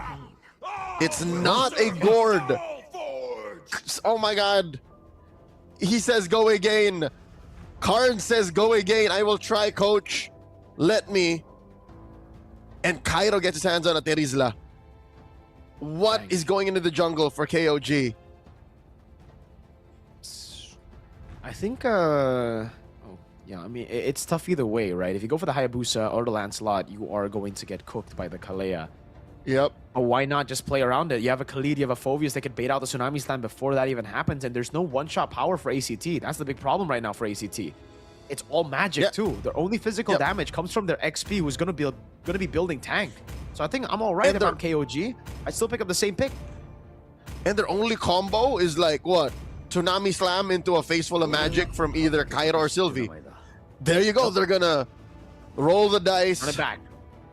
Flip the coin. look for the dice. Is that KO? Is that Valley Ties KO? All right, he didn't make it to the playoffs, but at least he's in Lad Prao right now. He's enjoying the show with his lady friend. Yeah. Always love to see it, man. Speaking of friends, KO and I are friends on Facebook. Oh, wait, is that facts? Is that cap? Someone confirm it, chat. Facts. Someone in the chat confirm it. It's facts. It's facts, All twin. right. All right, twin. Let's talk about the facts right now. 3 purifies over the 10 boys you see here on your screen. Zed and Payan with the respect against the Kalea. And as expected, it is not a Purify Phoveus. It's going to be Flicker for 33. He wants to make those plays happen, and he's okay taking the Tsunami Slam as long as that means that Kaizen can walk free and go for the ambushes that he did in Game 1. Let's see. Flakeo back on the Purify again. This could go very similarly to game number 1. And again, one more result like game 1 and we can call it insanity. How Carnes keeps forcing himself to play the Valentina. And looking at the ults, again, it's a worse, possibly a worse situation. Because he can only really still just use Crimson Beacon and Raging Sandstorm. That is the reality of the Valentina in game 2. All right. Taking a look at the emblems real quick. Oh, Nile with a cheeky little dive there. 33 goes for the concussive blast on the Phoveus. Nile, oh man, they're sandwiching him down. There's no waves here as well, but look at the time. With this time that he's bought, they're gonna go and invade the purple buff. Oh, Nile, what a move! The purple buff taken by KZ. Orange-purple start is vertical, jungling for KOG. KOG. Devious. That is shrewd of them to do here. Nile doesn't even get punished, Mirko! Just walks away, man. He just flickers out, rather, a blink. But this is a 3-buff start for KZ. And remember, Sylvie, he kind of needs Seros to be ahead for this Tsunami Slam Deadly Magic combo to be usable. At this point, I don't think anyone's going to die early on level 4. He might not even hit level 4, Zeros. He's only level 3 right now, and there's only 20 seconds before the neutral objective. Kaizen, on the other hand, very easy level 4 for him. He's going to go straight for it. I think this is just KOG who should play for tempo. With the way it's going, it's not evident with just 100 gold up, but Zeros is so behind. If you're looking for the combo, it's not even going to be Tsunami Slam into Deadly Magics just yet. But even the Deadly Magics alone might become Friendly Magics as KOG goes straight for the turtle. Sylvie alone can't fight this. Nope. He's just trying to spot him, you know, give vision over to Zeros. The thing is, Kaizen might not even need to retreat this. They might go from turtle to orange, or better yet, purple, right? No, they're just going to go mid. Payan doing a good job on Flakeo. The question lands on the Shadow Kill as well with the retry. As the Blazing Knight comes around to help him in case it wasn't enough. Hey, that's even better. Turtle to gold lane. And here's what hurts the most for ACT. It was the gold laner who went there. It's like being invited to a party and not being fed at all, sent home with an empty stomach.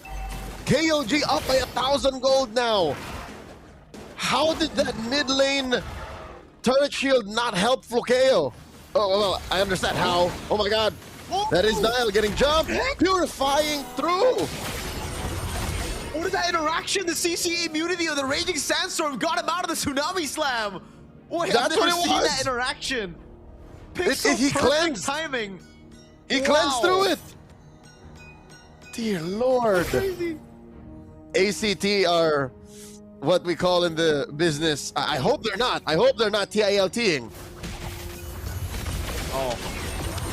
I mean, I don't think the TILT happens now, but if they lose this game, especially with some of the same picks for Zeros, Carnes, and Flukeo, first pick Harith, mind you, then we might be seeing a little bit of a TILT and a big question mark form right on stage there for ACT, because we've been saying, you know, best of 7, a lot slower, or maybe we should use the other term, a lot more deliberate, right? You can get into the game, into the series slowly.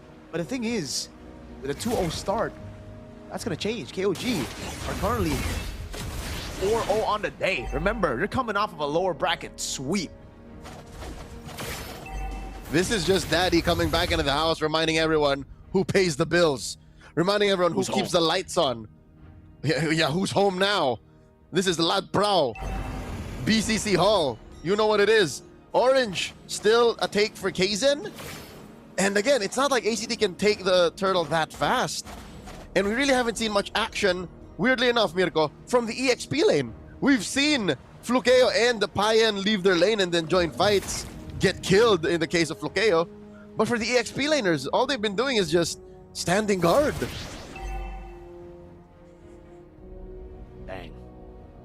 It's so slow. It's so deliberate. It's so efficient. Like the way they move around the map, the way they abuse the expanding rivers as well, because they go up top, they set the prio, they rotate Payan for double lane, and he might not even stay. He might just go back up top. No, he rotates over, he walks up through the bushes up top, still getting the expanding rivers, and KOG are still the ones holding onto the neutral objective, but they don't commit.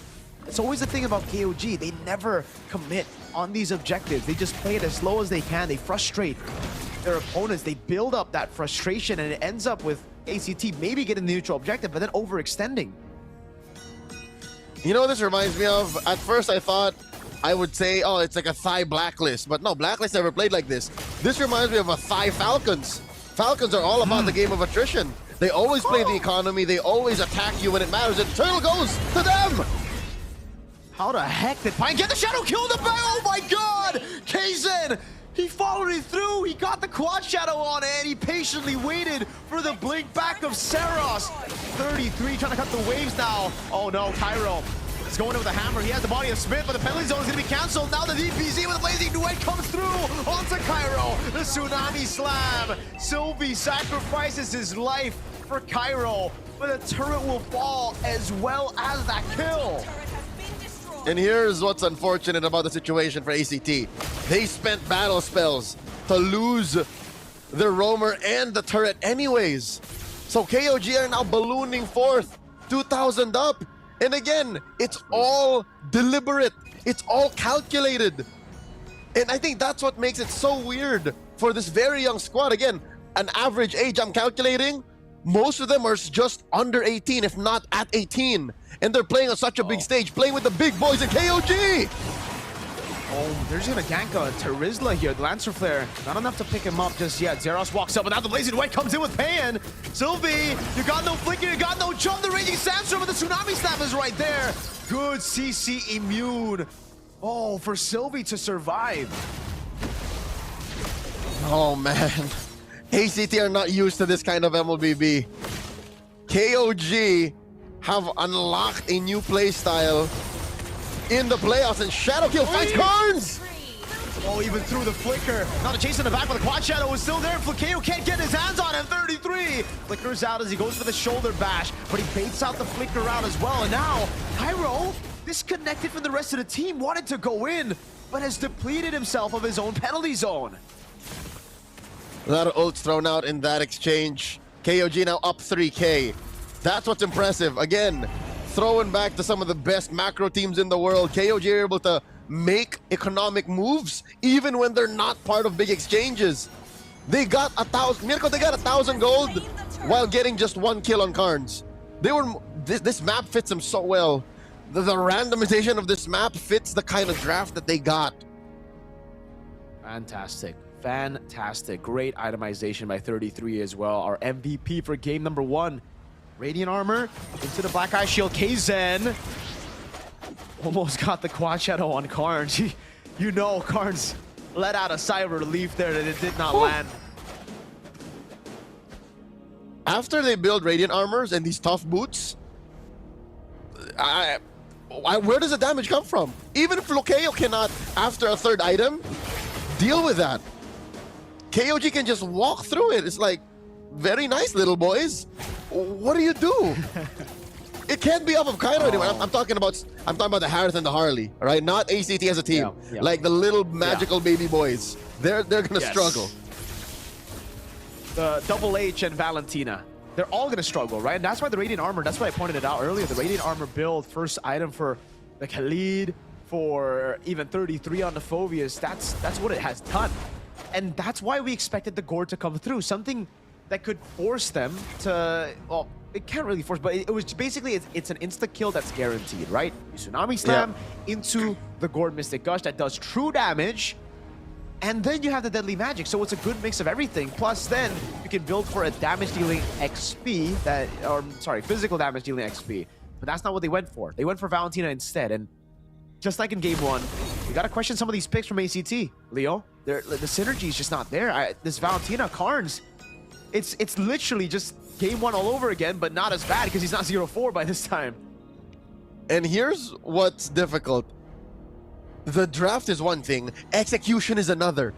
Even execution, again, the aforementioned deliberate approach to the game, the KOG macro, which seems to be a signature in MSL Thailand. Maybe them and just a few others are able to unlock it. It makes team fighting lineups like ACT act awkward. They are not in their element. This is not a fighting lineup. It's like look at that long lane control. Look at that long lane control. Brilliant. Everything, all the fundamentals are done to it's perfect down to the minute details. 4-0, full objective win. That's a free Lord to KOG. It's like watching a cog in a clock tower. It's just working perfectly. Everything rotating together to tell you the time. And right now the time is all KOG. It's so kings of gamers. It's in the name. They have conquered this style of MLBB, and that's why they've gone 9-0 in the regular season. Sure, ACT shocked them in the opener of the playoffs, but they do find one. Big battle here is now able to flick around. Now pops in a quick sand gun, but gets caught in the raging sandstorm stolen. But KZ goes into lazy duet, coming in from Payan, doing so much damage, and KZ picks up the kill on Sylvie. That's Flukeo with the trade. But look at the long team fight with 33, dunking on Cairo. It's a Lord on top of it that is still full HP, charging at these tier 2 turrets. 33 making his way into the mid lane, going for the clear, and KZ will be looking for the last tier 2 in the bottom lane as the Holy Shield gets procced up top. Not just Mirko, he made sure that Seros stayed hungry, and not the nice kind that wins you championships, but the kind that keeps you down as an already starved Harley. They're 3 levels down, and they're not getting any buffs. This purple buff would be a miracle if somehow Seros got it. He has a retribution. KZ is very far off, but that doesn't change the fact that I don't even know where the gold is now. It's 5,000 up. How much of it is in the difference between Seros and KZ? Seros ain't farmed up anymore. Seros can't even go through the Radiant Armors. What more being down on items? And because Dear it's God, so 3K! there you go, you have your answer. Oh my Lord. Yo, I gotta give props to KZ. In a game like this, most Hayabusas would just go Sky Piercer, but he refuses to fall under the Sky Piercer regiment, right? He just stays and builds normally. No Sky Piercer. It's almost as if the Sky Piercer wasn't even in the game. They looked for a pickoff here. They saw people down below to manage the wave, but unfortunately for COG, ACT have already recalled. The thing is, Leo, the only shutdown, the only bounty that ACT can collect is on KZ, right? Everybody else, there's no bounty at all. So how do you come back in this game? It has to be on KZ. You have to get a crazy pick. But I don't think KZ is that naive to just, as I say that, he got shadows into the bush. Hold on. I don't want to curse him, actually. Mirko, that is the kind of genius KOG is. They play such a deliberate game, a macro-centric approach that even killing them would not solve the issue. You take off 2 or 3 maybe at best, the map still doesn't belong to you. That's just what they have created here. That's the beauty of the draft that they've gotten. Again, through the leadership of Coach Justin, they have introduced, a play style that was first brought in years ago and now is running through the first team in the grand finals. ACT, they're still thinking twice if they can contest. They're actually just going to blitz it down. This is a gamble. Full commitment from KOG. Tsunami Slam, but it's only onto Nile. That's okay. KOG will take it for the Lord. Just for the Halid. Zed gets out the Crimson Beacon. KZ with the Quad Shadow. Now Flukeo. A little bit of damage. Sylvie can't walk up. And it's a winning trade again for KOG. They defend in the mid lane here, but ACT want to force it here. Plays it away to win a crown. Flukeo caught on the bad spot now. That's with the quad shadow for Kaizen as he goes in with the kill. Kaizen with the assassination. Insane targeting on Flukeo. I think they miscalculated how even at 14 minutes, with all your teammates around you, a turret is still a turret. They fought under tier 1. You see how it turned into the M6 Claude skin right there? It was still standing, and it got a lot of free hits. I'd reckon if you look at Flukeo's death replay stats, a good chunk of that damage would be from that turret. So KOG just forced ACT into making a rookie mistake, fighting underneath a turret with no backup plan to take it down. And it is just a forced error constantly, man. KOG, their deliberate playstyles really got ACT acting unwise. Now with the Khalid just walking up, basically baiting Sylvie to go for the Tsunami Stab. The Lord charges in. Kaizen again jumps in with the Shadow Kill. They're going to look for the pick. Oh, beautifully done. That's the shutdown they were looking for. A bit too aggressive by Kaizen. And ACT finally get something back, but they lose out on far lane turret. It's a bit too pricey even with the shutdown. Immediately the gold lead gets a chunk out of it. That is the kind of bounty you have on a Hayabusa at 5 kills. So you see now how it went down from almost 6,000 to just a little under 4.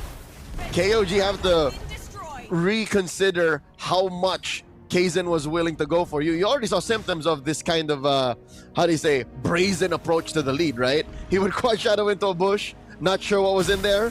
Here it happened inside the base. Many a championship, Mirko, was lost because of being in a wall behind like that.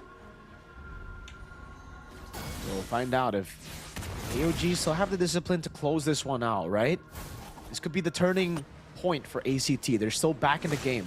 It was a 5,000 gold lead that was constantly building up, now down to a 2.6k gold lead.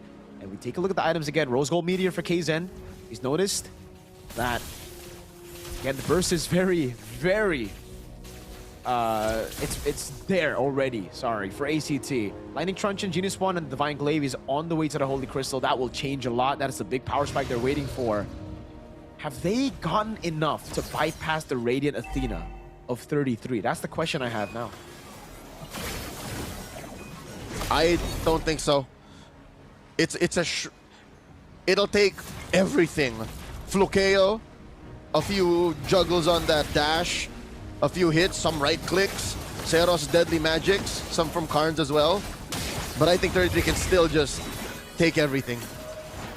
Yep. Slow, Shadow Kill, and Retribution from Kaizen. Tsunami Slam desperate on now. The penalty zone in the back line is paying. Goes in Blazing Duet, 33 in the back as well, doing a good job onto Seros there. As that's going to be Flukeo doing damage with his Zaman Force over on Nile. But they do it so well, they play it so patiently. No more resources to chase, but KOG have gotten what they wanted. The Lord for free. And they get a flicker out of Sylvie, a purify out of Flukeo, with nary a battle spell spent. So KOG were definitely in control there. They knew how much they were getting. They knew how much or how little they had to pay for the price. And a little bit of silver lining for our underdogs here, ACT. They at least get to taste their orange. Put it on Seros. Oh no, wait, they put it on Flukeo. Okay. Tsunami Slam again though. It's desperate Raging Sandstorm from Nile. Not combo with the flicker. Oh, Kaizen finds the quad shadow to get Zeros down. Now it's paying with a winner crown and the Blazing Duet. Cairo all alone with Flukeo gunned down by Payan. And now it's 33 who walks up. Gets slain in the end by Cairo. But the base is wide open. And KOG get game number 2. That's 5 games in a row today for KOG. If today's matches were just a best of 9, they would have made it through. But alas, it's a best of 7, and KOG's momentum is undeniable. 0-2 again. What do you expect from a draft that looks similar? ACT, the adjustments weren't right. Not enough. Even though Kaizen made a mistake here, it was traded for a turret, a base turret that basically guaranteed them neutral objective. How deliberate they play? And then in the end, it was just desperate plays over and over again, forced errors committed by ACT. KOG really had them down, man. They held them down. They knew how to read them out. Flakeo, insane mechanics, but when you're fighting against a team who have that macro advantage, who's able to build the lead before the fight even happens, that's what happens. The mechanics don't matter. The Purify was already baited as well. GG. Well played to KOG. And they are one game away from going to match point. Again, first to four wins the inaugural MSL Thailand Championship.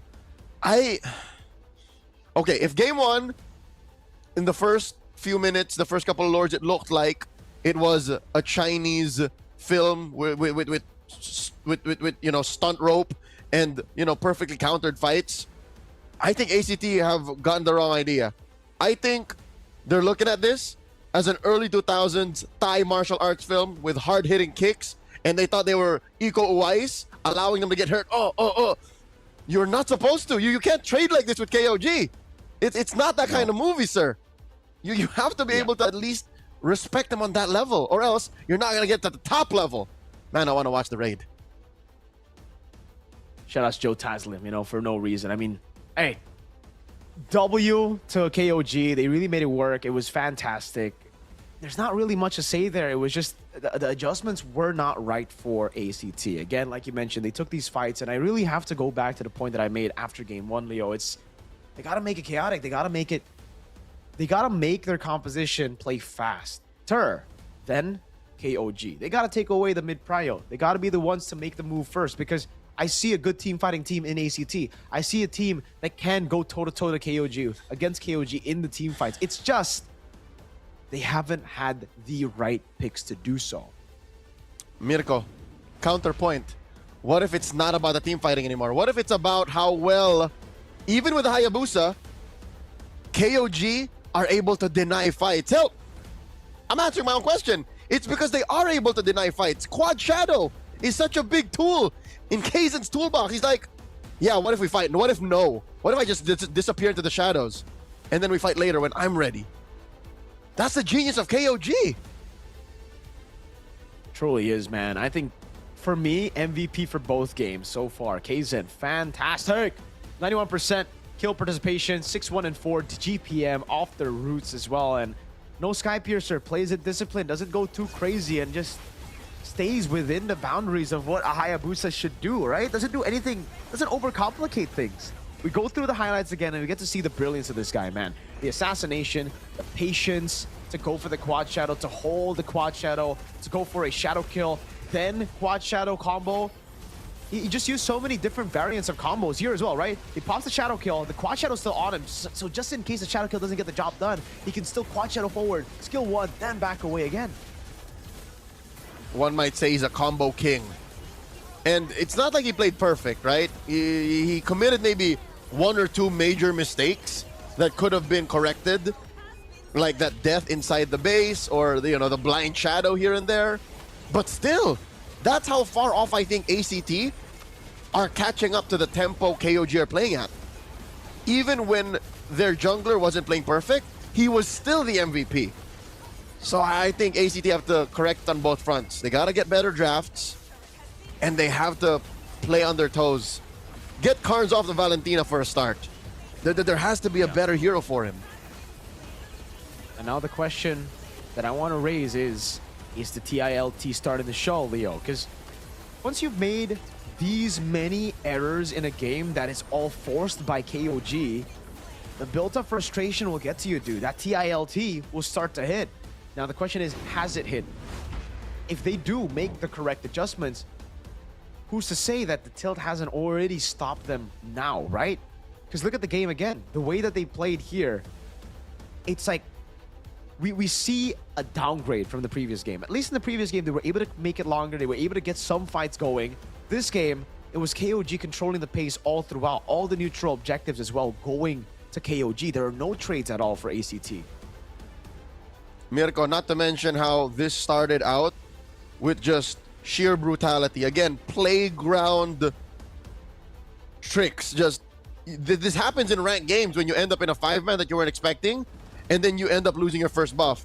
Kaizen started with 3 buffs For those of you who don't remember, in this 18-minute game, Kaizen started with 3 buffs. So fix that first. At least get into a position where in the early game to the mid, it's at least a 50-50. And then play off of Flukeo. We know that Flukeo is capable. We know that this was going to be a gold lane matchup anyways. ACT haven't been able to make it that.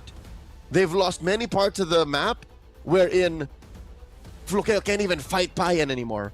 So this allows for Payan to become the superior 6-7 athlete. And that's not how this goes. That's not how this goes. Yeah, definitely not. Flukeo, I wonder how he is on the Claude right now, because yes, they've been picking Harith. I understand go Harith if you're really just looking for team fights, and the Harith would be superior in most cases. But if you wanna, it's two things now. If you pick up the Claude, right? One, it's still a pretty good pick for you if you can play it well. But I think more importantly, you take it away from Payan. This guy's crazy on the Claude. Maybe he's crazier on the Harith. That's why they prior the Harith. It's a big question mark for sure. Big question mark. Gonna be thrown at Shadow. He's gonna have to figure this out because it's so tough. You deal with the jungle, you ban out all the utilities, you still see the Hayabusa, right? You take the Harith because you don't want Payan on the Harith. You see a Claude and it's played even better than the Harith. If you take the Claude, who's to say they don't just go back to the initial style that is banned away and denied away from him? Okay, since we're on the topic, what if ACT ban the Harith, pick up the Claude, just for good measure, ban the Moskov? I know that's a 3-step process that might not even happen. Takes too much to do that. Where does Payan end up? Like, that's a good question. Like, I think that might be the most logical way to compromise KOG right now. Does he end up on a carry? Does he end up on a Granger? Like, well, where else? At least it's a step. At least it's a way. At least it's effort, right? They got to try to do something different, because if they continue to just do the same thing, which they have done in the last 2 games, ban out Kaizen's utility, I just don't see it. I think he's way deadly on the Assassins right now, right? You got to deal with that. Yes, utility is annoying. Yes, he is a threat on the Guinevere. You can still ban the Guinevere. You can still ban some of the utility jungles. โอ้เป็นยังไงเจอเรา2 คนแบบนี้ นะคะแปลกตากันนิดนึงแต่ว่าขอพักเบรกเกมมันๆกันสักครู่หนึ่งนะคะเพราะว่าตอนนี้เราได้ออนกราวนี่บอกเลยเกมเดือดไงเกม เดือดมากเกมเดือดคนเดือดหัวก็เดือดด้วย หัวเริ่มอุ่นๆละเริ่มอุ่น ใช่นะคะก็ตอนนี้นะคะพวกเรามาทำกิจกรรม ใช่แล้วเพราะว่าคนเยอะมากก็เลยอยากจะวัดกันหน่อยว่าแฟนคลับฝั่งไหนพลังเยอะกว่ากันใช่อันนี้คุณโดยส่วนตัวคุณทีมเชียร์ทีมอะไรก็ต้อง KOG ดีวะยืนฝั่งนี้เขายืนฝั่งนี้หน้าฉันก็ไม่น้อยหน้าเพราะว่าฉันก็เชียร์ ACT จ้าน อกจากเราจะสู้กันแล้วเดี๋ยวเราให้แฟนคลับเขาวัดเสียงกันหน่อยดีกว่าพี่ปางจะเริ่มก่อนหรือหนูจะเริ่มก่อนเธอเริ่มก่อนให้เกียรติได้เฮ้ยขอดังๆนะอย่าแบบอย่ายอมนะขายหน้านะโอเคขอเสียงแฟนคลับ KOG หน่อยค่ะไม่ยอมค่ะไม่ยอมบอกเลยฝั่งนี้ก็ไม่ยอมแพ้เพราะว่าฝั่งนี้นอกจากจะมีเสียงแล้วมีป้ายด้วยอยากให้กล้องแผ่นไปที่ป้ายด้วยนะคะเมื่อกี้เราไม่ได้เล่นเลยเล่นอะไรป้ายเราก็มีป้ายเดี๋ยวเราให้โอกาสโอเคเดี๋ยวขอเสียงก่อนอันนี้ขอเสียง ACT หน่อยค่ะ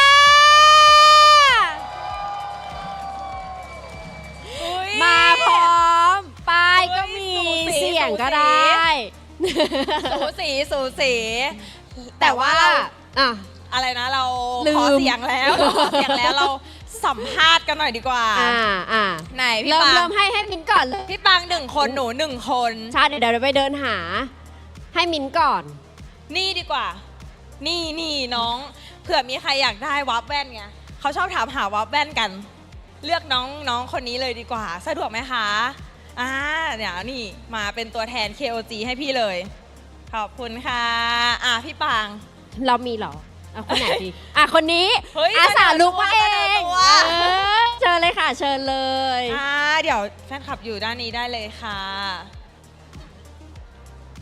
โอเค แนะนำตัวกันก่อน แนะนำตัวพี่ปังก่อนได้เลยค่ะ ผมชื่อจุนครับผม จุนมาเชียร์ ACT ครับผม เย้ฝั่งหนูบ้างฝั่งหนูบ้าง ชื่อนัตตี้ค่ะ มาเชียร์ KOG ค่ะ นี่ KOG ดิวะนี่เขามีป้ายนะ แล้วป้ายเราอยู่ไหน หนูมีป้ายนะหนูมีป้ายนะ นี่ เฮ้ยรีบแล้วรีบแล้ว มีหลายอันด้วยตายแล้ว เชียร์หลายทีมเชียร์หลายทีม มีหลายอัน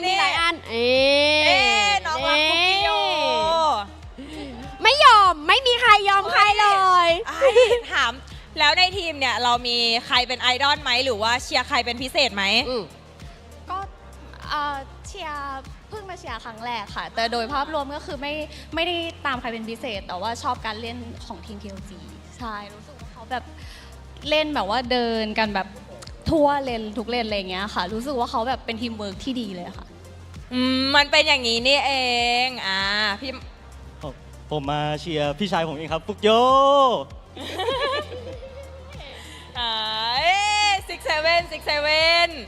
แล้วเนี่ยคือตอนนี้สถานการณ์มัน 2-0 เราถาม ACT ดีกว่า เราคิดว่า ACT จะทำแต้มได้ไหมในเกมที่ 3 นกฟินิกซ์มันเกิดใหม่ได้ครับ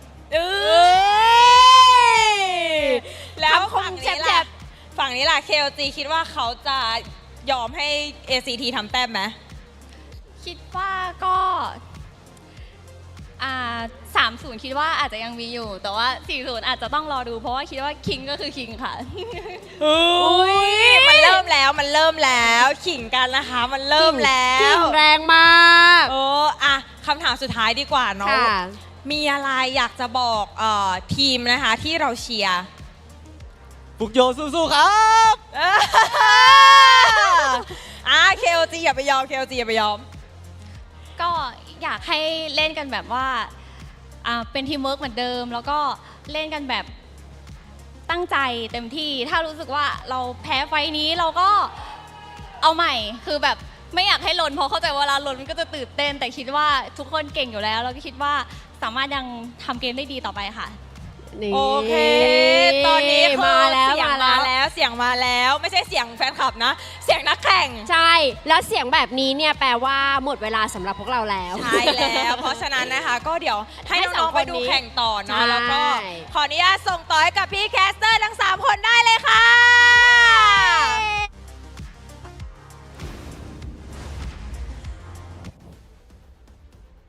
Kapkun Club to Minimint and iBaby, despite the shocking start for their fan screaming or cheering showdown. It's good to see that at least ACT fans are still in it. So they haven't lost hope. They are not, as we say, on the TILT yet. Safe to say. Hey, they did a good job. Very, very good job there.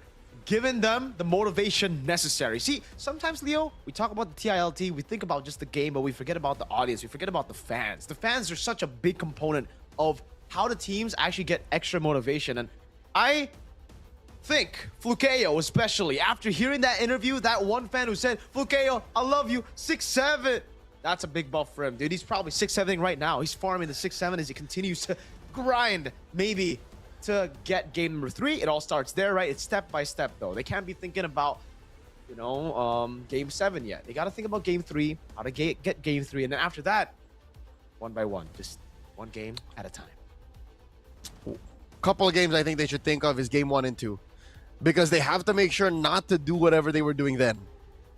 There's very little, I think, that's scavengeable or salvageable from those games, because sure, there was some fight in game 1, but I think they need to reset. It has to be a totally different angle. Maybe go for that gold lane trade that we were talking about, but it's gonna cost them, because consider this, to be able to do that, they might have to concede the Freya, which is, in my opinion, and I'm sure you agree.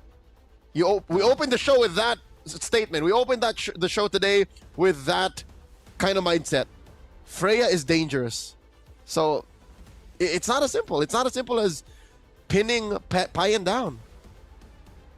Yeah, you're right. You're right. I don't think they let go of the Freya though. That's something that just don't do, brother man. Let's take a look. Random map draw. It is gonna be dangerous grass. There you go.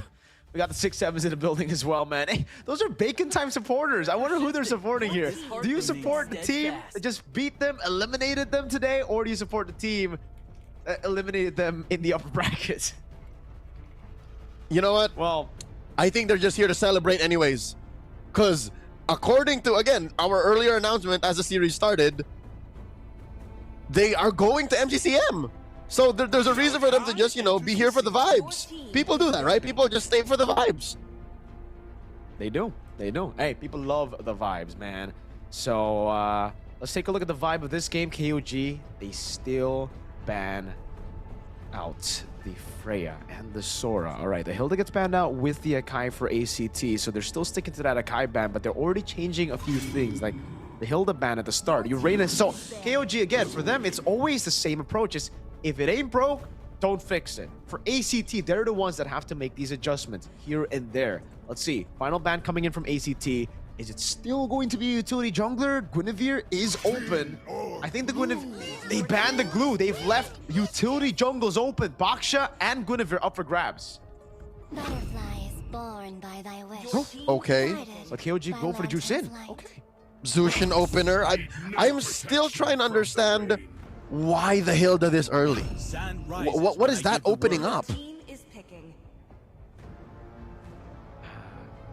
No, but they go for the Baksha, and I really think the Guinevere is still a very, very good option to take right now for KOG. They can just go Guinevere.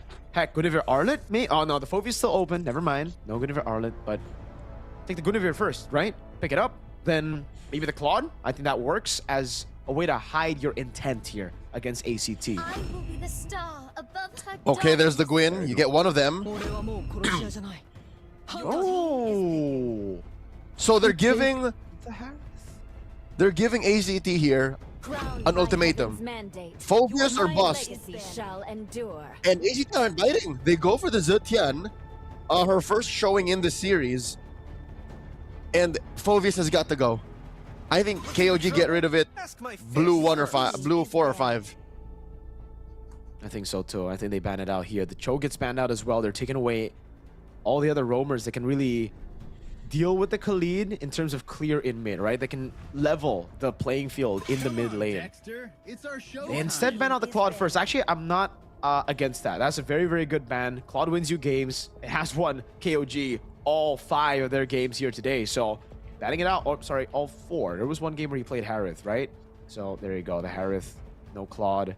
They just double down on the Moskov. I still think the Fovia should be the ban out, especially if they are considering an Arlet pick here. So ACT, if they don't ban Arlet, KOG go for the Phobius ban, and it kind of forces ACT to pick it away from KOG. Because if not, KOG get a ridiculous comp, dude. Guinevere Arlet with Harith and Juicin. That seems like an almost auto-win situation.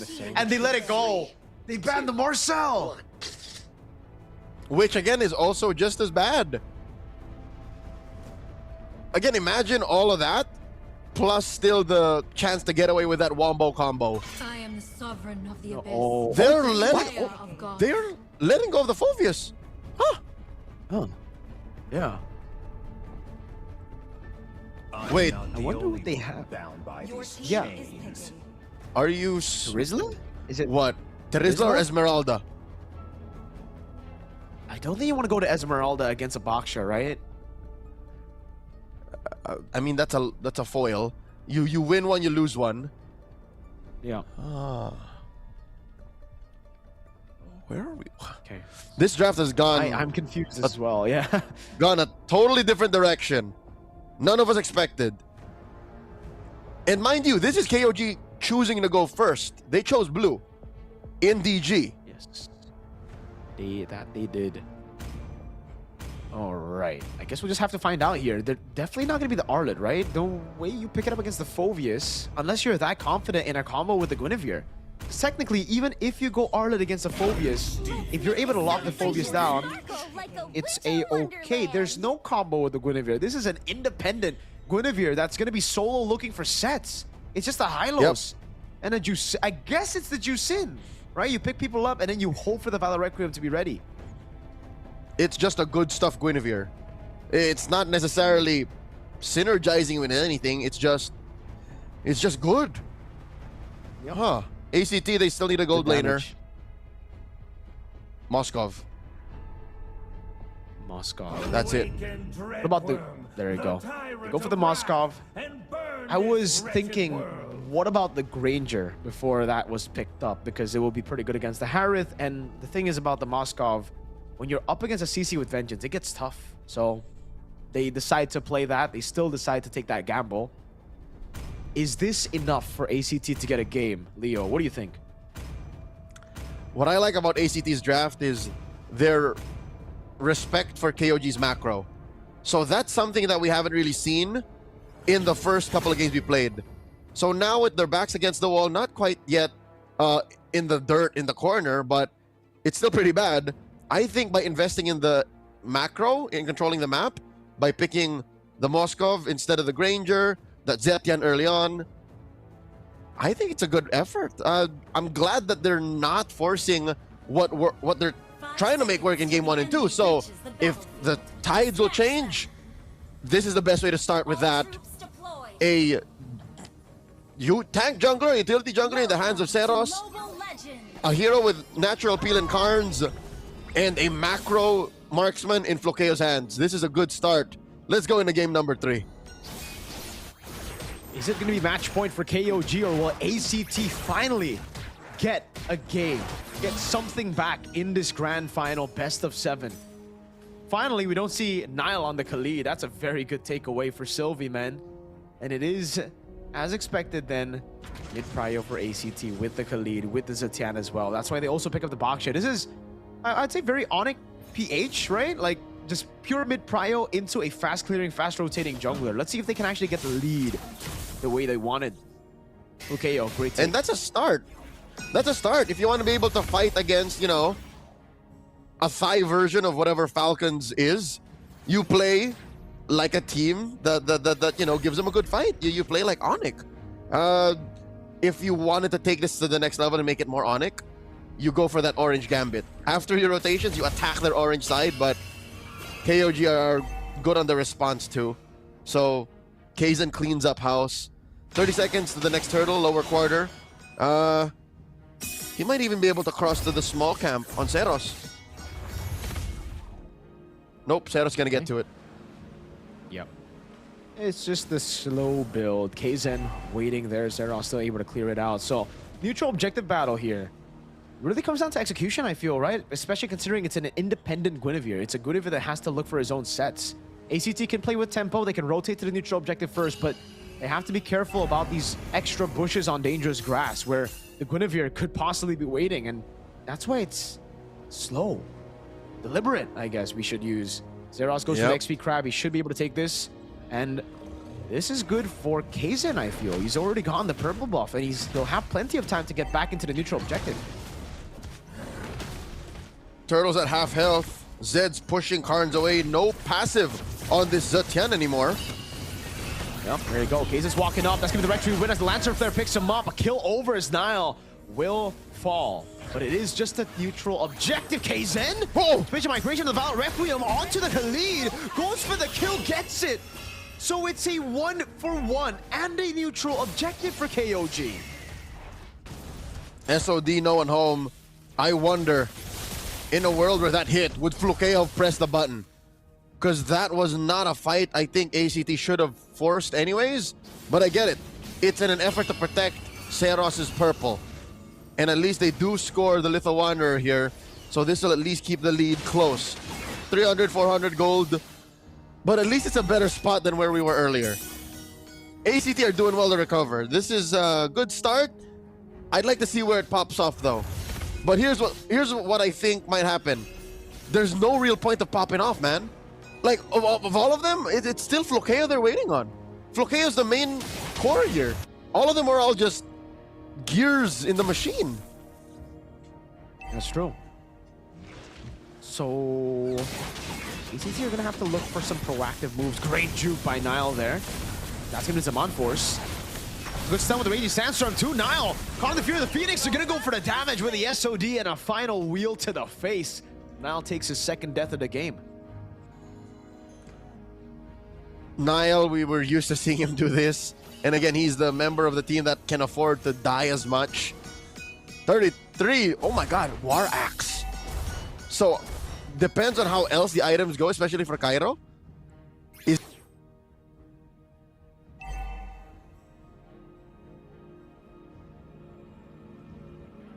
Seen him get an MVP off of a hero like this.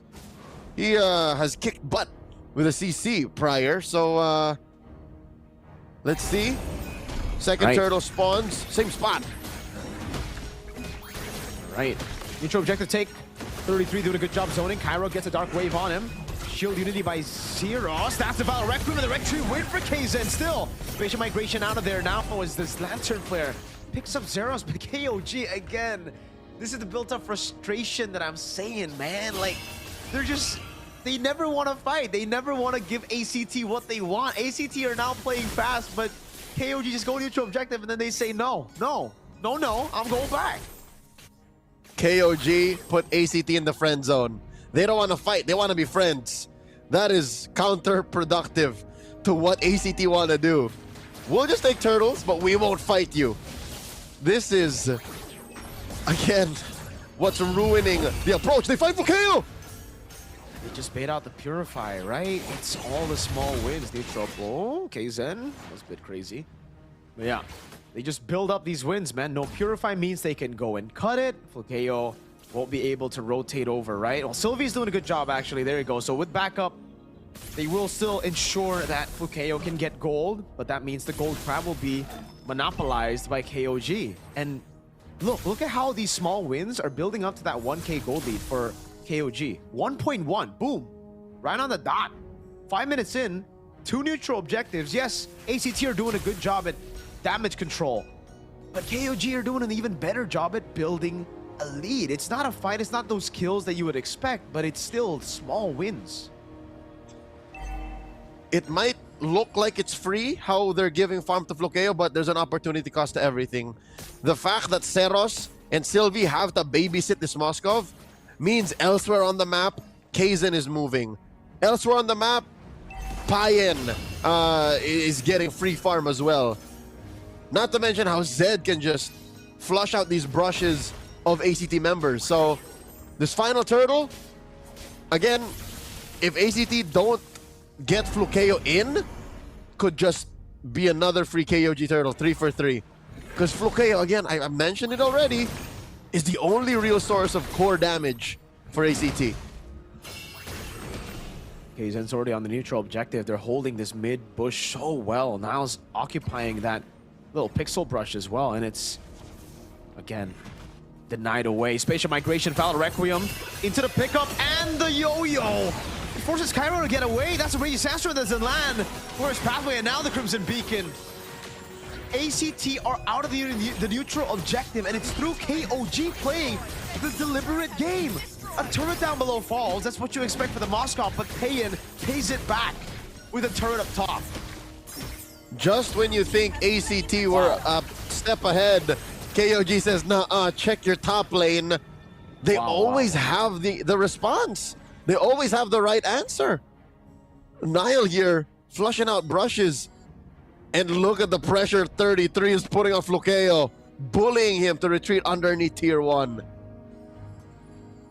What do you do?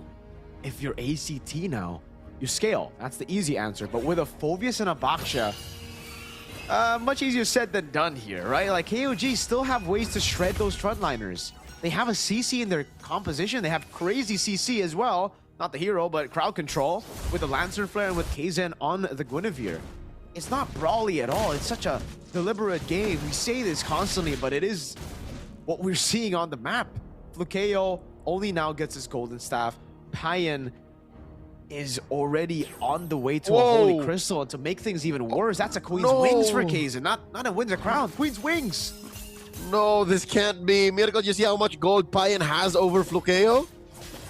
How much? Almost 2,000 up. Almost 2,000 up. What? See, those are the small wins. The monopoly on Gold Crab. See?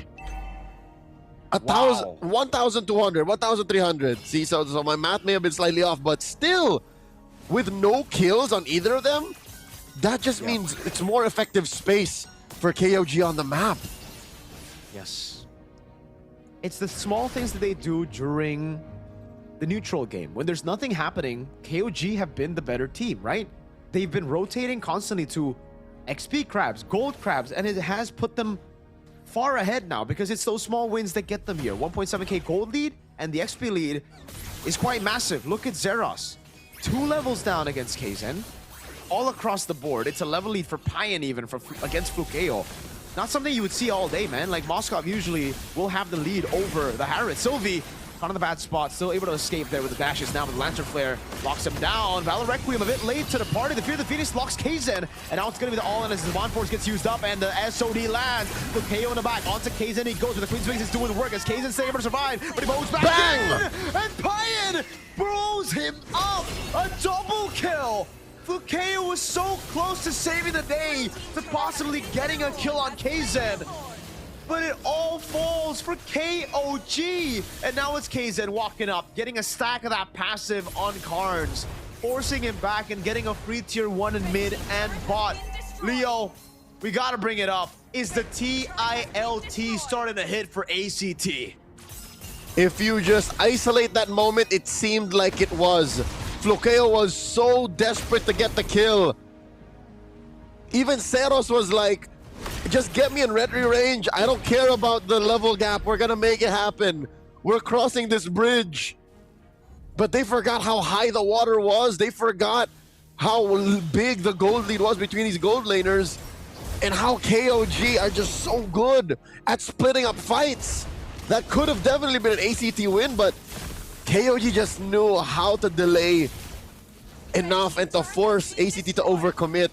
And now they have a Lord. Now the map belongs to them. It's blue. Mirko, Flukeo will have to struggle to get anything out of the map now. Oh man, not just Flukeo, even the utility jungle. Look at that. Zeros baited out already. Flukeo tied up with the current call. The Fear of the Phoenix is baited out, and Flukeo was all alone. He has to purify, but what will it do him? Nothing. Flukeo isolated against 5 members down below as the Lord almost solo took the turret. Kaizen! Spatial migration of the Valor Requiem into the Winter Crown that he just purchased. Sylvie gets away with the quick Sand Guard. Oh, the healing saved him there, and the Holy Shield as well. But they want to go for the base turret, a far lane base turret with the First Lord. Payan already popping into Monfor. He's going to go for the turret right now. It's a full lock onto it as Cairo jumps around with the Infernal Pursuit. And ACT keep it alive. Oh, but KOG, Leo, there's literally no bounty on the map with a 5,000 gold lead. It's the same thing as game 2. You can pick apart this lineup, but at the end of the day, that's not what gets them down. The only thing that could beat them is a mirrored macro play or a clean wipeout. Neither ACT are capable of doing right now. KOG fans are feeling it in the stands. Oh my lord. Mirko, what at least ACT can hold on to, evident in that push down bottom, is the one weakness KOG's lineup has. They have no clear turret killers. There's no wave murderers. They all have to punch these minions the old-fashioned way or slowly burst them down with attacks and skills, but there's no marksman. So that's one thing they can be thankful for. They can at least defend underneath their base. Did they just concede the Lord? That was a retry from Zeros. I mean, he needs everything he can get. Maybe that's what he thinks he can get. Maybe they don't go for the neutral objective this time around. Oh, I wouldn't blame him. 13 seconds for Zeros, so it's not going to be the end for him. He can still rotate over, but Kaizen's already starting it. And at least now, you can see where Flukeo can be very useful. No, they're not even contesting, right? Yeah, no contest. Nope. Unless... I don't blame him. Zeros? From the side? No, he's on the way. Shielded a knee. Tries to go for the ride, man. The Valor Requiem gets used up. The Spatial Migration as well, but now the Fear of the Phoenix catches all of them, but they play it slow. It's just a curtain call. Blitz from 33! And the Spatial Migration. Look at the damage of the Synchro Vision and the Unlead dashes. 33 is melting through the front line of ACT. Tis why the Harith was constantly denied out of Payan's hands. If you thought His Claude was a work of art. His Harith is a masterpiece. The magnum opus of KOG's possibly first MSL Thailand Championship run. They jump on Flukeo and it's over now. It's just a matter of time. Ladies and gentlemen, the match we thought was gonna go all the way. It's match point for KOG. One game away from hoisting that MSL Thailand trophy. One more, Payan says, one more. The Kyrie Zed urges the KOG fans in the stands to make noise. What must it feel like to be an ACT fan now? They're in disbelief. I mean, we don't even need to ask the question for KOG fans. Look at them celebrating in the building already. And it was this final fight, right? Like we were talking about the scaling portion of the game. Yes, Seros and Cairo can get tanky, but that's where the CC comes in to shred you down, and it was brilliant. Sylvie falls as well. Folks, if this was a best of 5, it would already be done. There's still a chance. We've seen teams come back before. But do ACT have it in them? A team that made it here through open qualifiers. Mirko, looking at the run of the playoffs so far, no match has gone further than 4. If there is a pattern here, it's that the end is nigh. What else does ACT have up their sleeves? What's left in the tank? I'm not counting them out. I'm more asking important questions. What else can they do to stop KOG's rampage? If I had answers for you, I'd send it to the coach right away, brother. That's the thing. It's just, it's sad to see a team do so well in the upper bracket run, actually beating KOG, but then it's impressive to see KOG's adaptation, Leo. Like, they came in today as the regular season KOG. The teams, or sorry, analysts were all expecting, casters all around Thailand were expecting 9-0 invincible run in the regular season to a drop in form in the playoffs to now a refined version of the regular season version of KOG.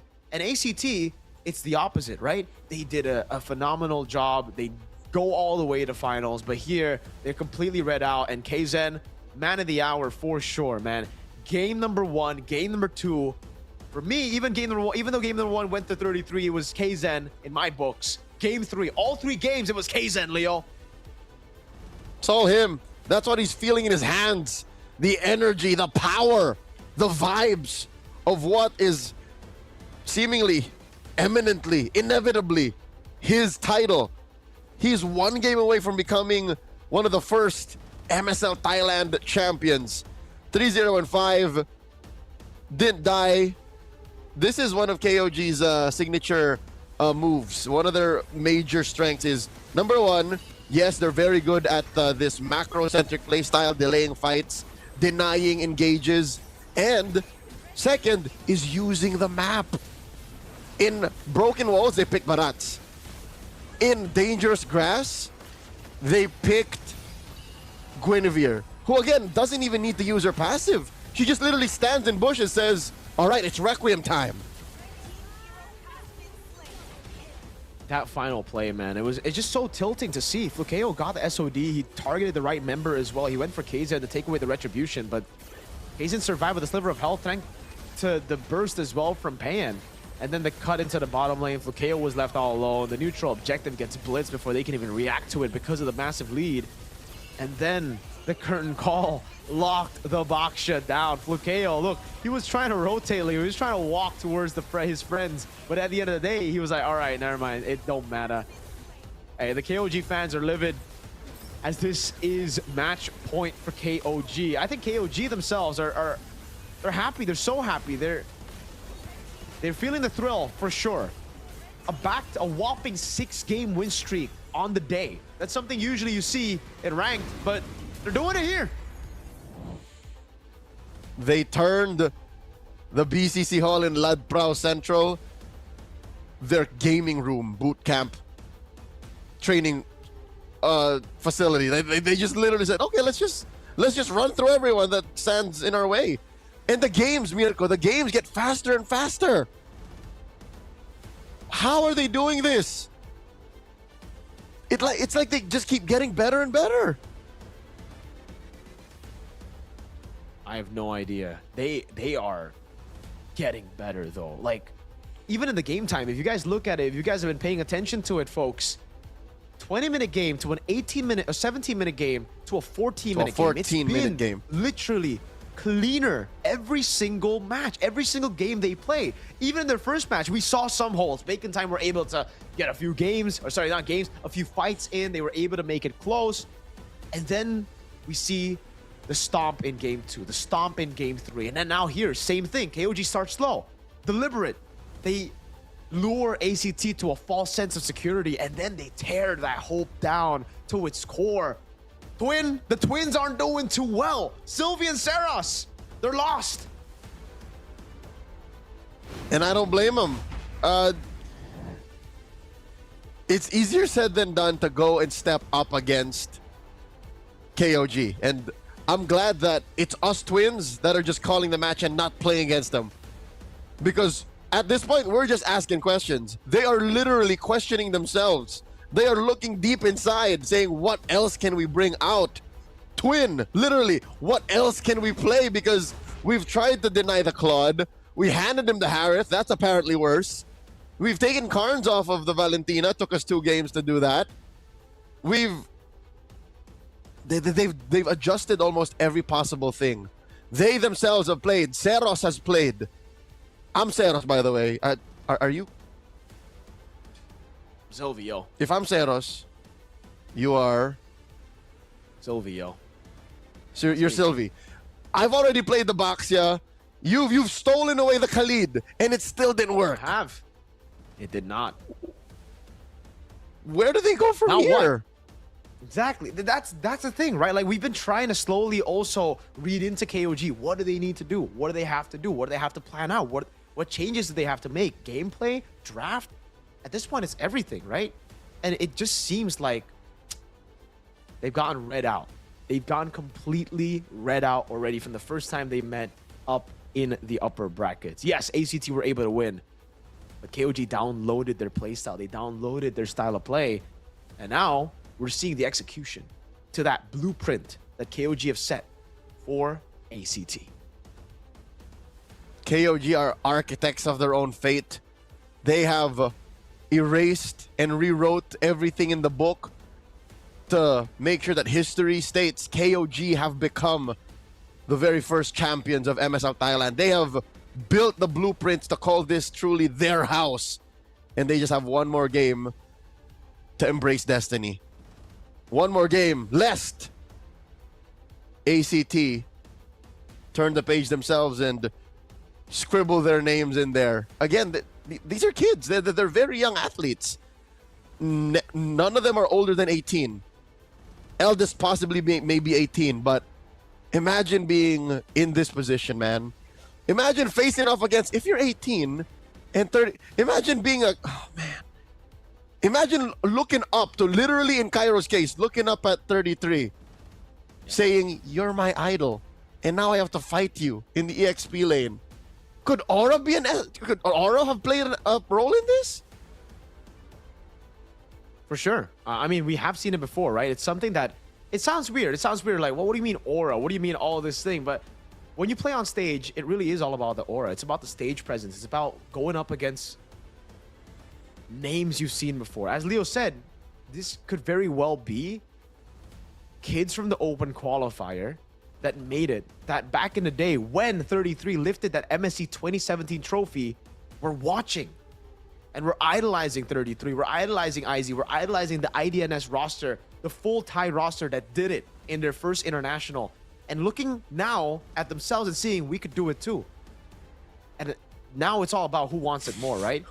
Going up against your idols, you gotta lock in, bro. At this point, it's make it or break it. It's 3-0. You've had 3 games now to lock in. Wake up. Is that all you got? Wake up. The dream is over. Wake up. You are on stage. You're living it. There are hundreds of people watching right in front of you, thousands, maybe millions total overall watching, and your ticket to Paris, France is on the line. KOG can basically KOG can smell the baguettes at this point. They smell the freshly baked croissants. Oh, dude. I'm pretty sure Kaizen and Payan are now planning their trip to the Eiffel Tower. Like that's how close they are. Yeah, they're literally a game away, and it doesn't look like it's a far-fetched. It doesn't sound like it's a far-fetched idea that we can say that KOG's got it. They've got it all throughout, and they look composed. Look at it, they're veterans. The reason they've gotten these imports, the 3 imports, and a veteran in XP is because they were banking on the fact that experience would carry them, and so far in the playoffs, it has, Leo. And I don't think it's just experience. I think it's also wisdom. Oh, yeah. It's the knowledge to say, take this fight. The knowledge to say, that's a worthy trade in the draft. The knowledge to say, we can take this, and you can force this issue. So, what is this? Is this magic? Is he casting a spell? No, because no, Mirko, I'm not gonna lie. That might be what it takes. There has to be something preternatural occurring for this to change, and we have a last-minute substitution. Cairo is out. Piper is coming in. When was the last time we saw Piper? Need? Early on, first match ever. I remember casting a Piper game, so yeah, that was the last time we saw Piper. That means they've ran through their whole... They made it through to the last stage of the playoffs, to the grand finals first, without Piper. And now suddenly, what's going on with Cairo? Why? I have no idea, Leo, but it's something they need. They need a change of pace. They need a change of something at this point, right? Or it's going to go the same way. A power sub, a super sub moment, perhaps. Something that could really etch his name. I mean, etch the team's name in history. If this were to work, Leo, if this reverse sweep were to happen with Piper in XP. ACT fighting. The fans still believe in the dream. Mirko, I can only imagine the discussions online if Piper were to be able to make this happen. If Piper were even able to get ACT back to Game 6, even just Game 6, I can imagine the ACT fan base going wild. We're going to Expanding Rivers. I want you to, before the draft begins, I want you to put your mind into a place where we're looking at MSL Thailand Week 1, Week 2. How different does Cairo play from Piper? I think for me, Piper's way more aggressive. Early on, especially for the neutral objectives, he's there to just create space for Zeros. That's what made him special. That's what made ACT special early on in the weeks, right? They were aggressive. Maybe that aggression got read out. That fast tempo that I saw got read out, and that's why they struggled in the middle of the season, and that's why they had to bring Cairo. But if we were to think about that again, and we were to go back to a few of the points we made early on in the best of 7, early on in the first few games, we did say ACT need to make it quick. They need to play faster than KOG, and that means it fits the bill. Piper might be the solution to playing faster. It's just now, is it too late, right? You always have to ask that question if you're at match point to bring in someone like this. All right. A lot of factors coming through. Yes, they need a little bit of speed, a little bit of aggression, a little bit of proactivity out of the EXP lane. We don't know for sure if there might be some aura involved. Again, intimidation out of your idol. 33 to Cairo. But also, something that we haven't mentioned up until now is Piper hot enough? KOG start off here with a Zushin. Is Piper hot enough, Mirko? Because unless he's been doing jumping jacks throughout game 1 to 3, he's just been sitting, he's just been watching, studying KOG. But how are his in-game senses? How are his fingies? Oh God, I'm not a fan of this, dude. Well, I'll answer your question. I don't think so, right? He's definitely not warmed up. He's playing, right now he's heated up by just the situation alone, Leo. That's true. Speaking of, Baksha Khalid, the Claude is open, you've banned the Harith. You've basically given Payan a free Claude with nothing to answer it with, right? Neither of these heroes do anything to the Claude. So, Hyuko puts his hands up saying, oh yeah, we got the Claude. And of course the Cho, who almost single-handedly stops Khalid from praying. That's the thing. That's the thing. They got the CC. They got the dashes right now. ACT, do they build on already a crazy early game comp with a Phoveus to guarantee neutral objectives? Or do they just go? Because at this point, you can't even go Yi, right? There's a Claude there. It's tough to pull it off. And if you don't go for a marksman, never mind.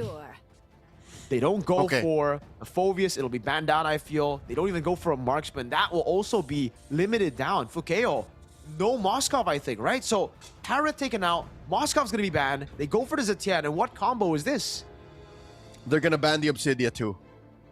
I think KOG's going to ban the Obsidia as well. You're right. So the question is, what's left? What's left for Flukeo?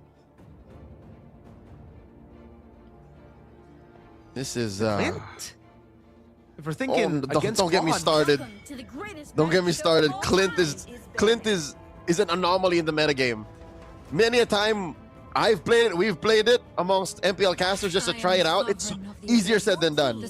So the teams that get away with winning with a Clint are not the norm. Oh, they banned the Obsidia. There it is. Banned the Moskov too. Yeah. I think it'll be the Obsidia Moskov here, final ban.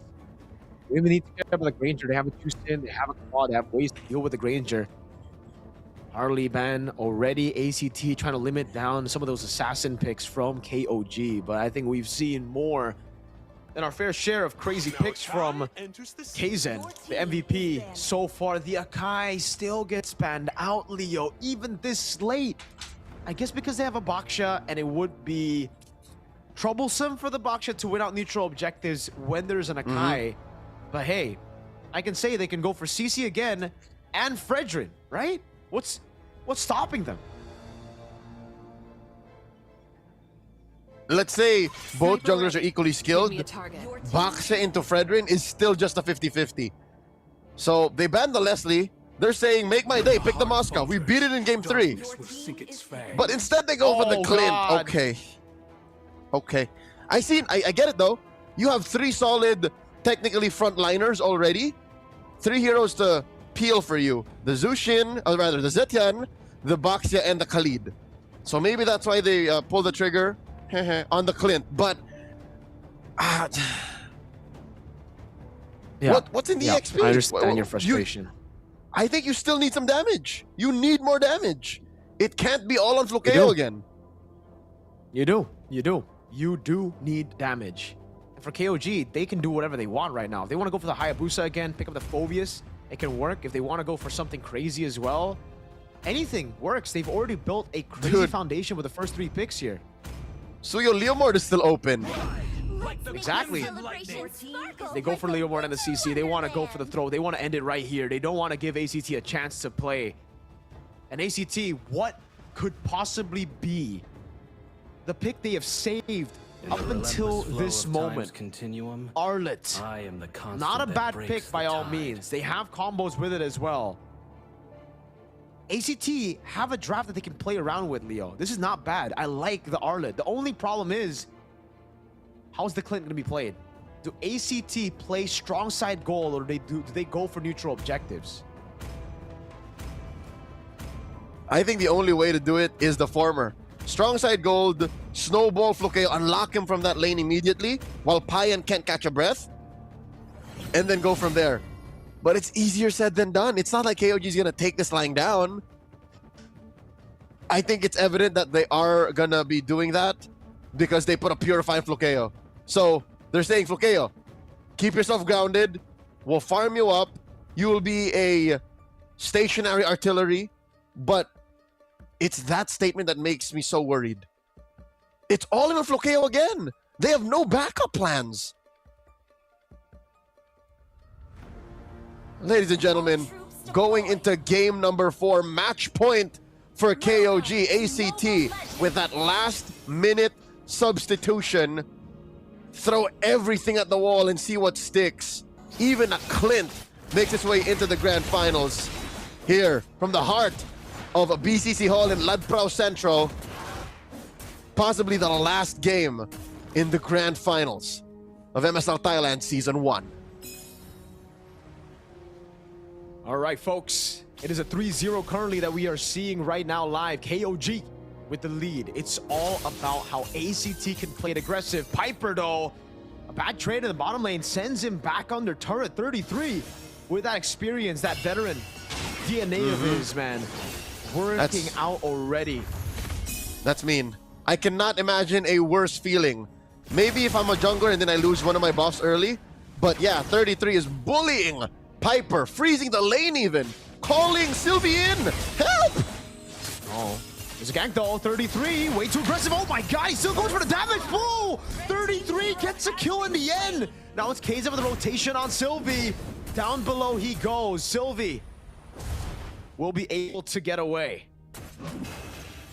Still ends up as a trade, 1-for-1, and it's not like it didn't cost him anything. KOG actually got some loose gold on the clapback there, up by about 100, 200, leading up to the first turtle spawning lower a quarter. I know I said I predicted they would go strong side gold, but we haven't seen any rotations for there. So Flokeo is just going toe-to-toe with Payan. It's an island for the gold lane. All right, neutral objective. Zeros is on it. He's going to be looking for a Phantom Steed early. Onto Sylvie he goes. They're going to go for the fight instead. It's an all-in onto Sylvie right away. He's able to flicker out the safety. Oh, they're going to go for the fight, Leo. And that is 33 taken out of the equation. Turtle to ACT. KOG are getting bullied. Piper with 2 kills. Mirko, it seems to be enough. The Piper gambit is working. The Piper play.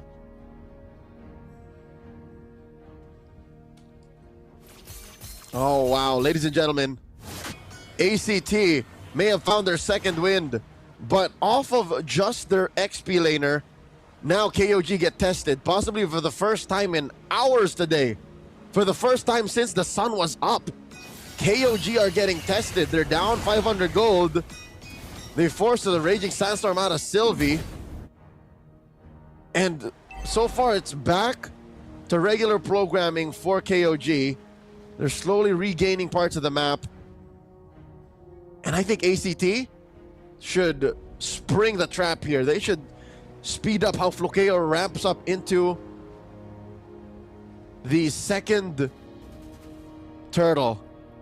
About a minute from now. Zeros looking for the jump. Pushes Nile back. And he's going to commit Zed to the rescue. That is the way of the dragon plus the flicker. All right, Zeros didn't really lose much on that. Nor did ACT. ACT still in the driver's seat, pushing the tempo against KOG. Oh. This is what they need, Leo. How fast they can go with Piper. They gotta go for those brawls, and so far it has worked, right? Hey, could be a crazy super sub situation. Payan up top, trying to survive. Zeros with a shield unity. Good juke by Payan, but he gets caught with the Raging Sandstorm, and Zeros kept the shield unity. A different pace entirely for ACT, out-rotating KOG. Way the dragon, bringing him back. Lancer and Flare comboed in together, throws in under turret, but Sylvie's able to get the quick sand guard in time. And Kaizen cannot help just yet. It should be a free neutral objective to ACT. Hold on now. Oh. Now with walk up, gets to kill Sylvie. Has to flicker out. That means now it's KOG with the lead. KOG are a man up. Zeros looking for targets. Jump style. Dikundo and the red tree, perfectly balanced combo together. Piper with the final slash, but now gets caught with the Lancer Flare, thrown back at everybody, and has a blaze into it even on Piper. He tries to survive, but Kaizen takes him out, and the gold lead is back to basically nothing. They level the playing field. They stopped Piper from running through them. This was key to KOG's success in stabilizing. Again, they lost so much in the gold lane. Payan now has to farm without a tier 1. But with that sequence alone, at least they stopped the bleeding. They're not out of the woods just yet. KOG did get the second turtle. If they secure the third, And they give, oh my god, Flukeo. He's fine. Oh, the clapback from ACT coming in. All right, really find they're it. too deep. Yeah, way too deep. But they baited out Purify. That's already worth it. Nile now can get a free initiation on him. And there you go. You can already see it with the curtain call as well. Nile, not in range though. A bit too aggressive by 33, getting a bit too hasty here. Maybe, I mean, I know they're at match point, but they gotta be very, very patient. They gotta still stay deliberate.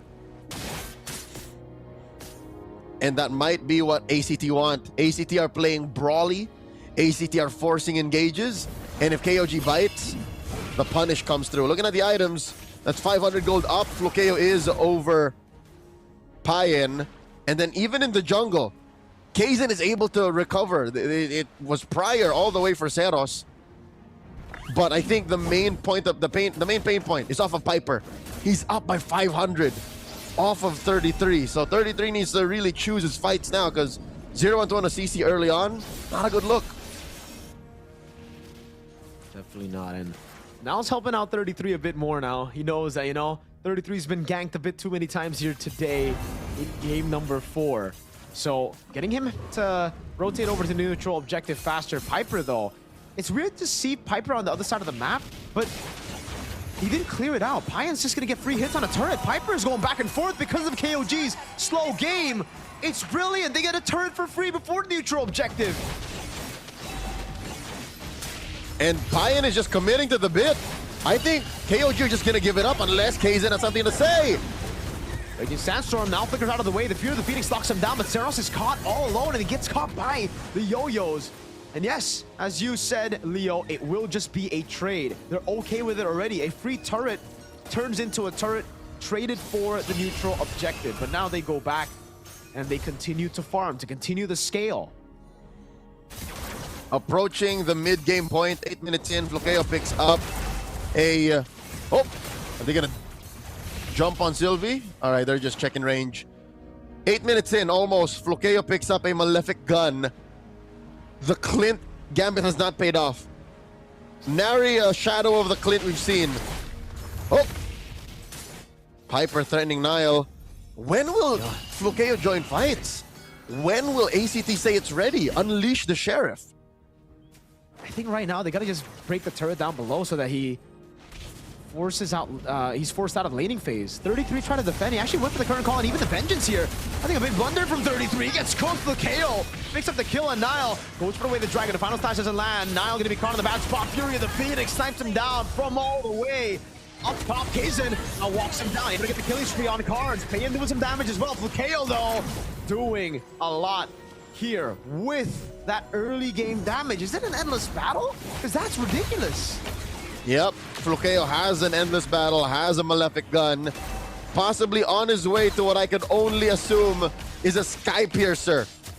So not fast, but not slow, just right. Carnes picks up a Divine Glaive. What? Is that his second full item? Or possibly his third? His second full item. Wow. Not a Trunch. Glowing Wand into DG. He knows the team wants to play front to back. He knows it's a pure front to back for them. So it's all about how he can shred KOG's front at this point as well, right? How he can facilitate Flukeo to get those executions with the Sky Piercer now that he's building. So great itemization from Carnes, in my opinion, coming into the neutral objective fight. It's only a 1,000 gold lead, but this is the one that can really explode ACT's lead to a 3-4K, depending on how it goes. Sylvie going up already. Now goes in for the G Kundo on the way to Dragon, straight into the Phantom Steed and the Yo-Yos. But the Fear of the Phoenix comes in as well, and ACT are forced to wait. The current call is already used up as 33 zones into the back. That's going to be the red tree from Kaizen. Raging Sandstorm, and now it's going to be Payen jumping in, but he's going to get caught with a quick draw. Flukeo, flick around, Sky Piercer for Flukeo. KOG running away, but he's going to be chased down by Piper. He gets the stun, and Kaizen will fall. Zeros picks up the shutdown. That is a Pyrrhic victory for KOG's Lord Take. ACT, in my opinion, wins the trade. Now we're feeling Flukeo's wrath. Every flick of the wrist could possibly be a Sky Piercer stack. This is some roundabout way of countering that Claude, but it almost does the same thing as a Leslie, in my opinion. Ranked games, Leslie's eat Claudes alive, and this Clint has done its best impression. Again, yeah. Go ahead, Monkey Man, Little Thief, fire away with your blazing duet, but a single 2 or 3 bullet combo out of a Clint gets rid of the whole HP bar of the Claude almost instantly. He needs a win of nature, dude. He desperately needs a win of nature. Payan, his patient gameplay hasn't really worked out this time around because of the damage. It's just so explosive. So when he's patient, he just gets poked out. Payan, good BMI. Saros, though, goes in for the Phoenix and Raging Sandstorm. Good reaction from the Crimson Beacon now as Nile is able to kite back. Piper's looking for the final slash, but doesn't have the flickers. Kzen is off bounds. He walks away, and it is where ACT will call it quits. They're going to play it safe. They're going to build this Flukeo Skypiercer slowly but surely. There's no reason for them to rush right now. Pressure's on KOG to close things out. Fair. They are down 3K, and it looks like KOG are not in the mindset of forcing anything. They will at least fight to push for this mid lane, but Zeros. look at the back line. Comes from the back. That's going to be the full shield unity onto him with the Dragon and Payan. Oh, gets taken out by the last shot from Carnes. Raging Sandstorm from Sylvie. And 33 goes to the side all alone. It's Flukeo with 4 Skypiercer stacks now. Kzen tries to get a kill back. Holy Shield still ready. Flukeo doing damage. No Phantom Steed. Wait. Holy Shield is down right after 12 minutes. Leo! Everything is lining up for ACT. They got 2 minutes coming down right now. Fear the Phoenix as well. They're going to go straight for the base right now as that's going to be the all-in from Kzen to try to save the game. He gets the red tree in time, and ACT, have they been a bit too much that they can chew on the all-in to the back. Flukeo with the damage again. Jikuno on the way to drag it into the Purify, but Flukeo will fall to Kzen, who gets a triple kill. When you thought the 12 minutes on the dot, Cinderella moment of that. Oh my God, they're gonna take down Piper! Uh-oh, Piper with a vengeance. The steed is back up now with the horse. It's 33 who walks up and an unofficial Maniac. Free Lord! Lined up for ACT, but KOG turned it around. Mirko Free Lord! When you thought that 12-minute on the dot, Holy Shield's drop-in moment was a fairy tale ending for possibly going to Game 5, KOG flipped the script. This ain't no fairy tale, son. This is the grand finals of MSL Thailand, and they take the lead. Sure, they lose their mid lane inhibitor, but they now are up almost 1,000 gold with a Lord marching up top. What is going on? Wow. Redeem your codes, folks. RMS-8L2FCD right there. Wind of Nature complete for there Payan. it is. Leo, have they gotten to the timing that they need to end this game now? They have a Lord. All right, maybe not an end, but to regain control of the game. The lead's back in their side. There's no far lane base turret. It was a mid lane base turret, so it doesn't really do much for ACT. It's very defendable. Mid lane penetrations are not a terminal status. It's very defendable, and they lose all of their tier 2s. It's just base turrets left. KOG are in fighting form once again. They've fallen off their throne. They've lost their crown. But just as quickly, they may have found it again. They remember, I am him. They penetrate top lane. Mirko, bad news for ACT fans. That's the long lane.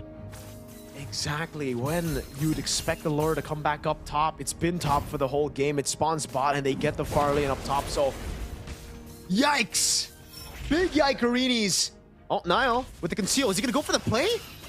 Oh my God, he gets the Kuno on the way to Dragon. It's an all-in on Piper, but he's still able to survive with the Vengeance procs. The passive of Carnes as well. Now it's going to be Saros in the front line as 33 is able to go in, and the final slash lands on him. That's a full disengage. Payan gets caught by Carnes.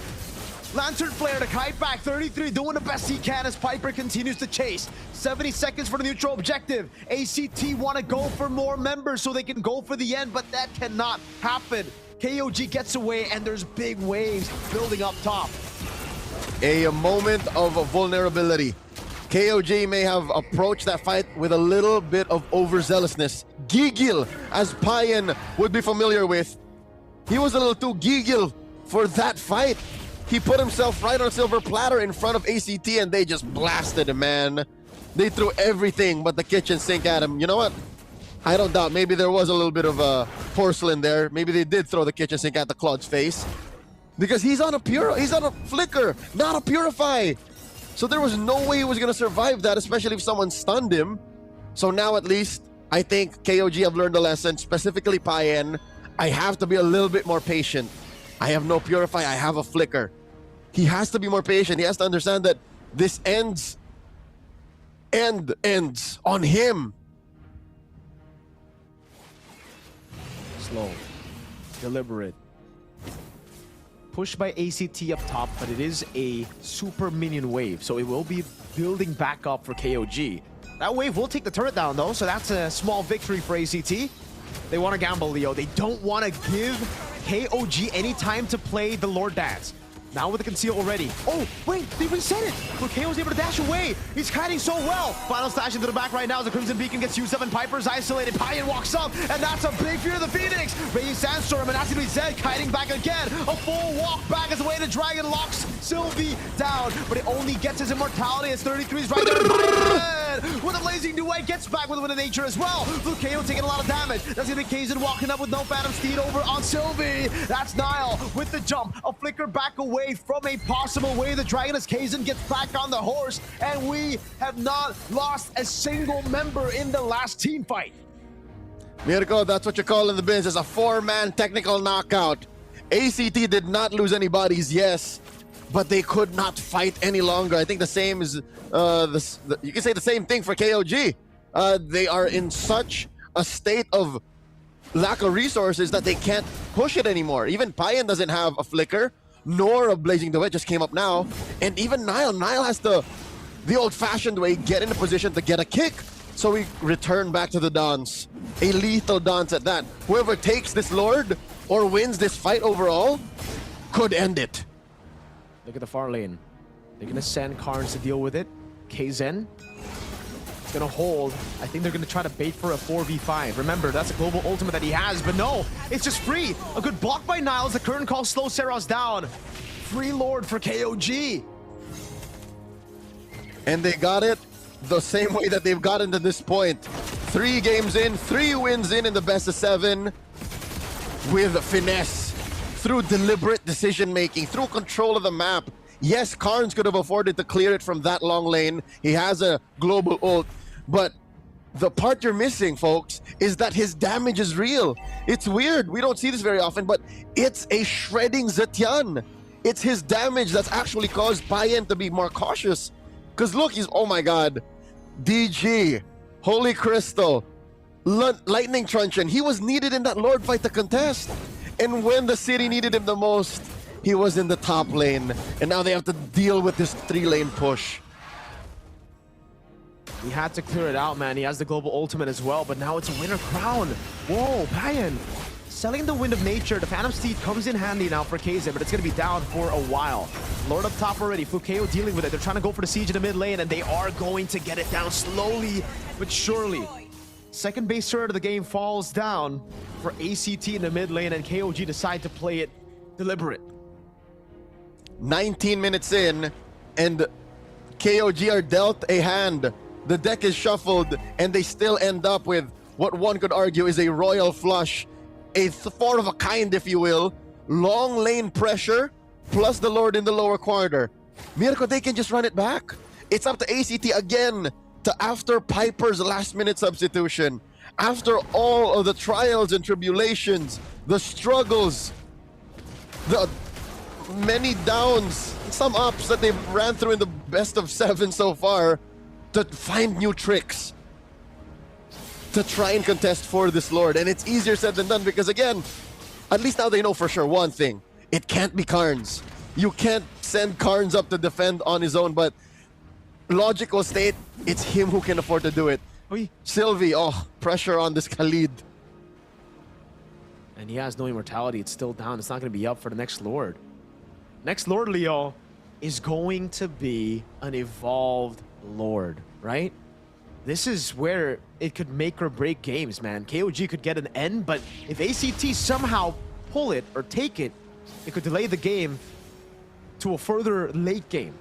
1.4k gold lead. At this point, the gold lead doesn't even matter anymore. It all comes down to the macro, and that's why ACT are already sending all 5 of their members up top to deal with the wave so that they can try to at least have a chance against this. KO stood there. Sylvie gave him the information and they backed off. Sylvie has the immortality backup, by the way. It's back up on cooldown. Nile as well. That explains why this Cho is so gung-ho about getting in your face. Zeros back unites all around. Oh. Yeah, watch Kaizen. Watch Kaizen. I think he did cut. Yeah, he did. Oh man, he denies the gamble from ACT. It's gonna be a full push into the base, and look who they send. It's not just Carnes, it's Flukeo as well in mid. They're gonna hold the Lord. And then the Blitz. Full-on blitz on Sylvie. Flukeo's already rotating in. 33 gonna be caught in the stun. Fear the Phoenix coming down as well as KZ is on the horse. Zeros knocked down with the retribution from KZ. Final slash, bringing him back. Payan still able to get the BMI back as Sylvie is now caught against KZ, who's lost the steed. But KOG will back away as they've secured the Evolved Lord. Mirko, not to mention they went 1-for-1 on flickers. They forced it out of Piper. So for the next 2 minutes, there will be no flicker final slashes. And I think this is more important. For the next 2 minutes, Nile may not have a kick, but at least he keeps his own immortality. So he can eat a face full of lead from Flukeo, who, yes, just now picked up a great Dragon Spear, but that's one more body that his bullets have to go through in Nile. It's not as simple anymore. 3-lane push. KOG are hell-bent on taking all the inhibitors out of ACT's base. Wave in the bottom lane is cleared out. They have an Evolved Lord. They can just play with the damage reduction of it. Let's see it. Flukeo's trying to get as much poke as possible before the fight even starts, and he's doing a good job at it. But look at the Lord in the mid lane. It's still very healthy. Now on the back line, he's going to go for the conceal and all in. A 3-man G Kundo as the Fury of the Phoenix gets baited out. And now it's Sylvie with the Raging Sandstorm, stopping them in their tracks. Look at the Lord on the base already. It's a pickup again, and Sarah's going to be down in already as Payan goes in for the damage with the Blazing Duet of the Winter Crown. Piper, walk with the vengeance. Rose Gold Meteor saving him. The base is wide open. They're going to go for the end. From open qualifiers to the grand final stage. They dared to dream against the Giants, but tonight the kingdom stands untouched. A flawless sweep, a ruthless coronation, and in their inaugural season, KOG win the championship. If you did believe him throughout the regular season, and if you did believe him as they ran through the lower bracket, believe him now. Heed my words. KOG with an exclamation point as big as all of BCC Hall in Central Adplause. This is my house. KOG are your MSL Thailand Season 1 champions.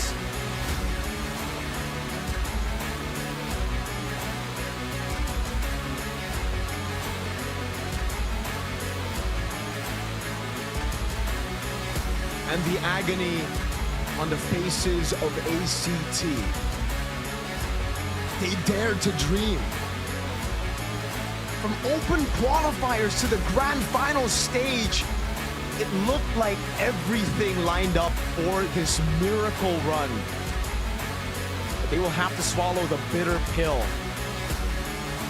They need to improve more. They need to grow. But what a season for these rookies. What a season. And even though they swapped Piper in at the final game, it wasn't enough. They looked better, Leo. We saw improvements, but the veterans were too clean. For years, KOG has been running rounds in Mekong, and now they finally have a league to call their own. This is their league where they are kings. This is their kingdom, and they conquer all who stand in their way. Some of them thousands of miles away from their home. And here they finally find success. The young man Payan. It's clear that the superior 6'7" athlete is overwhelmed with emotions. And now what lays before them, one last task, Mirko. something that they've imagined for months, worked hard for, countless hours, sleepless nights, blood, sweat, and tears for, is to lift this trophy.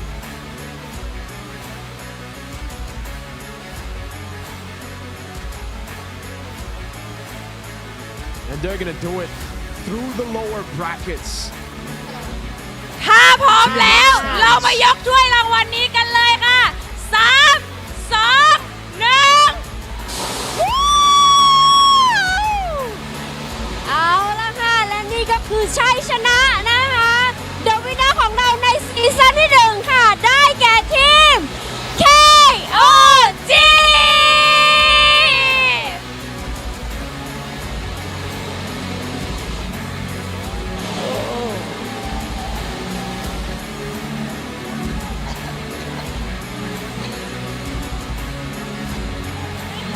ค่ะขอแสดงความยินดีด้วยนะคะ แล้วก็ขอเสียงดังๆอีกครั้งค่ะ ให้กับ KOG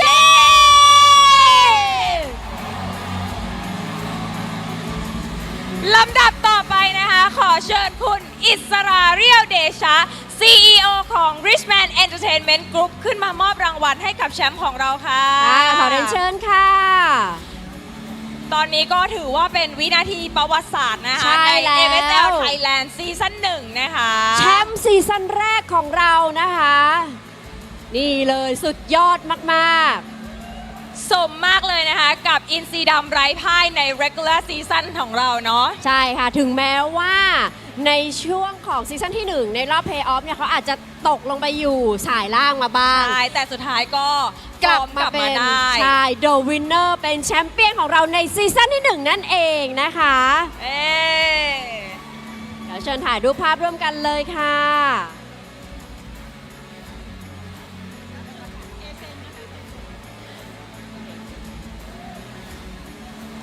ค่ะมองตรงกล้องกลางได้เลยนะคะกล้องใหญ่นะคะกล้องใหญ่ด้านหลังนะคะมองกล้องใหญ่ด้านหลังค่ะค่ะ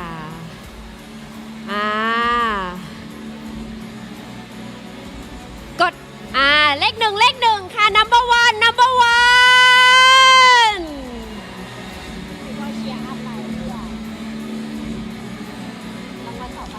เดี๋ยวเราจะประกาศรางวัลต่อไปนะคะ ต่อไปจะเป็น Final MVP เตรียมดูจอพร้อมกันได้เลยนะคะ Final MVP ได้แก่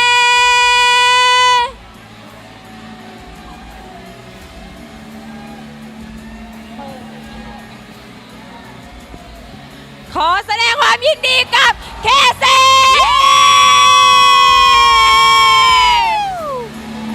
ขอเชิญคุณอิสราเรียวเดชานะคะ มอบรางวัลต่อเลยค่ะ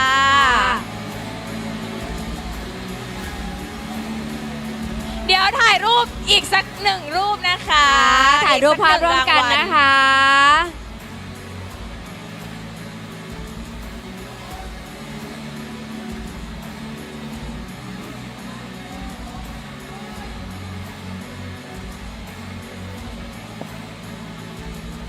นี่เดี๋ยวเราจะเชิญถ่ายรูปภาพร่วมกัน นี่ต้องบอกเลยว่าแอบเห็นบางคนมีทั้งคราบน้ำตา แล้วรอยยิ้มแห่งความดีใจนะคะ แล้วก็ปลื้มปิติยินดีทุกๆอย่างเลยนะคะเกิดขึ้นที่งาน Playoff ของเราซีซั่น 1 ใช่แล้วค่ะ แล้วก็ยินดีด้วยนะคะกับ KOG เนาะที่จะได้ไปปารีสนะคะ ใช่แล้วค่ะเดี๋ยวขอบคุณคุณโอ๊ตด้วยนะคะ ขอบคุณคุณโอ๊ตมากเลยนะคะ เดี๋ยวเชิญคุณโอ๊ตนะคะ ลงไปพักผ่อนได้เลยค่ะขอบคุณ พักผ่อน น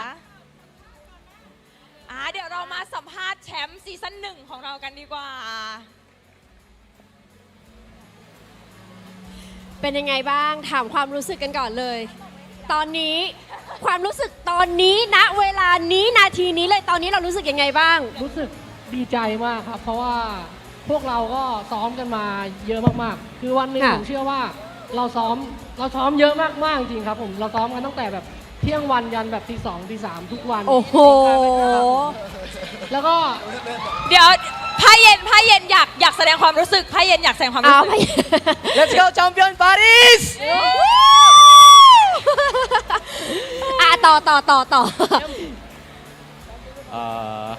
ผมรู้สึกว่าสิ่งนี้มันคือรางวัลของผู้ที่ทุ่มเทกับมันครับผมแล้วก็สำหรับ ACT ที่ตบผมตกสายล่าง ผมก็เลยขอบคุณเขาด้วยการส่งเขากลับบ้านครับผม โอ้ย Can you say anything for your feeling right now?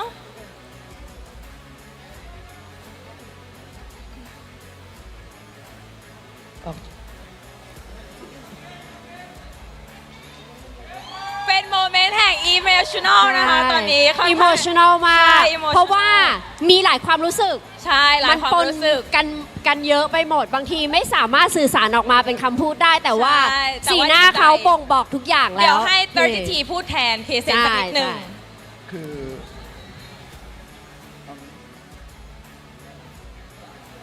ก็ก่อนแข่ง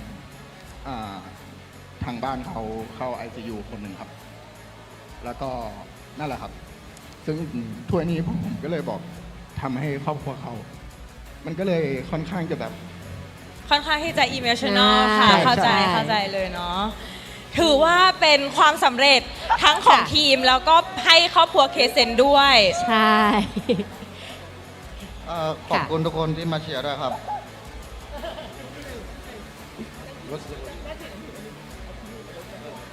just your feeling about like you're winning What's the you're feeling how you're feeling you're I feel so happy because we have so many sacrifices to get this championship, and I just want to say that I'm very proud of anyone of this team. I very love this team. Champion.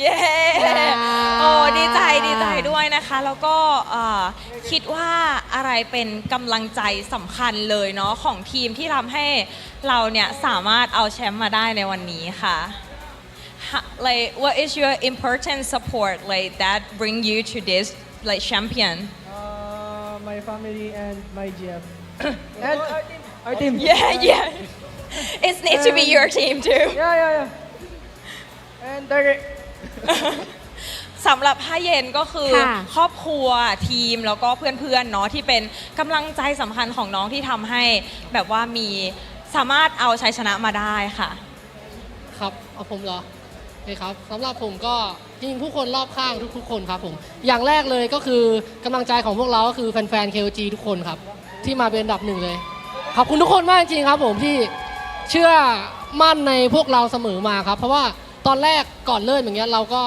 เอาแบบไทยๆเลยแล้วโดนแบบมองโบเยอะอยู่ครับผมเราก็อยากพิสูจน์ให้ดูไม่ได้อยากพิสูจน์เพื่อว่าแบบเราโดนคนอื่นมองไม่ดี เราอยากพิสูจน์เราอยากทำให้แฟนๆ KOG ทุกคนได้กลับไปคุยกับเพื่อนที่บ้านเพื่อนที่ทำงานว่าเฮ้ยทีมที่เราเชียร์คือทีมที่ดีที่สุดในประเทศไทยครับเย้โหโอเคเดี๋ยว ก็สำหรับผมก็ดีใจครับ แล้วก็ภูมิใจในเพื่อนๆทุกคนครับผมแล้วก็ขอบคุณคุณแม่ด้วยครับครอบครัวที่สนับสนุนผมแม้กระทั่งทำงานก็เปิดดูนะครับผมแล้วก็แฟนคลับทุกคนแล้วก็ขอบคุณฝั่งทางแฟนคลับ NCT ด้วยที่ทำให้เกมสนุกขึ้นนะครับแล้วก็ขอบคุณคุณแฟนด้วยนะครับที่มาเชียร์เกือบทุกแมตช์นะครับแม้กระทั่งปวดท้องอยู่แล้วก็ พลังเวฟก็มีนะทีมนี้อย่างสุดท้ายเลยขอบคุณคนที่ทำให้ผมมาถึงจุดนี้ทุกอย่างเลยนะครับไม่ว่าในทางที่ดีหรือไม่ดีนะครับผมขอบคุณครับ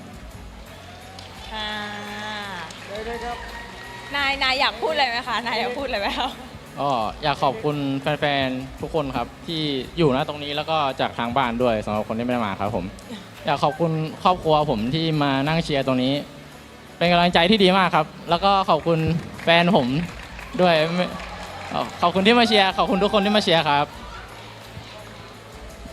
ผมก็อยากขอบคุณครอบครัวบ้างครับขอบคุณคุณแม่ขอบคุณน้องสาวผมอยากขอบคุณครอบครัวผมบ้าง ขอบคุณครอบครัวครับขอบคุณเพื่อนๆทุกคนขอบคุณทีมขอบคุณพี่ปิ๊นซึ่งเป็นทีมของเราที่ให้โอกาสเราเชื่อมั่นในตัวผมในการสร้างทีมนี้ขึ้นมาครับผมแล้วก็ผมเมื่อกี้เขาขอบคุณแฟนกันหมดแล้วผมไม่มีแฟนนะครับ โอเคค่ะ แล้วเขาหันมามองหน้าดิฉัน เฮ้ย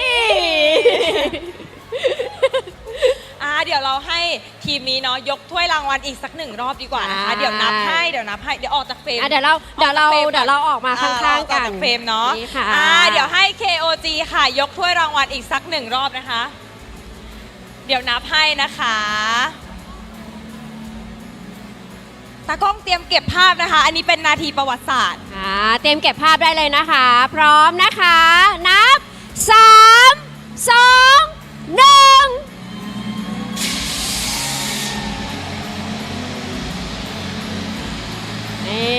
ยินดีด้วยนะคะ เดี๋ยวต้องขออนุญาตค่ะ ขอบคุณพาร์ทเนอร์นะคะ ใจดีอย่าง Official Telecommunication Partner 25G ค่ะ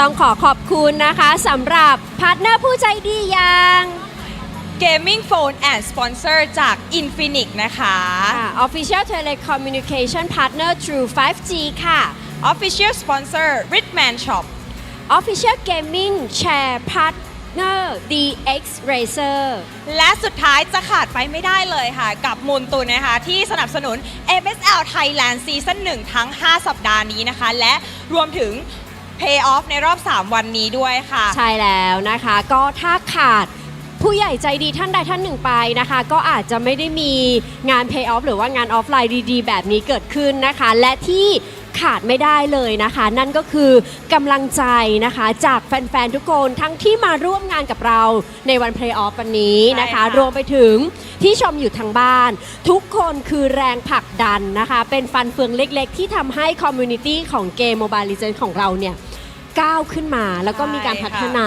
อย่างต่อเนื่องด้วยนั่นเองนะคะสำหรับวันนี้นะคะก็ดีใจด้วยนะคะกับ KOG King of Gamer Club ค่ะที่ได้เป็นแชมป์ใน MSL Thailand Season 1 นะคะสำหรับวันนี้เนาะเรา2 คนค่ะ มินนี่นะคะค่ะแล้วก็มาปาง iBaby ค่ะต้องขอลาไปก่อนนะคะแต่ว่าอย่าลืมนะคะ Mobile Legends Season 2 เนี่ยเราอาจจะได้เจอกันอีกอย่าลืมติดตามนะคะ เจอกันได้ใหม่แน่นอน ใช่ค่ะเพราะฉะนั้นขอบคุณและสวัสดีค่ะ สวัสดีค่ะ